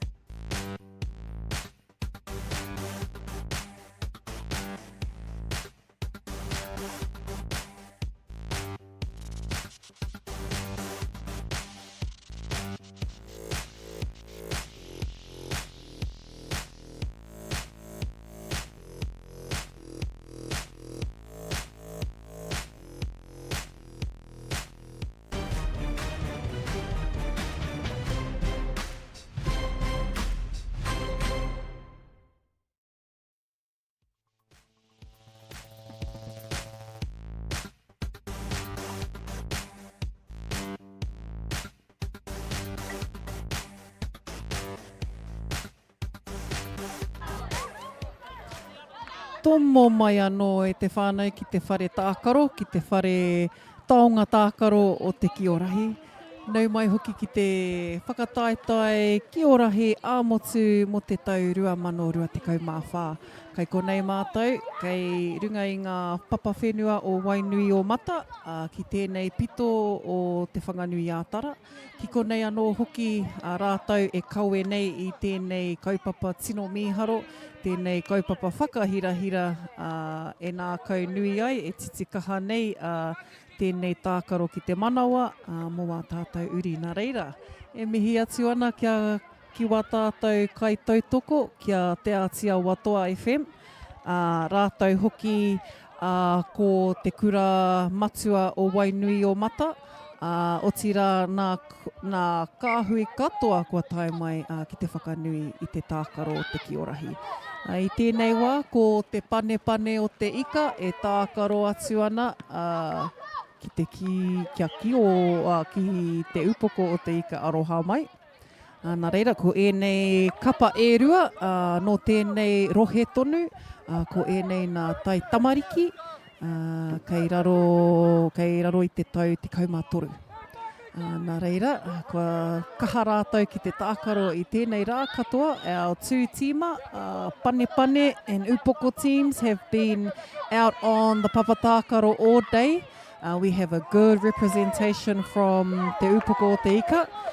Great to see many of their teams have registered. We actually have a few teams from this region who have registered for the event. We have teams also that have come from Ngāti Kahununu, and we've got whānau who've come from Ngāti Porou, and we have a team that has come from Te Waiponamu. All here to whakanui our taonga tākaro o te Kiorahi. So our pane whānau, we have them on Kioma and Taniwha. E me kira, kia mōhio ai ko te kikorangi, nā te whānau upoko, ko te māwhero, te whānau o te pane o te ika. Nā reira, e te pane o te ika, kia kahara koutou. Ko rātou hoki e rua nā kapa. Nā reira, kāre kore kua kite rātou ki roto i ngā mahi o te Kiorahi. So no doubt that these guys have seen each other play throughout tournaments in their region. How cool is it that they get to jam together through the Kiorahi ki te upoko te ika initiative. Anei rā ko nā hua. So our under 13s are here on our papatākaro. Upoko and pane. Pane are in Kioma possession, and Kioma are collecting points. Mai tachinda pau, aroha mai e te kai tākaro. Hua hapake a kraua. Just had a little tumble over there, going he was running too hard. Whakataka, engari. Nei anō, ko te pane that was upoko there. Upoko again with Taniwha. An attempt at the tupu, engari. Kāre eke. Starting to see a little bit of exhaustion from our tīma. Kua roa pea te rā. It's been a long day for our juniors, but great to see the junior grade implemented into this national event. For the first time, we've been able to add these age range, age groups into this whakataetai. So kātiake, koenei te hua o te tipu, and this is all about that tipu rahi neha. And so mihi ana ki ngā kai whakaara, ngā kai hāpai, koutou hoki ngā kai whakatū i tēnei kaupapa. Big mihi to te upoko whānau. We have Mā Tauranga me tana hoa wahine, and them to have been behind the drive and motivation for the event, supported also by a lot of the kai tautoko. We have coaches, managers, and all these supporters that get around and wrap around the kaupapa, and nei hoki te hua, koenei te hua pai. And here is your outcome e te whānau. We have all this representation out on our Kiorahi papatākaro. And this is just on the back of the wikiha that's been enjoyed by many of our whānau down in Te Waipounamu. Kiorahi was also a main feature of Te wikiha. Beautiful to see some of our tamariki make it to this event. Nā reira e nā whānau, e kaha tautoko i te Kiorahi. Neira nā mihi kia koutou. Pane pane. Still in possession, ready to convert some of these pou touch. Engari hahai. Oh, kua haere te wā. Kua tangi te pere. Quick changeover between pane pane and te upoko. Pane pane will now become taniwha. And upoko will now be kioma. So kioma for some of our whānau who are joining in towards the end of our event for the day. Kioma are collecting points by touching the pou with the ki on the outside. So the kioma player must touch the pou with the ki and have their rippers on their hips. Player does not have rippers on their hips, they are out of play and cannot pick up or touch the ki. So player, 2 rippers, 1 gone, and player has passed the ki out and to the kaitiaki. Kaitiaki's passed it back out, and anei, kua riro he tupu manawa. So some quick plays here, although that tupu manawa was not awarded as the ref has made the call at her discretion. We have Bobby from Waihora who is refereeing our kemu between Te Upoko and Te Panepane. And Te Upoko throwing into the kaitiaki to see if the kaitiaki can see something that he can't.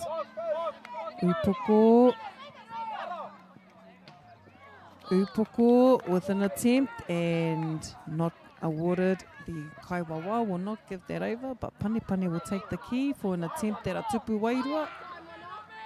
Tupu wairua was not converted, so the kaitiaki's got the ki in position, back out into te ao to the kioma. But the player wasn't watching his pass. Reira overthrow and going in by Te Panepane. Nice little bounce jump shot.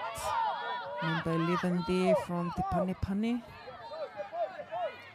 Upoko in possession of the ki now. Upoko needs to touch pou and convert those pou touches into a tupu manawa without getting ripped. Hoi anō, the ki has been lost into the tapaparoa, and Panepane will throw into their taniwha in Taroto with an attempt at the tupu for a tupu wairua. Engari anō, our kaitiaki for Te Upoko Te Ika, strong, kaha.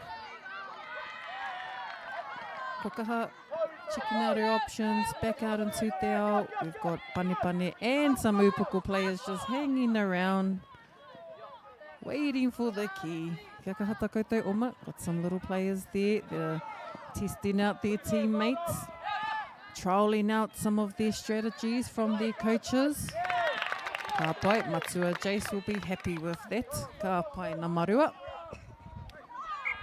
And a restart from Te Marama into Te Pāwero to the Kaitiaki. Kaitiaki will need to gain position to keep it in play for Kioma.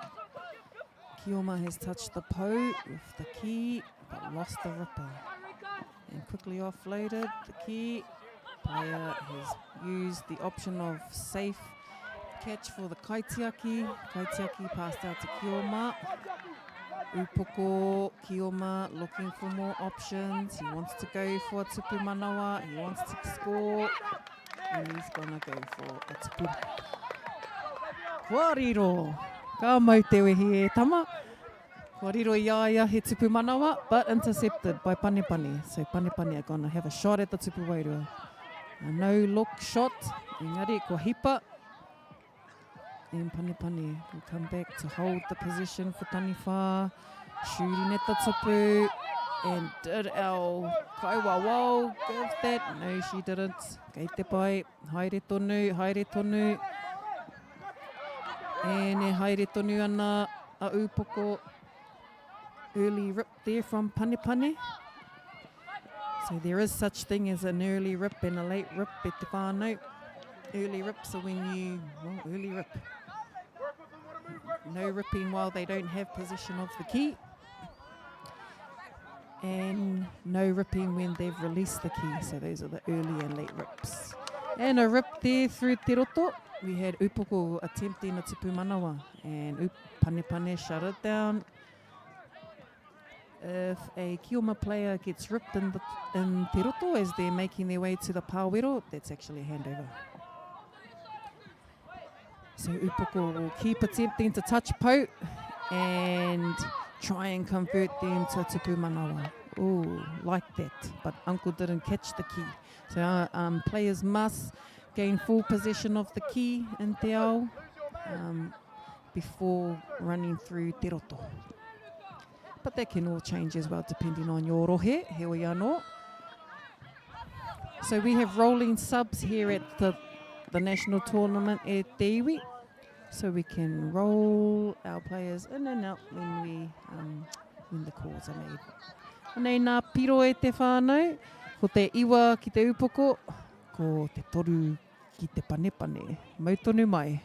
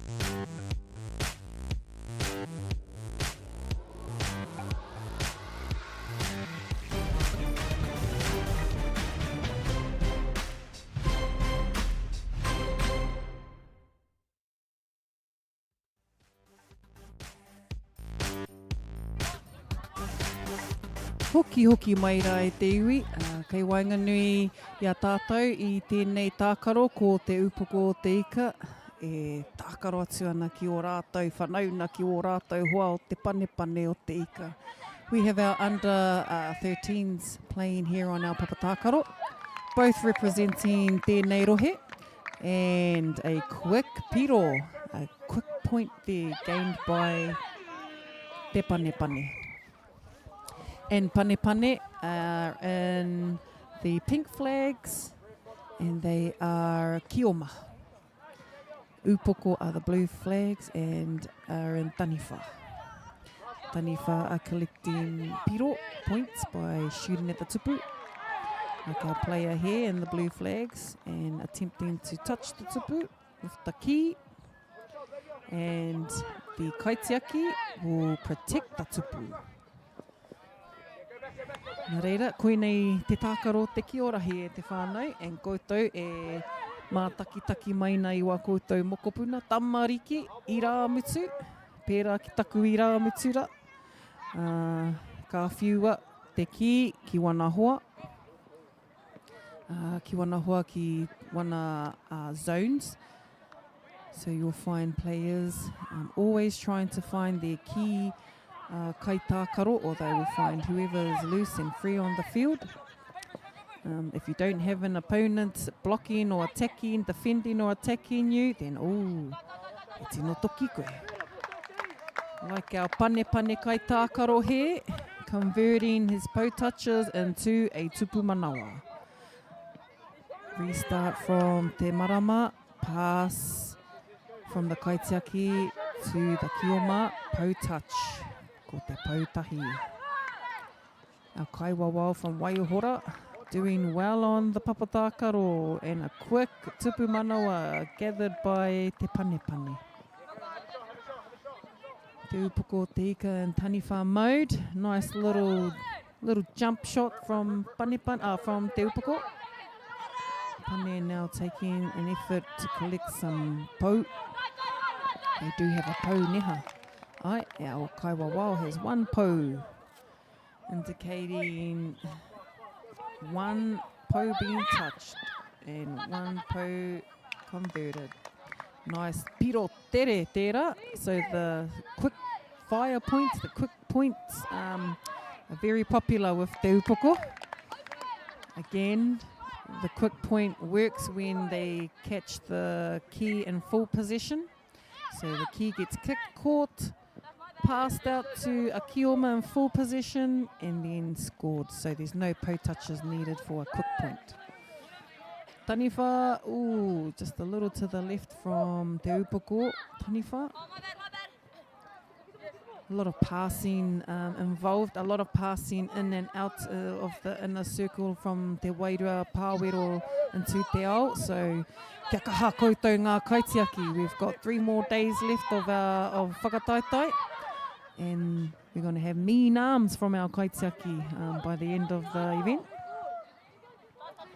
Nice fast play and little skip, jump, tupu Wairua. Yoi, good couple there, good catch there from kaitiaki o te Panepane. Panepane going in for another tupu Wairua, but quickly gathered by the Taniwha. And a tupu Wairua to Upoko. Nice rip from Upoko player. Ripping the Panepane flag. Panepane looking for a po. Engari didn't. Oh, Fire has her hand up. She's signalling that there was a po touch. Kaiwawao have hand signals. Kia kaha ngā kaitākaro ki te aro. And our Kaiwawao, as we all know, are all volunteers. And we wish to acknowledge them for the awhi of the event. Panepane, with the kick-off from Te Marama into the Pāwero. Back out to Te Ao, checking out their kaitākaro. Kaitākaro, looking for options. Their kaitiaki is the best option. And that's the key part of Kiorahi, is to ensure your communication is strong with your kaitiaki. Ka rawe Panepane o te ika, kua riro he tupu Wairua, he tupu manawa kia te Panepane. Oh, and Panepane was just short of the line, caught the key in te roto. And that's not allowed. You must catch the key on the outside of te ao, or at least in the air. But you can't be in the roto when you catch the key if you are a kioma. And the key has gone over the tāpaparoa. Throw in by Te Upoko. Engari, we will head to the end of our quarter.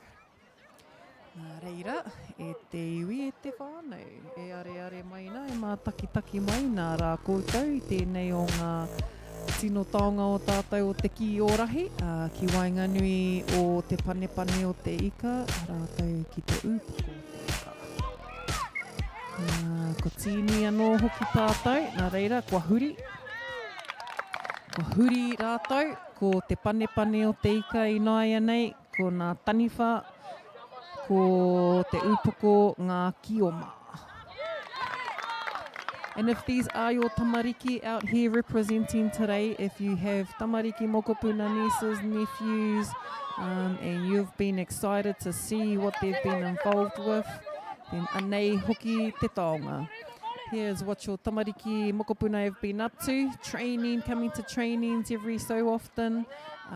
Being under the leadership, mentorship of some of our pakeke around the Kiorahi. And it's all been building up for this tournament. So every year this is likely to happen. Be interesting to see who would like to host us for next year. It'll be he taumatake atu hoki. Nā reira, e te whānau, mautonu mai ki tēnei o ngā tākaro o te Kiorahi. So no tupu wairua there, as the Kaiwawao has signalled. Te Panepane handover to te Upoko. Upoko needing to touch po, needing to get them a po. Ai, koriro. E rua ngā po, kua tihai te tā. So we've had a rip, but player has continued to stay on. And player was just offside. So the player was in te roto and wasn't awarded a tupu manawa. Ka pai e te panepane o te ika. Nice height, nice shot there. Getting a little bit of air time. And that air time does help e te whānau for our taniwha. It helps just to gain that split second of confusion to the kaitiaki. Pērā ki tērā. And our kaitiaki have been awesome. Always keeping an eye out, always staying positive for their kāhui. And always protecting both te mauri o te tupu. Our weather here today in Wainuiomata has been choice. We've had some nice cloud to hold back some of those rays of tamanui te rā. And it's been beautiful down here. Being around the Kiorahi vibes, being around also our whānau who have been part of the training regimes for their rohe. Rawe hoki ki te kite I wetahi o ngā kaitākaro ōmua. Kei te kite hoki I wetahi kaiwawa o ōmua hoki. Reira, tēnei ka whakamihia. Ooh, and an upoko kaitākaro. The upoko player has just lost possession of the key as they've attempted to go into the pāwero, but lost the key just in te roto. Good attempt there by upoko. Ka haere tonu, pane, wanting to get possession for taniwha. Shooting at the tupu. To get a tupu wairua. And the amount of hours that has been spent on in these teams is beyond me. And I've also been able to see some of the progress over the months. So it's lovely to see that our whānau on the papatākaro are able to have some time outside of these tournaments. We've also had a module in Wainuiomata over the months. That's been a huge highlight and opportunity for all of these kaitākaro to come together, get some game time. Anei te hua.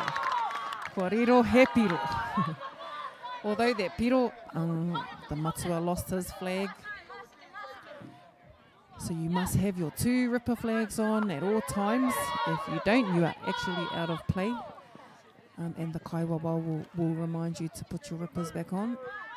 Now the rippers and the supplier is Kiorahi.com. So you can find some of the resources here, most of them, except all the personalised uniforms. You'll find any of the Kiorahi stuff on the website, Kiorahi.com, just a mihi and a tautoko to the kaupapa of Kiorahi.com and to any of our kaupapa o Aotearoa Kiorahi.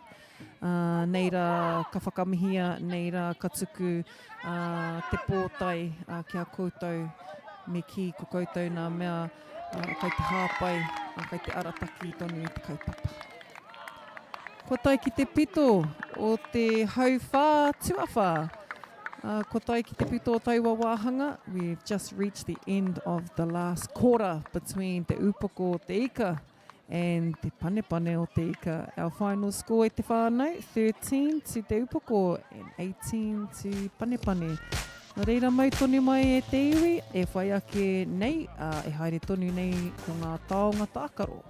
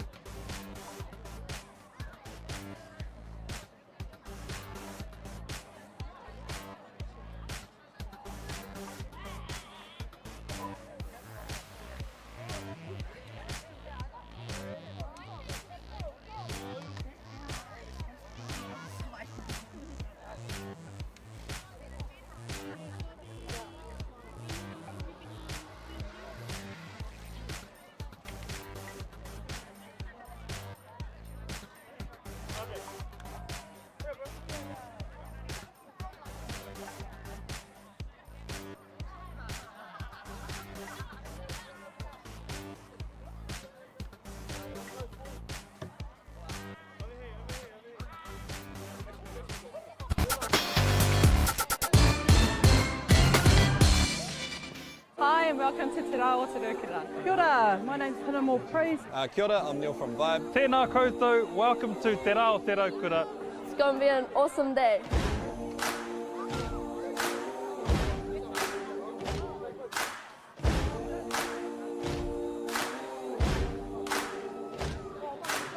This year is the 25th year of Te Aotearoa. Te Aotearoa is a celebration of our people and enjoying summer days.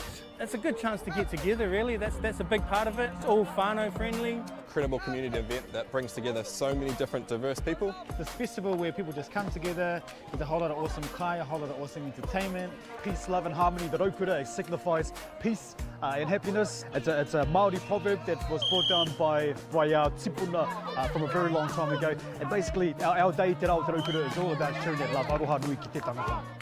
Uplifting lower heart and the wider community in general, coming together and just having a whole lot of fun. Celebrating all things Wellington, Lower Hutt, the whole region itself. Today is important so that we get to remind ourselves that we need to share the love and care about each other. Don't forget whānau, this is around the same time as Waitangi as well, so he āhua pono ki te kaupapa o Waitangi, ko tēnei o ngā whakamahinga I haere nei. It's all about just, ngai Māori working together, unity, ko tahitanga, and just uplifting each other, so kia ora.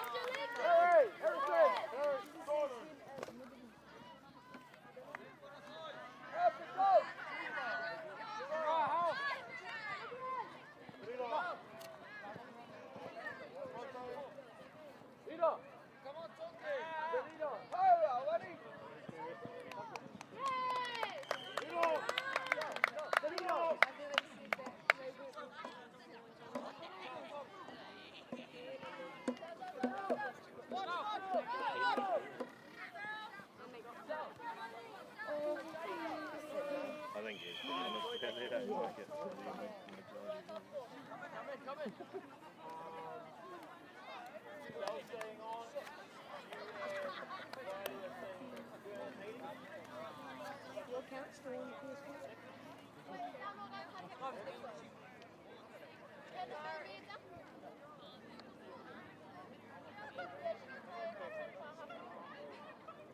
I still don't got ropes. I still don't got ropes. We got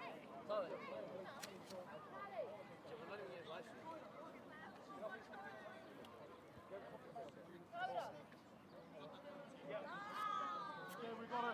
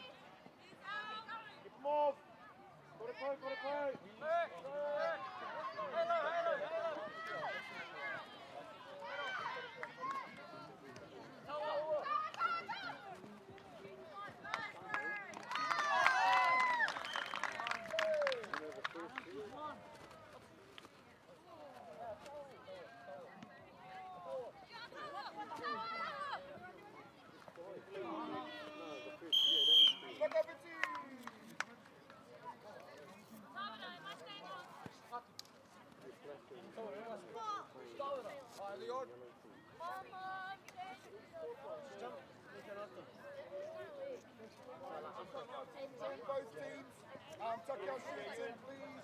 Make it fair so we can go for those runs. Jump, with the ball in the center, please.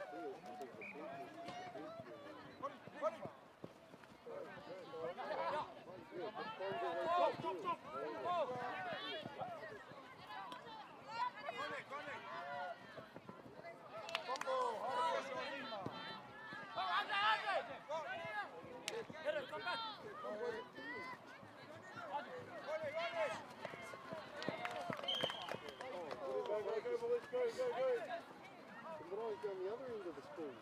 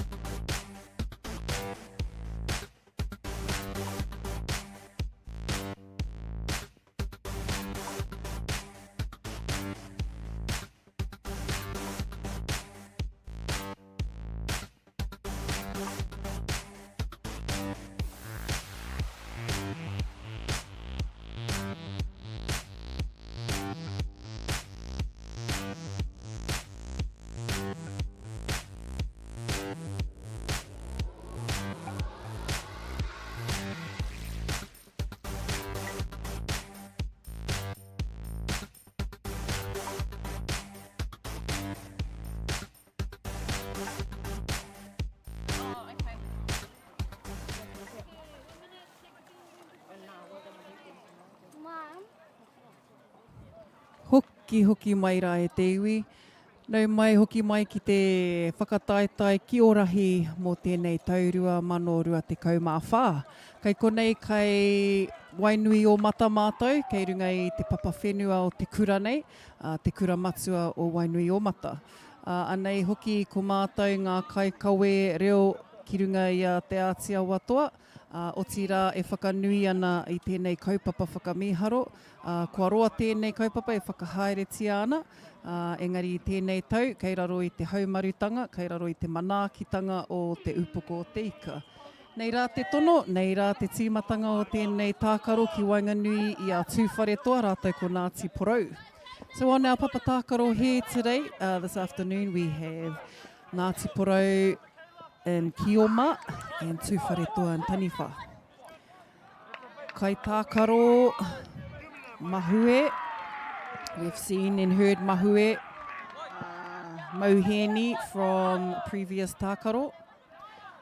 Again, kuao tangaire, making an attempt for Kioma with an overthrow out by Tūwharetoa, throw in from Tūwharetoa into the arms of Ngāti Porou, kai tākaro he mi hohepa.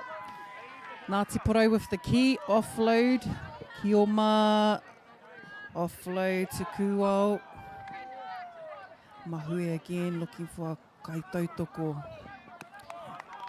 Kuao there with a quick pass over to Awanui with a tupu manawa for Ngāti Porou.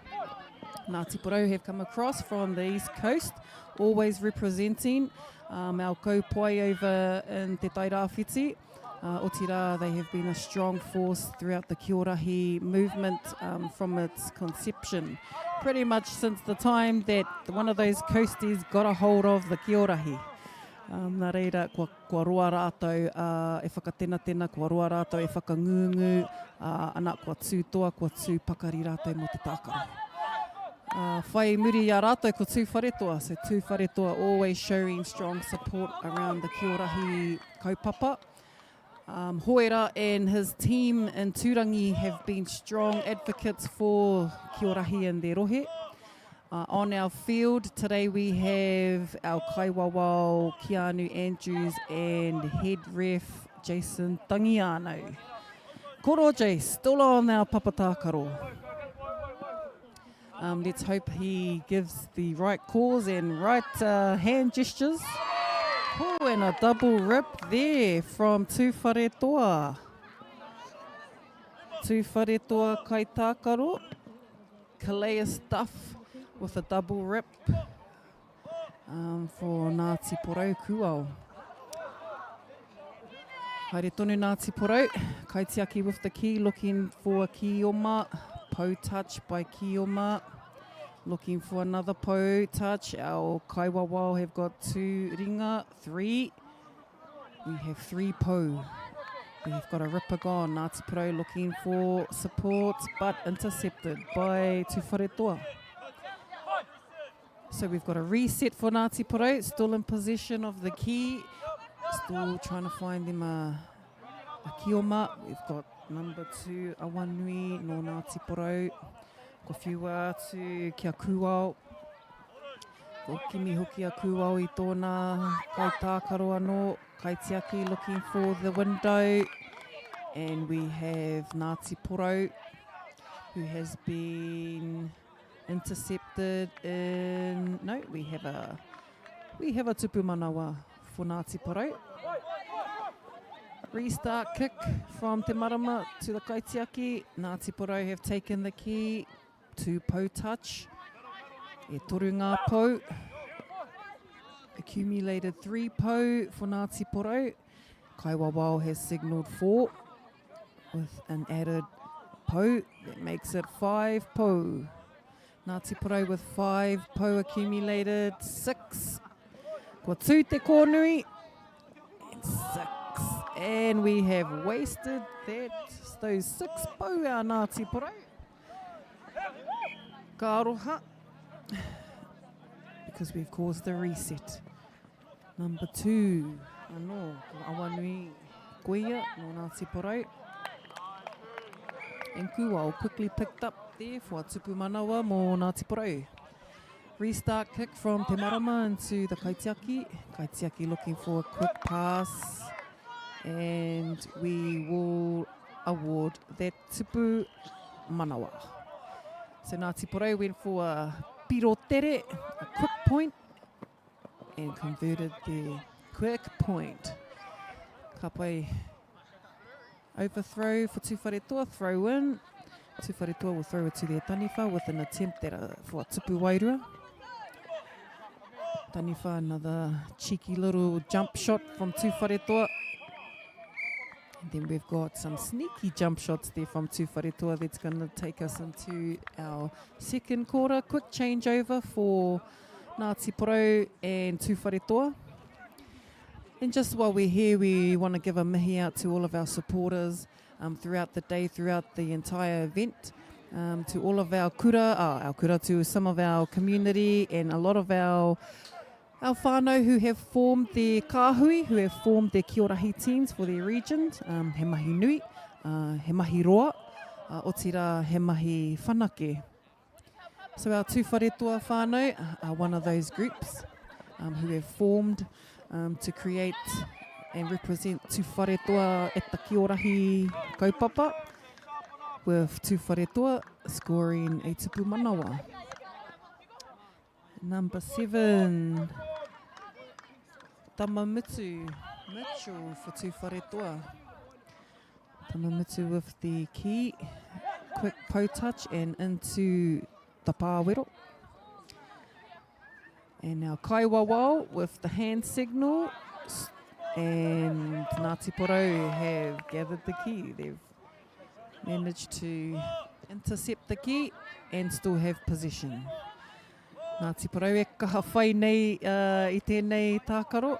Our coastie whānau are very talented. They're on the east coast.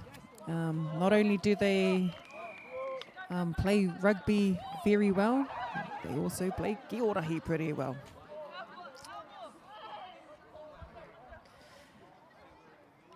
Kapai, and a throw in for Tuwharetoa.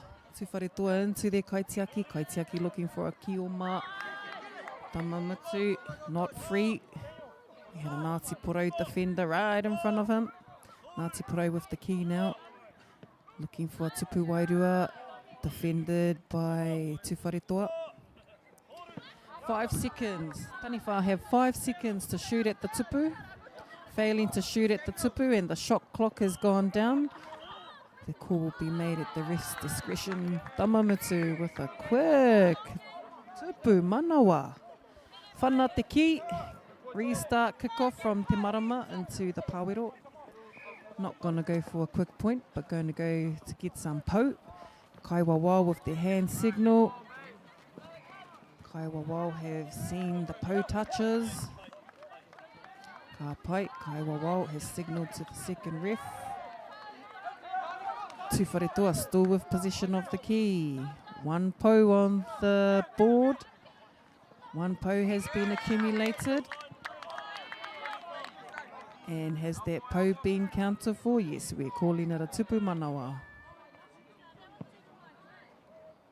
But it doesn't look like that call has been made, so no, that will still stay in Ngāti Porou's possession.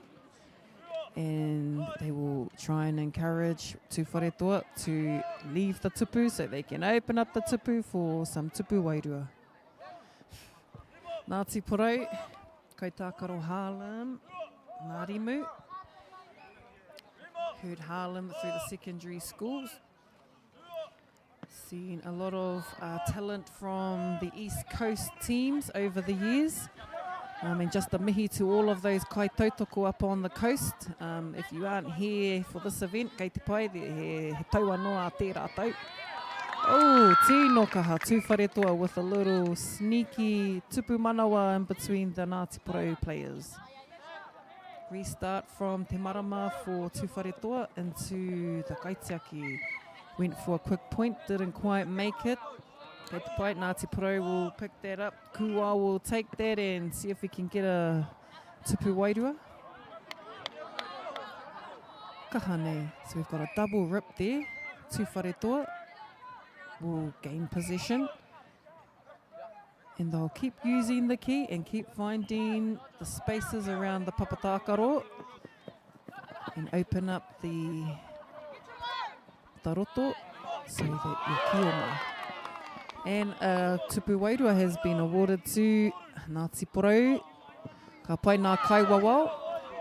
And just seeing the āhua and just feeling the wairua of the papatakaro today, it's been ace down here at the Wainuiomata Papa Whenua.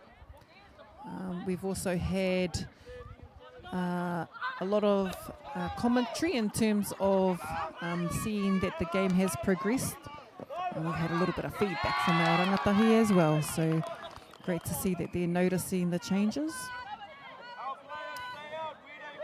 Ngāti Porou are in position, but our referees on field 2 here are just ensuring that their decisions are made with tika and pono. And our taniwha in position, Ngāti Porou. Ooh, and did they manage to get a tupu wairua before the break. So we're just at the end of our second quarter between Ngāti Porou and Ngāti Tū Wharetoa. These two teams here representing their areas at the 2024 Aotearoa Kiorahi Nationals. Last year, Tū Wharetoa were the proud hosts, and beautiful that they could host underneath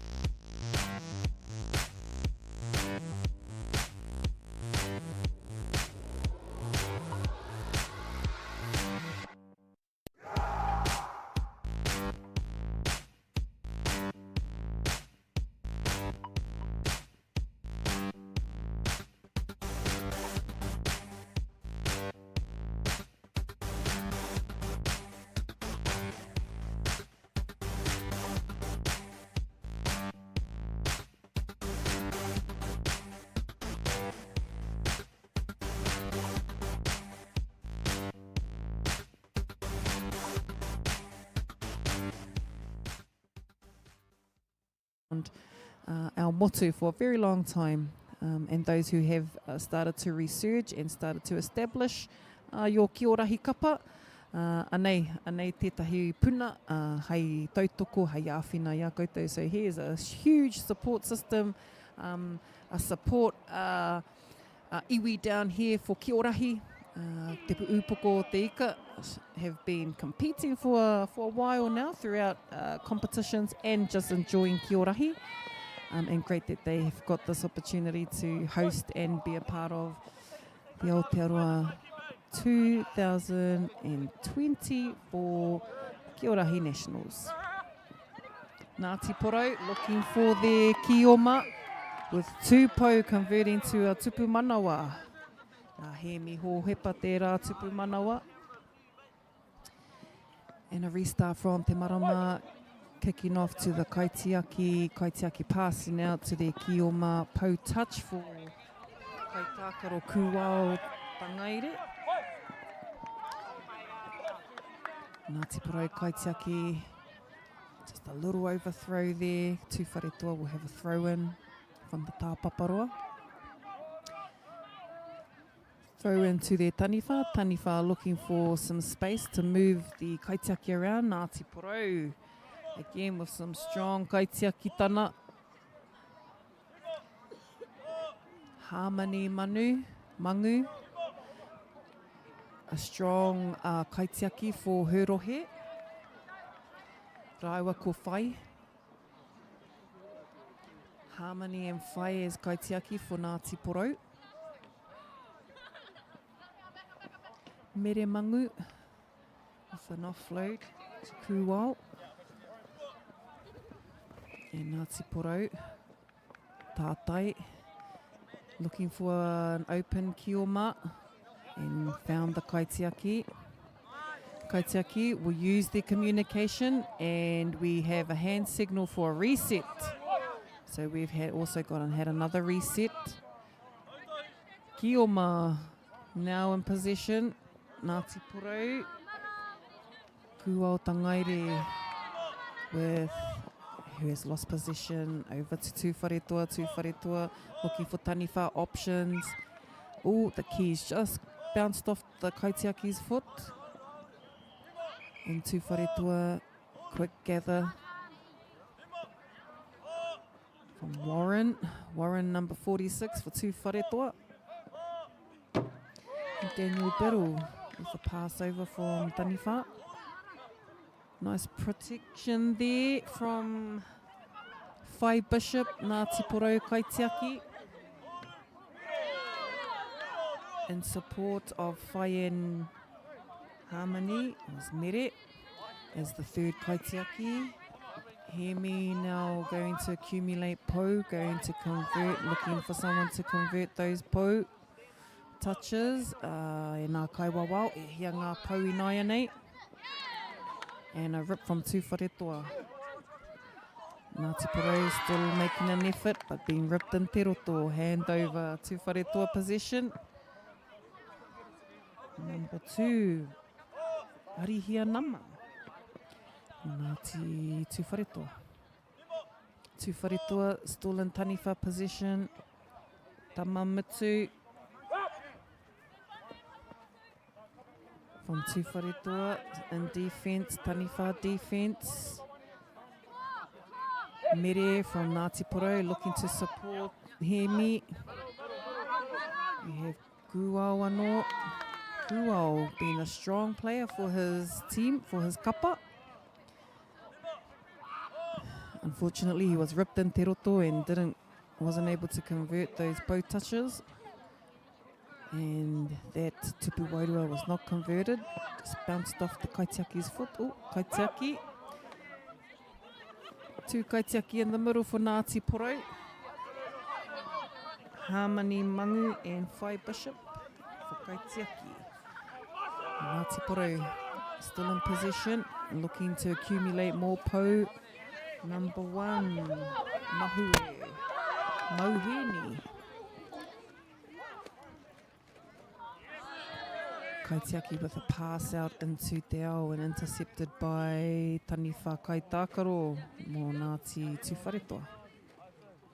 Kuao with a pass in from the tāpaparoa over to Mere. Mere's going to go straight for the pāwero to convert into 1 tupu manawa. Mihi ana kia rātou o te tairawhiti, o tira rātou no tamatea. Ko tamatea tērā o ngā rōpū kua tai mai tērā pito. And that's a good representation from the east coast of the motu. And a quick changeover. Is that our changeover? Last changeover for the round.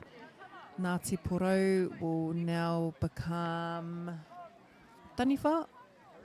And Tūwharetua will be Kiorahi.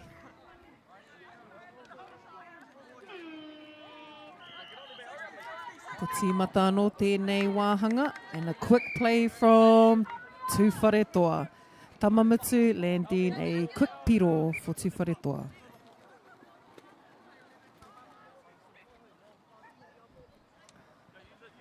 Hunter Collins, number 7 for Ngāti Porou. Just skim through the hands of Mahue. Number 7. Number 3 there for Ngāti Tūwharetua.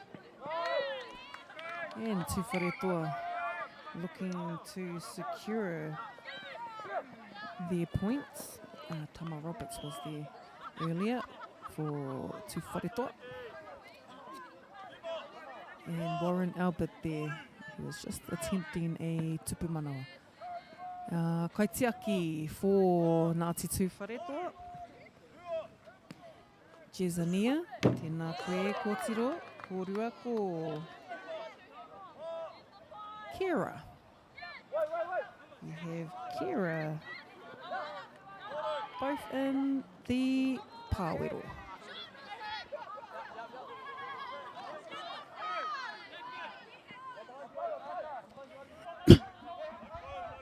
Aroha mai. And tūwharetua still in position of the key. Tūwharetua protecting the tupu, adding the kaitiaki into the pāwero. Helping Kira out in the pāwero. Ka pai. Jesania, rāua ko Kira for tūwharetua kaitiaki. And tūwharetua Tamamitu rip. Lost the flag and passed the key. Still in tūwharetua position. Tūwharetua looking for an open Kioma. Kioma was just a bit early there, leaving te ao and catching in te roto. Good kaitiaki efforts there from Kira tūwharetua. 2 kaitiaki with an option of adding a 3rd kaitiaki, running in through the ara. Kua with a little spin action for his tupu wairua. Harlan Narimu, Ngāti Porou Taniwha. Tūwharetua. Tūwharetua going in for tupu manawa, but ripped in te ao. Tūwharetua. Ngāti Porou hiakai, kei te haramai nā hoi hoa o nā Ngāti.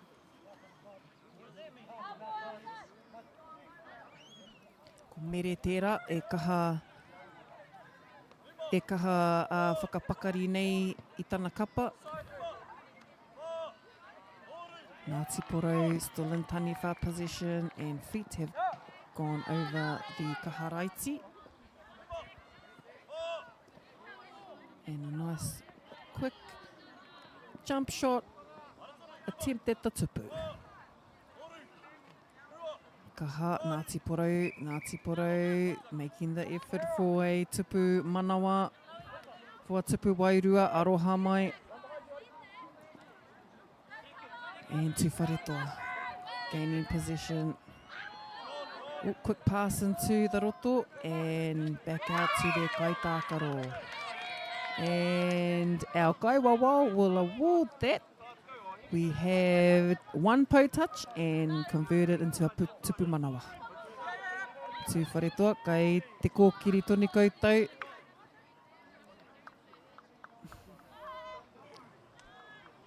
Tūwharetua, protecting the tupu. Ngāti Porou in taniwha position. Tūwharetua. Warren Albert from Tūwharetua. Sussing out a few steps. Tamamitu Mitchell for Tūwharetua looking for options. Option, passing out. And Tūwharetua, kei te pai tonu, haere tonu koutou. I'm looking for their options. It's probably one of the highlights around Kiorahi, is the kaitiaki having so much view of the field that they always need options. Ai, reira e te iwi, kua mutu tēnei wāhanga ki a tātou, kua mutu tēnei tākaro ki Wainganui I a Tūwharetua ki a Ngāti Porou. Ko ngā piro mō tēnei tākaro, ko te iwa ki a Tūwharetua, ko te kaumā iwa ki a Ngāti Porou. Nā reira e te iwi, tēnei rā, te mihi whakatau, te mihi anō hei whakakapi, tēnei rā, tuatahi mō te whakataetai, āmotu, mō te Kiorahi, tau 2022 te kaumā whā. E mihi ana, kia tātou, mauri ora.